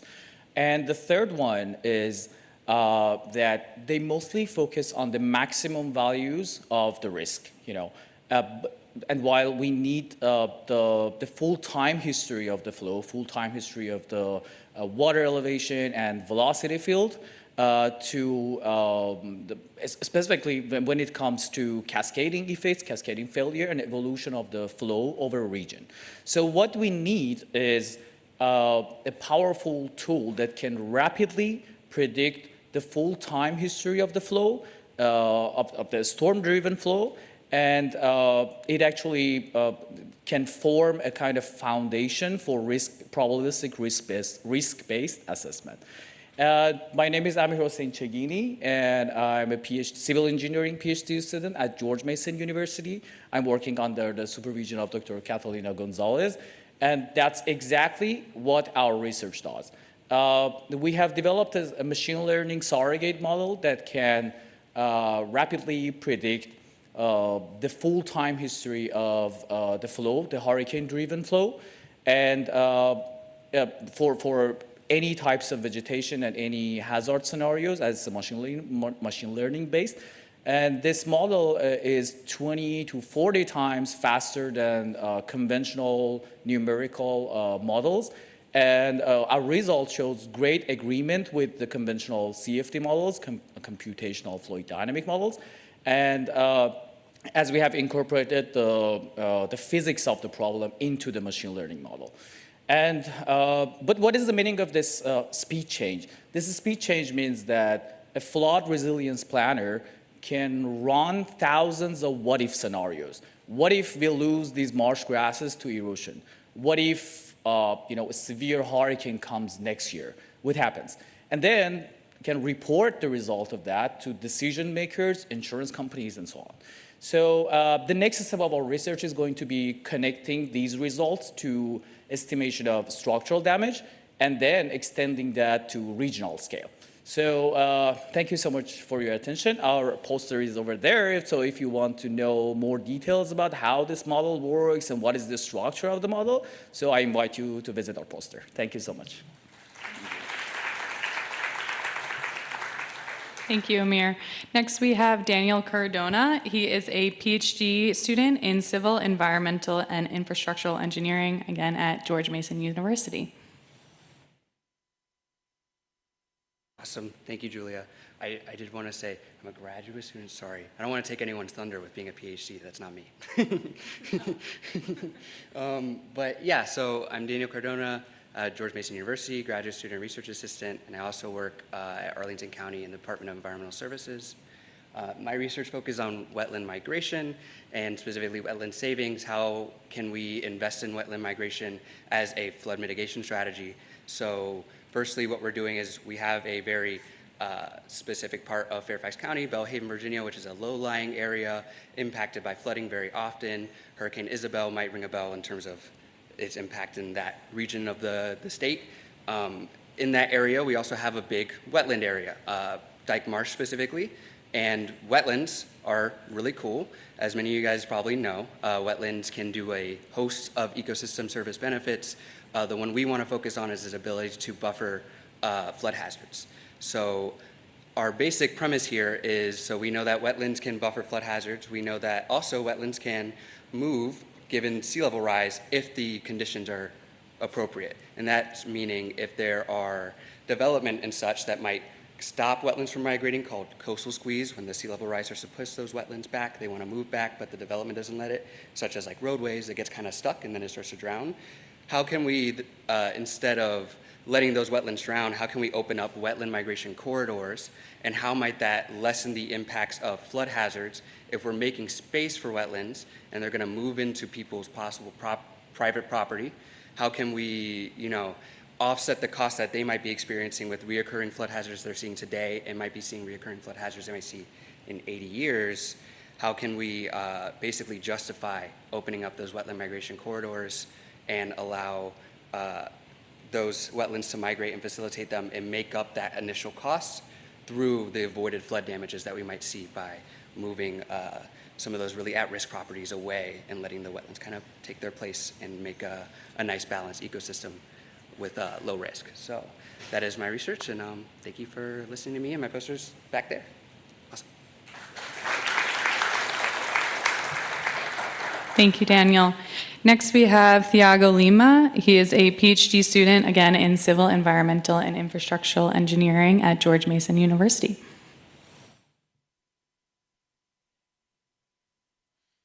Well, hello, everyone. As Julia mentioned, I'm a PhD student at civil engineering. We work in a flood hazards research lab.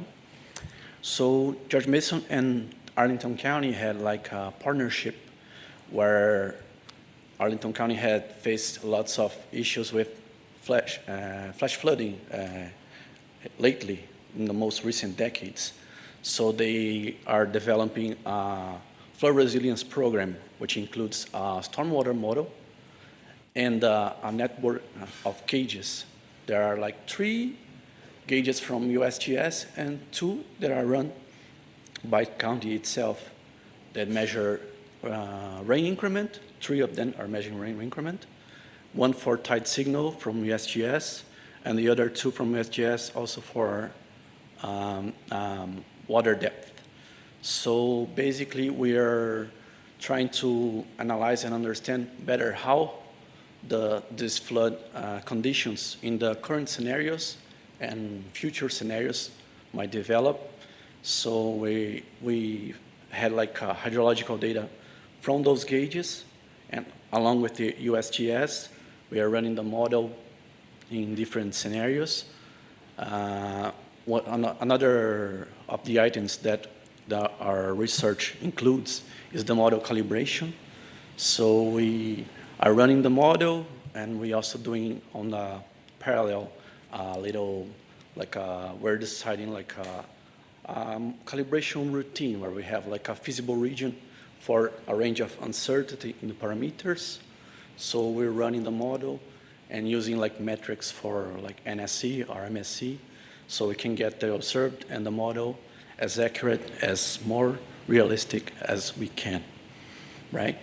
And we also have some analysis on the infrastructure impacts, such as buildings affected by it, roads partially blocked under 2 feet or over 2 feet, like entirely blocked, so you need to do like a detour.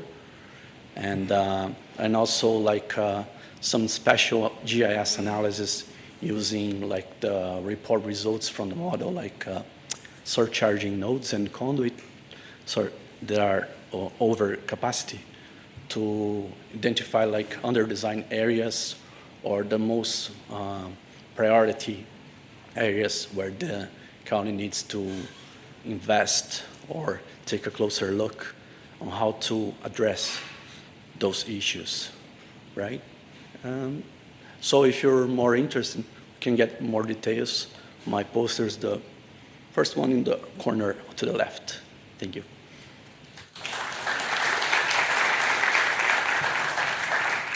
Thank you, Thiago. Next, we have Ati Alipur. She's a PhD student in civil and environmental engineering at Virginia Tech.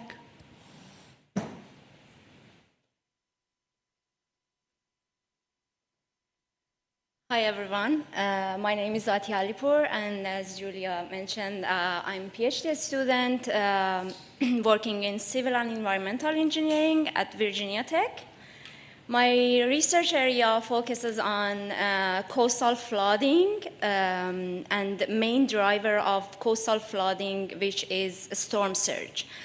So as a first part of my study, I've been focusing on how storm surge time series evolves over time.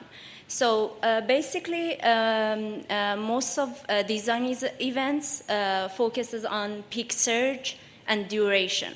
So how water level rises, how long persists, and how it decays, and how it recedes.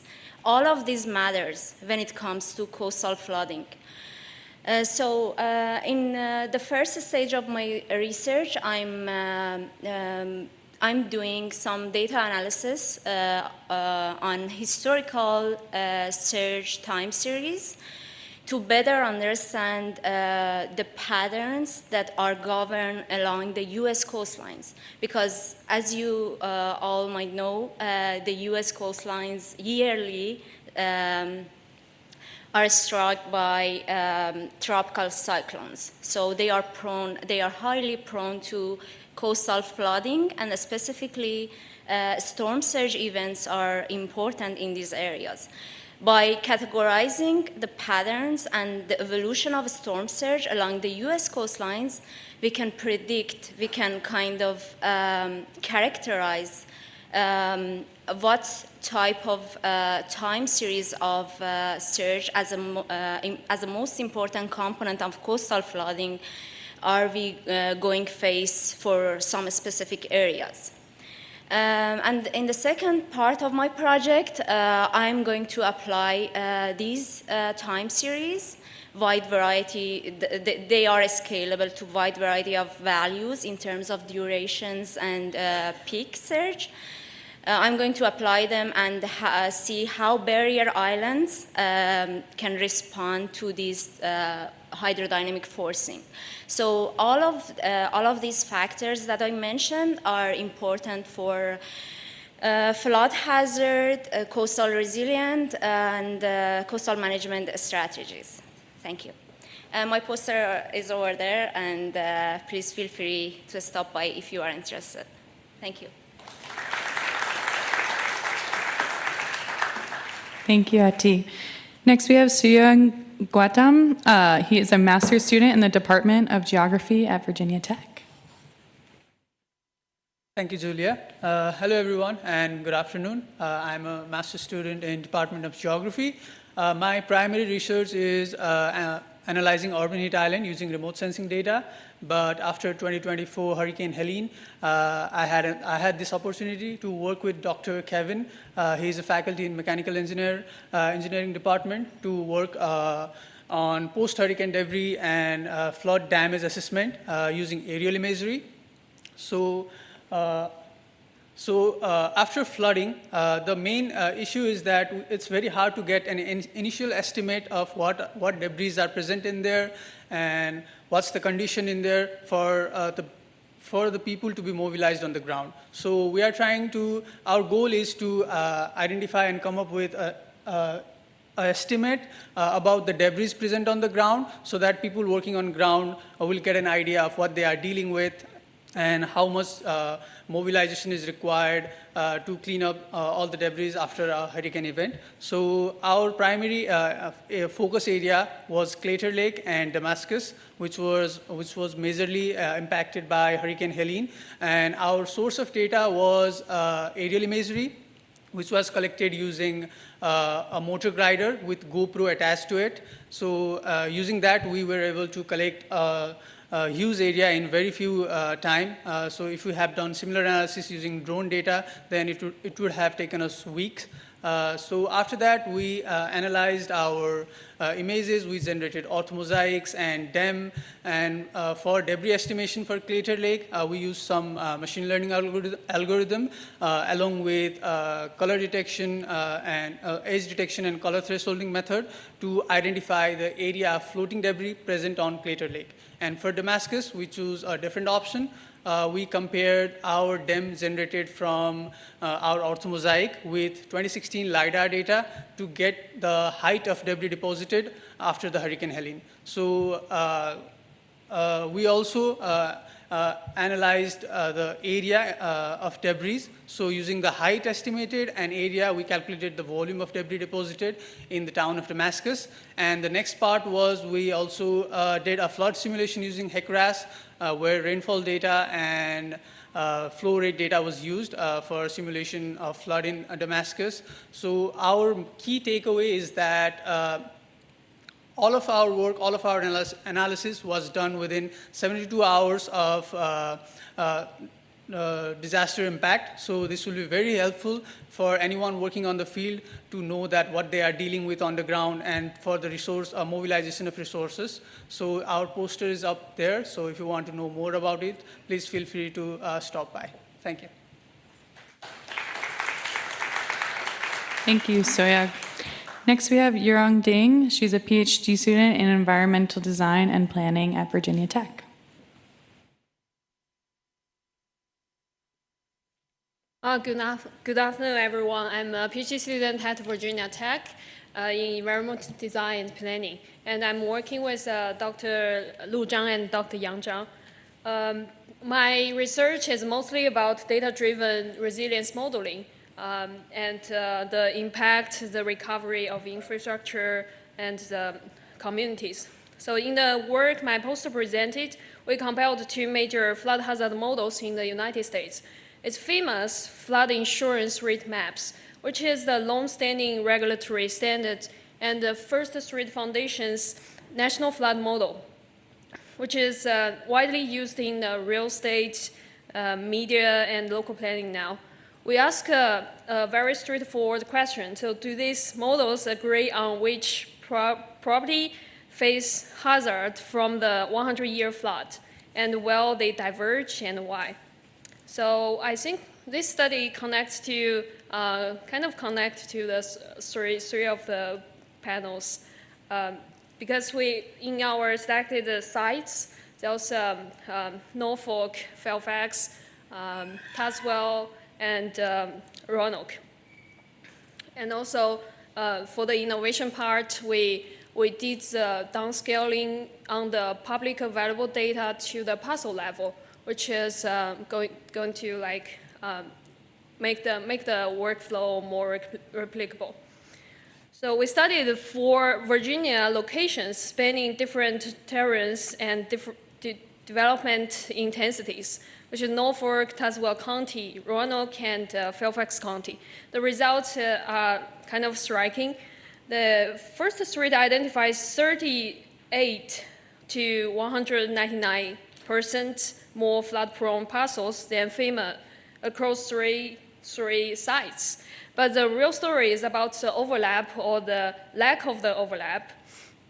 Our map agreement index ranged from just 4% in Fairfax to 48% in Norfolk.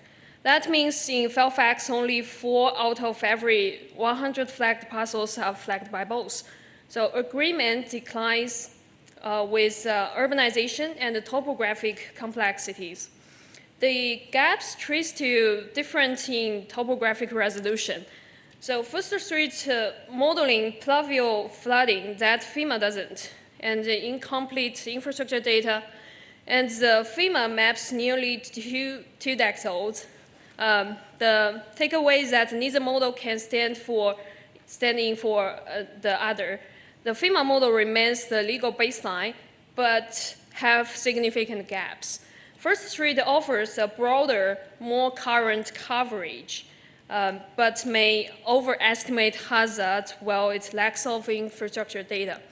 We recommend that ensemble approach, so drawing on both with a local validation before binding the policy decisions. So yeah, please visit my poster for the full details. I'd love to hear from your thoughts. Thank you. Thank you, Yurong. Next up, we have Mata Zaminizadeh. She's a PhD student in civil engineering with a focus on transportation at Old Dominion University. Hello everyone, my name is Marta and I'm a second-year PhD student in civil engineering and with a focus on transportation in Old Dominion University, working on the supervision of Dr. Majid Chetin. So my research mostly focuses on using new techniques for flood monitoring in real time at the street level scale.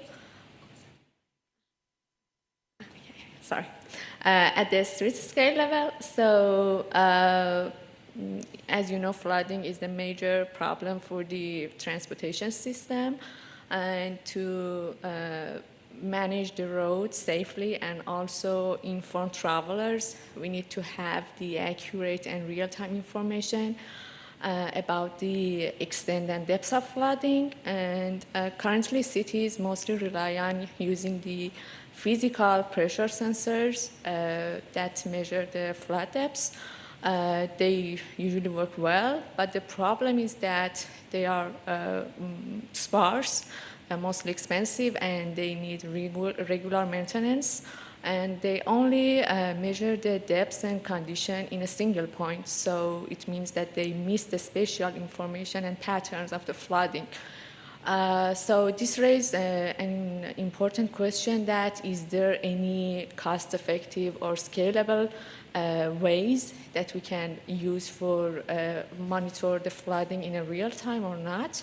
So my research has the idea that we can use the existing resources and infrastructure in the cities, like the surveillance cameras, thousands of surveillance cameras that are installed across the cities. And in addition to that, we also have high resolution and high coverage LiDAR data publicly available for most of the cities in the US. So in my research, we are combining these two kinds of data, and with the help of AI and computer vision techniques, we develop a framework in which it takes the surveillance camera footage that captures flooding and gives us the detailed flood depth map. So in our pipeline, as I said, with the help of AI, we have 4 steps. That at the first step, we are going to locate the flood water on the street using the segmentation models. And at the second step, we are going to localize our camera or our surveillance camera. We need to find that where is its position, its orientation, and its intrinsic matrix. And in order to be able to project the LiDAR data or digital elevation model on that. And then using the data that LiDAR provides us, we are able to measure the depths at flooding on everywhere in the road. And my poster is over there. If you are interested on that, we can discuss it more. Thank you. Thank you, Mata. Next, we have Kwame Ompofo and Fayez Binhosen. They are both PhD students in electrical and computer engineering at Old Dominion University.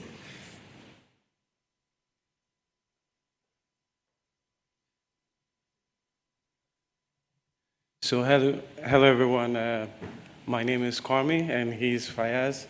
So we are from the Vision Lab in ODU. So in case you are wondering what electrical engineering students are doing here, we are from the Vision Lab. So the main goal of our project is that we are trying to predict street-scale flooding and then communicate this information to road users. So then we are trying to use existing infrastructure like surveillance cameras to predict them. And then, so then we are predicting, we are first detecting the extent and we are also predicting the water depth. But then as we try to solve this problem, we encounter some problems with depth. So then the problem is that, okay, given just a single image or a single monocular image from any part of the world, what is the flood depth, right? So then in order to address this, we've gone through a sequence of activities. So we generated synthetic flooding data at some point, and we also have some flood depth prediction methods that I think Fayez is going to talk more about it, so probably for the synthetic data generation. But so then we also do some algorithms for predicting flood depth based on only images, right? So then, okay.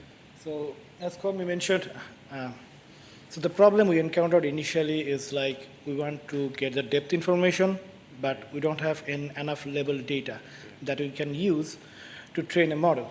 So how can we get those data? So initially what we thought is how about train a generative model so that we mask the region that we want to flood and we mask the obstacles that's in the flooded region, and we train a generative model to paint the flood. So we did that first. But then the problem becomes is like how realistic is the flood? Like it doesn't have the realistic depth information, it doesn't follow a physics rule. So what we can do is we can make a 3D twin of a flooded region. So now, given in any region, any picture, any video, we can make a 3D twin using blenders. So we did that. But then the problem is it is realistic, it follows physics, but it is not location specific. You have to build the whole terrain yourself from every single place. And also it is computationally very expensive. We cannot do that. So then we moved to combine these two things. One is physics simulated flood and this generative model. So what we've done is given any video, any image of any location, we can get the depth and bathymetry of that location based on that image. We can do that. And from that, we can solve a shallow water equations. So now, using the equations, we can simulate the floods where we know the velocity at each point and its relative depth. So that is the whole synthetic pipeline that we have here. So now this solves both the problems. It follows the physics rules, and also it has realistic flooding. So now using that, we also do the next part, which is the depth estimation that Kwame already told us. So our poster is here if you want to see, and have any questions, we're more than welcome. Thank you. Thank you, Kwame and Fayez. Next up, we have Victor Sabrel and Yidi Yang. Victor is a postdoc, and Yidi actually just passed his dissertation defense for his PhD, so congrats to you. They are both in civil and environmental engineering at the University of Virginia. Hello, everyone. Thank you. My name is Victor. I'm the postdoctoral researcher in Professor Goodall's lab. And so our study area is basically Norfolk. And we chose Norfolk because it's a coastal city that faces frequent minor flooding events, or also known as nuisance flooding. And this type of flooding affects traffic. It causes stress to roads and stormwater infrastructure. And then, So based on these problems, we are trying to build a real-time flood monitoring prototype or system. So we basically leverage the real-world cameras and also combined with some installed cameras specifically for flood monitoring. And we try to use machine learning-based computer vision methods, such as semantic segmentation on images, to figure out the flood extent in the images captured by the cameras. And then we, so we are focusing on urban areas, so typically the high resolution elevation data or some like DEM, digital elevation models, are usually available for urban areas. So we are trying to leverage that, and with some camera projection method, we can determine the water, like a flood, like a hydrologic information about the flood, like the water depth, flood extent, and so that's we propose this method as a way for real-time flood monitoring for urban areas. So just to add a little bit more about this sensor. So we built this prototype thinking about privacy. So the idea is that the images will never leave the device. So we take a picture, we process, and we calculate a severity score based on the flooded extent. And this is the number that we transmit in the network. We are also using LoRaWAN, which is a sensor network for long-range sensors. And this integrates with other sensors like water level or weather stations and other sensors available. So the idea that we have with this prototype is also building a platform that we can try other image segmentations, other algorithms. So we used only commercially available parts that everyone can buy online and put together very quickly. Okay. Thank you, everybody. If you want to know more about our research, we are in the poster in the back. Thanks. Thank you, Victor and Yidi. Next, we have Zanko Zanzalimi. He's a PhD student in civil and environmental engineering here at UVA. Thank you, Julie. Hello, everyone. My name is Zanko Zanzalimi, a PhD student in civil and environmental engineering at the University of Virginia, working with Dr. Negin Alamaskur and Dr. Majid Shafiejud. My PhD research mainly focuses on two connected areas. The first one is about topographic data improvement, which is essential for accurate flood simulation. So in this area, we use different type of remote sensing data and also deep learning models to downscale global DMs to a final resolution. The second area is about AI for flood forecasting and stormwater system management. So actually, our main focus here is developing physics-informed deep learning surrogate models to predict flood and also to predict hydraulic state of stormwater systems using specifically graph-based deep learning model like graph neural network or GNNs. But why GNNs? many flood and drainage system are represented as a connected system. So, for example, urban drainage systems are made of nodes and edges, and also hydraulic prediction is based on propagating the information from connected components in the system. So GNNs are well designed for this type of systems. Actually, we can generate this kind of system using node and edges, and also GNN has a key component, message passing, that help the model to learn how water-related information propagate over the system. And in my poster, I present our recent work about the compound flooding prediction using graph neural network.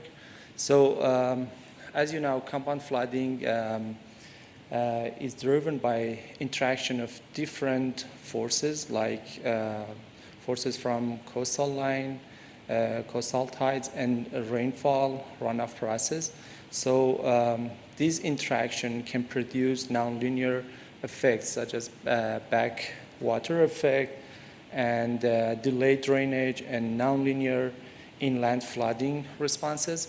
Which are difficult to capture accurately and efficiently. So, however, physics-based models can simulate this type of interaction very accurately, but they are computationally expensive. At the same time, other traditional deep learning-based models treat this interaction implicitly, so we develop a methodology or framework using GNN that can learn this interconnection between different type of boundary condition explicitly. So if you are interested in this type of graph learning, please stop by my poster. Thank you.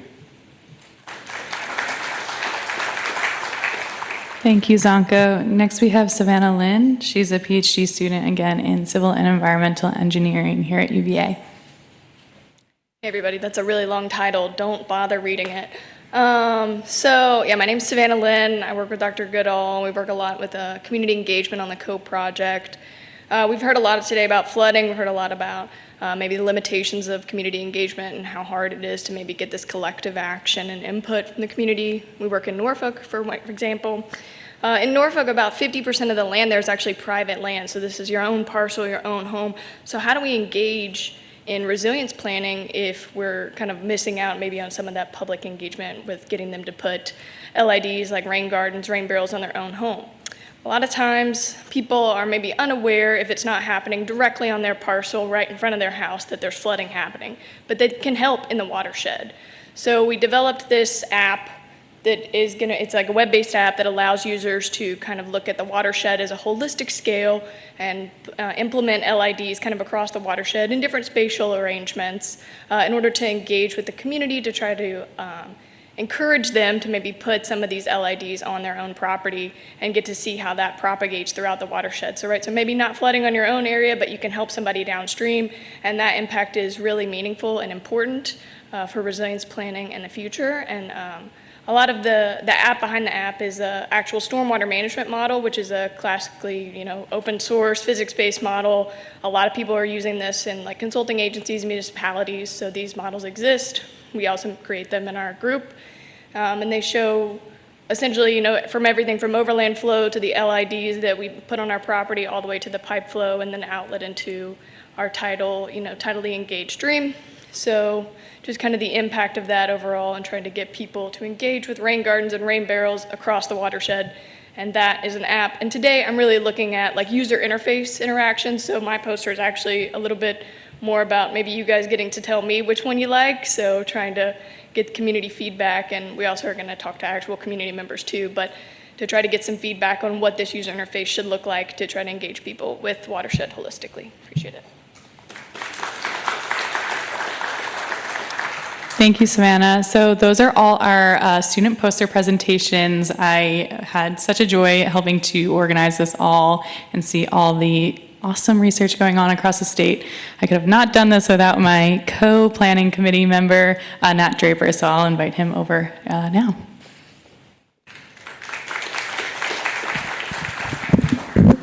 Thanks, Julia. She did such a great job. And after listening to the three panels today and hearing all the work that's being done, I think it's really refreshing to have the students that are doing the next, future research of solving some of these problems. So let's give a round to the flash talks today. I really appreciate that. Thank you.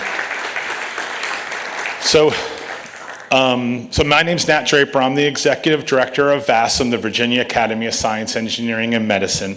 And, we're a nonprofit. Our mission is to use our 170 members to, we have three key words: advocate, inform, and serve. And I think we did that today in our three panels on flood resilience. We've done it in other topics like AI and energy. But I just wanted to tell a quick little story. So Amanda from NASM, who is one of our partners today, and VASM, we met in October, and we talked about this flood resilience summit today and how it could be really impactful for the Commonwealth. And I chatted with one of my VASM members, and we said, we have the perfect person to run this. And we reached out to John. John, would you stand up and give you a round of applause too? And, when I reach out to some members, I don't always get a positive response. And John said, no problem. I'm really excited about this topic. I think we could do a great job here in Charlottesville. So, NASM, VASM, and University of Virginia Engineering all, teamed up to do this. And I'm a big believer in collaboration. VASM probably could have done this by ourselves, but it wouldn't have been as impactful as it was today. John jumped to work in November, and we've planned for the last 6 months for this day to come. And I just thought it went really well. So I wanted to make sure that we thanked and recognized John for that. So we're in the very last spot of today, and it's what we call the reflection phase. And we have two great people that are going to do that. They're just going to each reflect for 4 to 5 minutes. And so the first reflection speaker is the Honorable Ann Phillips. So Ann, let's give Ann a round of applause. And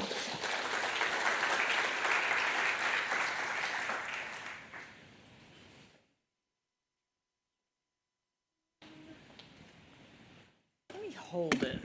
It's always better if I hold it. Otherwise, I'm not close enough. So good afternoon, everyone. Thanks to everyone still joining us online. Thanks to all of you who are still here at the end of a long week, a Friday when many of you have been at Environment Virginia all week long, and you are exhausted, and we appreciate that and are very grateful for your presence today.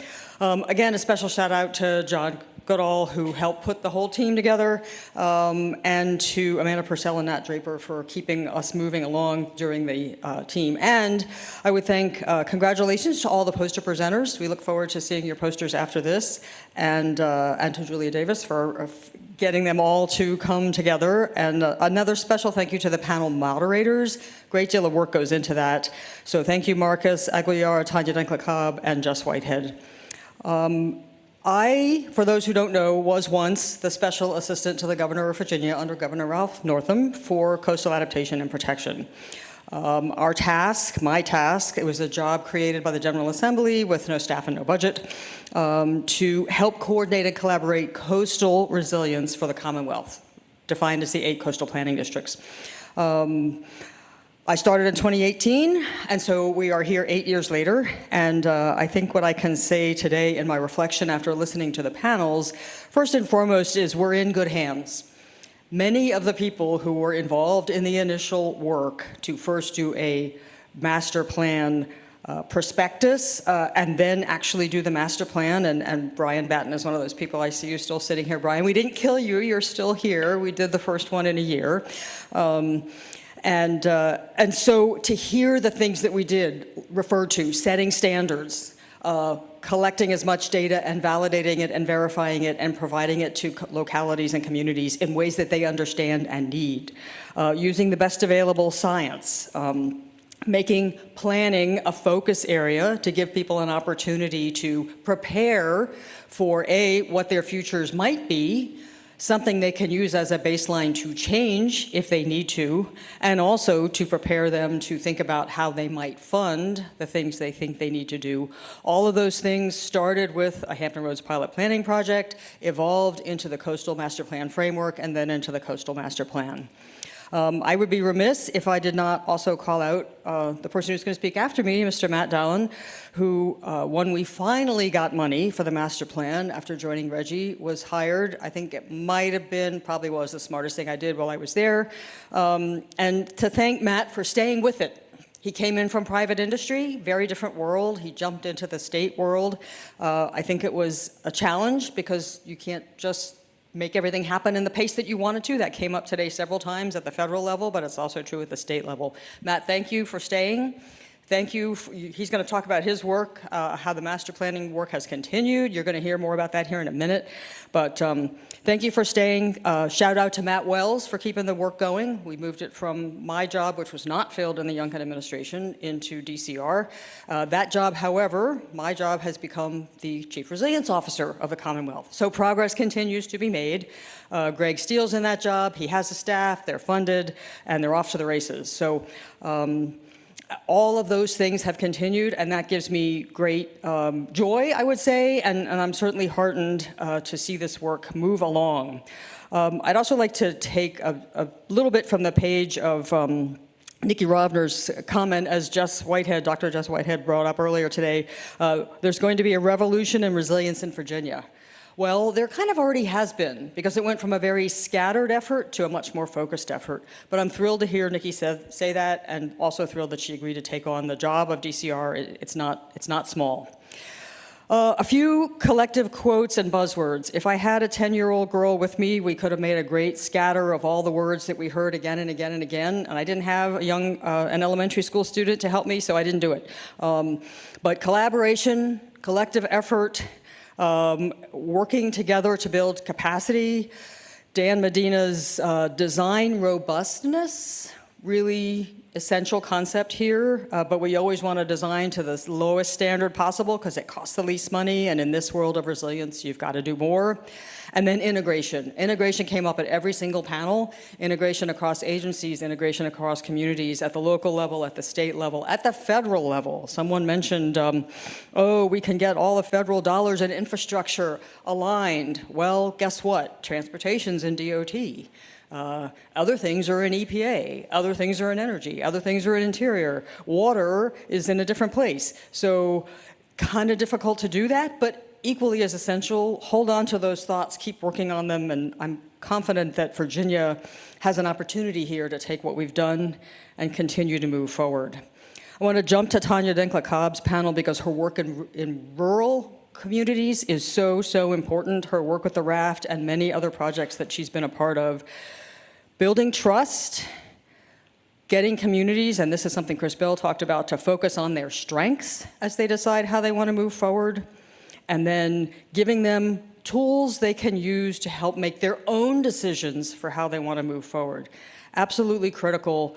And I think just so much value has come from the work that the raft, which Tom Allen mentioned this morning too, involves a lot of people across universities. It's quite a collaborative, but it has taken 10 years to get to the point where this process is trusted and people are begging for it across the Commonwealth. That's a long time, and I would add it has been an evolutionary process. As people have requested changes, changes have been done, and that is leading to tremendous outcomes, and that is how we got into the western part of the state. Essentially very much needs this kind of work, but building trust, building collaborative processes, building integration opportunities is what makes this so important. Last panel, again, lots and lots of discussion about not only political will, maybe one of the first places that came up in great detail, but again, integration, and to quote Jess Whitehead, innovation brings hope. And I think innovation gives a lot of opportunity. We touched on AI a lot of times today. I loved the descriptions of how to validate it that Brian talked about. Make sure that your data is showing you what you think it is showing you, and over time it will improve and become a useful tool. lots of folks in this room are working on that, and that's going to lead to tremendous outcomes for us in the future. Finally, proactive planning. Came up in some ways in nearly every panel, but the ability to take dollars when you have them, prepare localities for what their future could be, I talked about this just a few seconds ago, sets you up for when dollars are there, but also gives you an understanding of what you need for the times that those dollars aren't there, so you can start to pick off little bits and make progress and keep that progress going over time.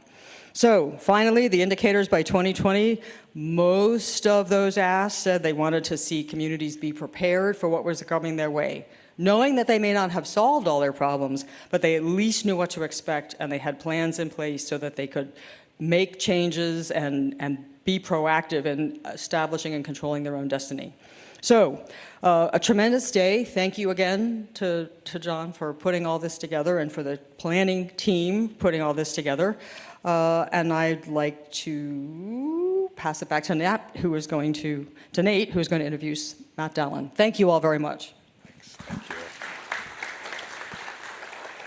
All right, for our final, and thank you so much. That was a great reflective speech, Matt. You have tough work doing that, following up. But Matt, come on up, please. Matt's with the Virginia Department of Conservation and Recreation, and I think already did a pretty good job introducing him. So thanks so much. All right, thank you, Nat. Thank you, Vasem, Nasem, everybody for really bringing this community together again in person, as well as online.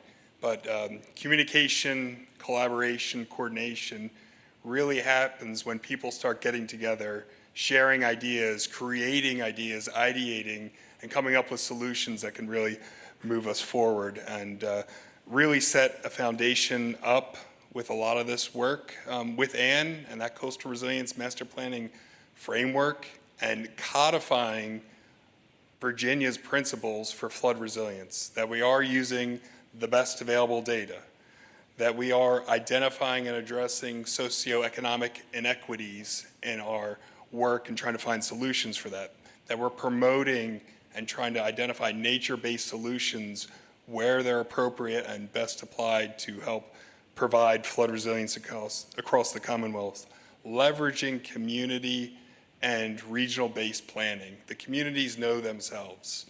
We're not here as the state to tell them what they need to be doing. They know what's best. We're here to provide the resources and tools to help them on their journey, but that we do need to recognize fiscal responsibility and there are fiscal limitations. Those 5 principles are codified in state code.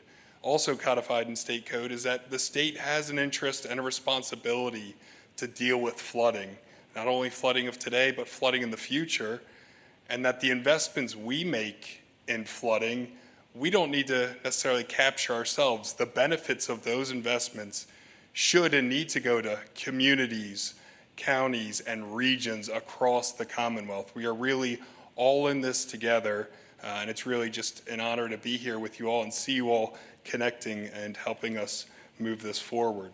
So what's next? What does this mean from the Commonwealth's perspective?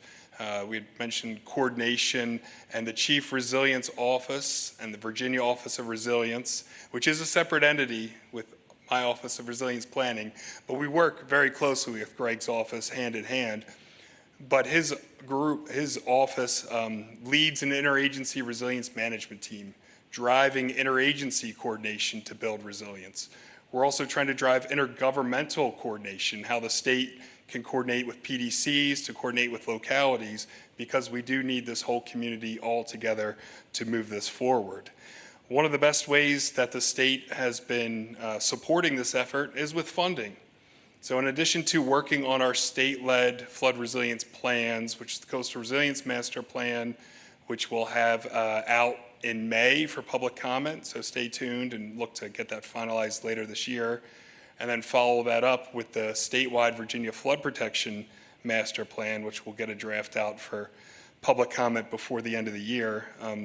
Both those plans provide resources, set a vision for the Commonwealth. We're going to be establishing some statewide flood resilience metrics to monitor so that we can measure, monitor, manage, and work towards adapting to getting desired outcomes. But getting back to some of our resources and investment, the Community Flood Preparedness Fund has invested over $315 million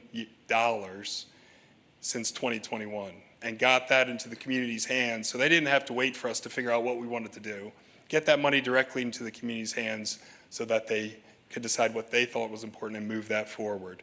The next round of the Community Flood Preparedness Fund is scheduled to come out on December 1st. So that'll be round 7. Secretary Bulva made an announcement at Environment Virginia earlier this week. We're back in Reggie, so we have a new source of funding, or return to an old source of funding, depending on how you look at it, and look to have that, at least through this administration, that is a huge advantage for Virginia. So start to think and prepare for this next round of funding. What can we do with our communities to put this money to work? Whether it's planning and capacity building, getting new staff. I think Brian had mentioned Kit Friedman from Crater PDC. She's on a capacity building grant from DCR to be that person in Crater PDC. She's been able to multiply the money invested in her position to bring millions of dollars into Crater PDC for flooding. So start thinking about what are your capacity needs, what are your planning needs, what are your project needs, and start applying for that money. It's here for you all to put into good work. And then also really encouraged to see the next generation of resilience professionals here in the room. I think it's a great opportunity for you to hear kind of the state of resilience and what's going on in the Commonwealth, and for you also to share where you think you all can help make contributions and lead us into new opportunities. So I just really wanted to thank you all, and we are in the resilience revolution in Virginia. There is money abound and great ideas and a great community that we are all working together, and it's really going to take all of us working together to really achieve the success and the vision that we want for a resilient Virginia. So, thank you. Thank you. All right, so that is pretty much a wrap. What I do have, I have one request or favor for everyone in here. We have some amazing graduate students that have put some work together, and I know it's the end of the day and it's Friday, but I'd like each of you to stop by maybe 3 or 4 of these at least to, hear what the type of research that they're doing. And if you have the time, I'd really appreciate that, because they've worked really hard. And with that, Amanda, there will be some food served, some more food, and there's also, I think, a cash bar back there as well. And so let's work on networking and enjoy the rest of the afternoon. Thank you so much.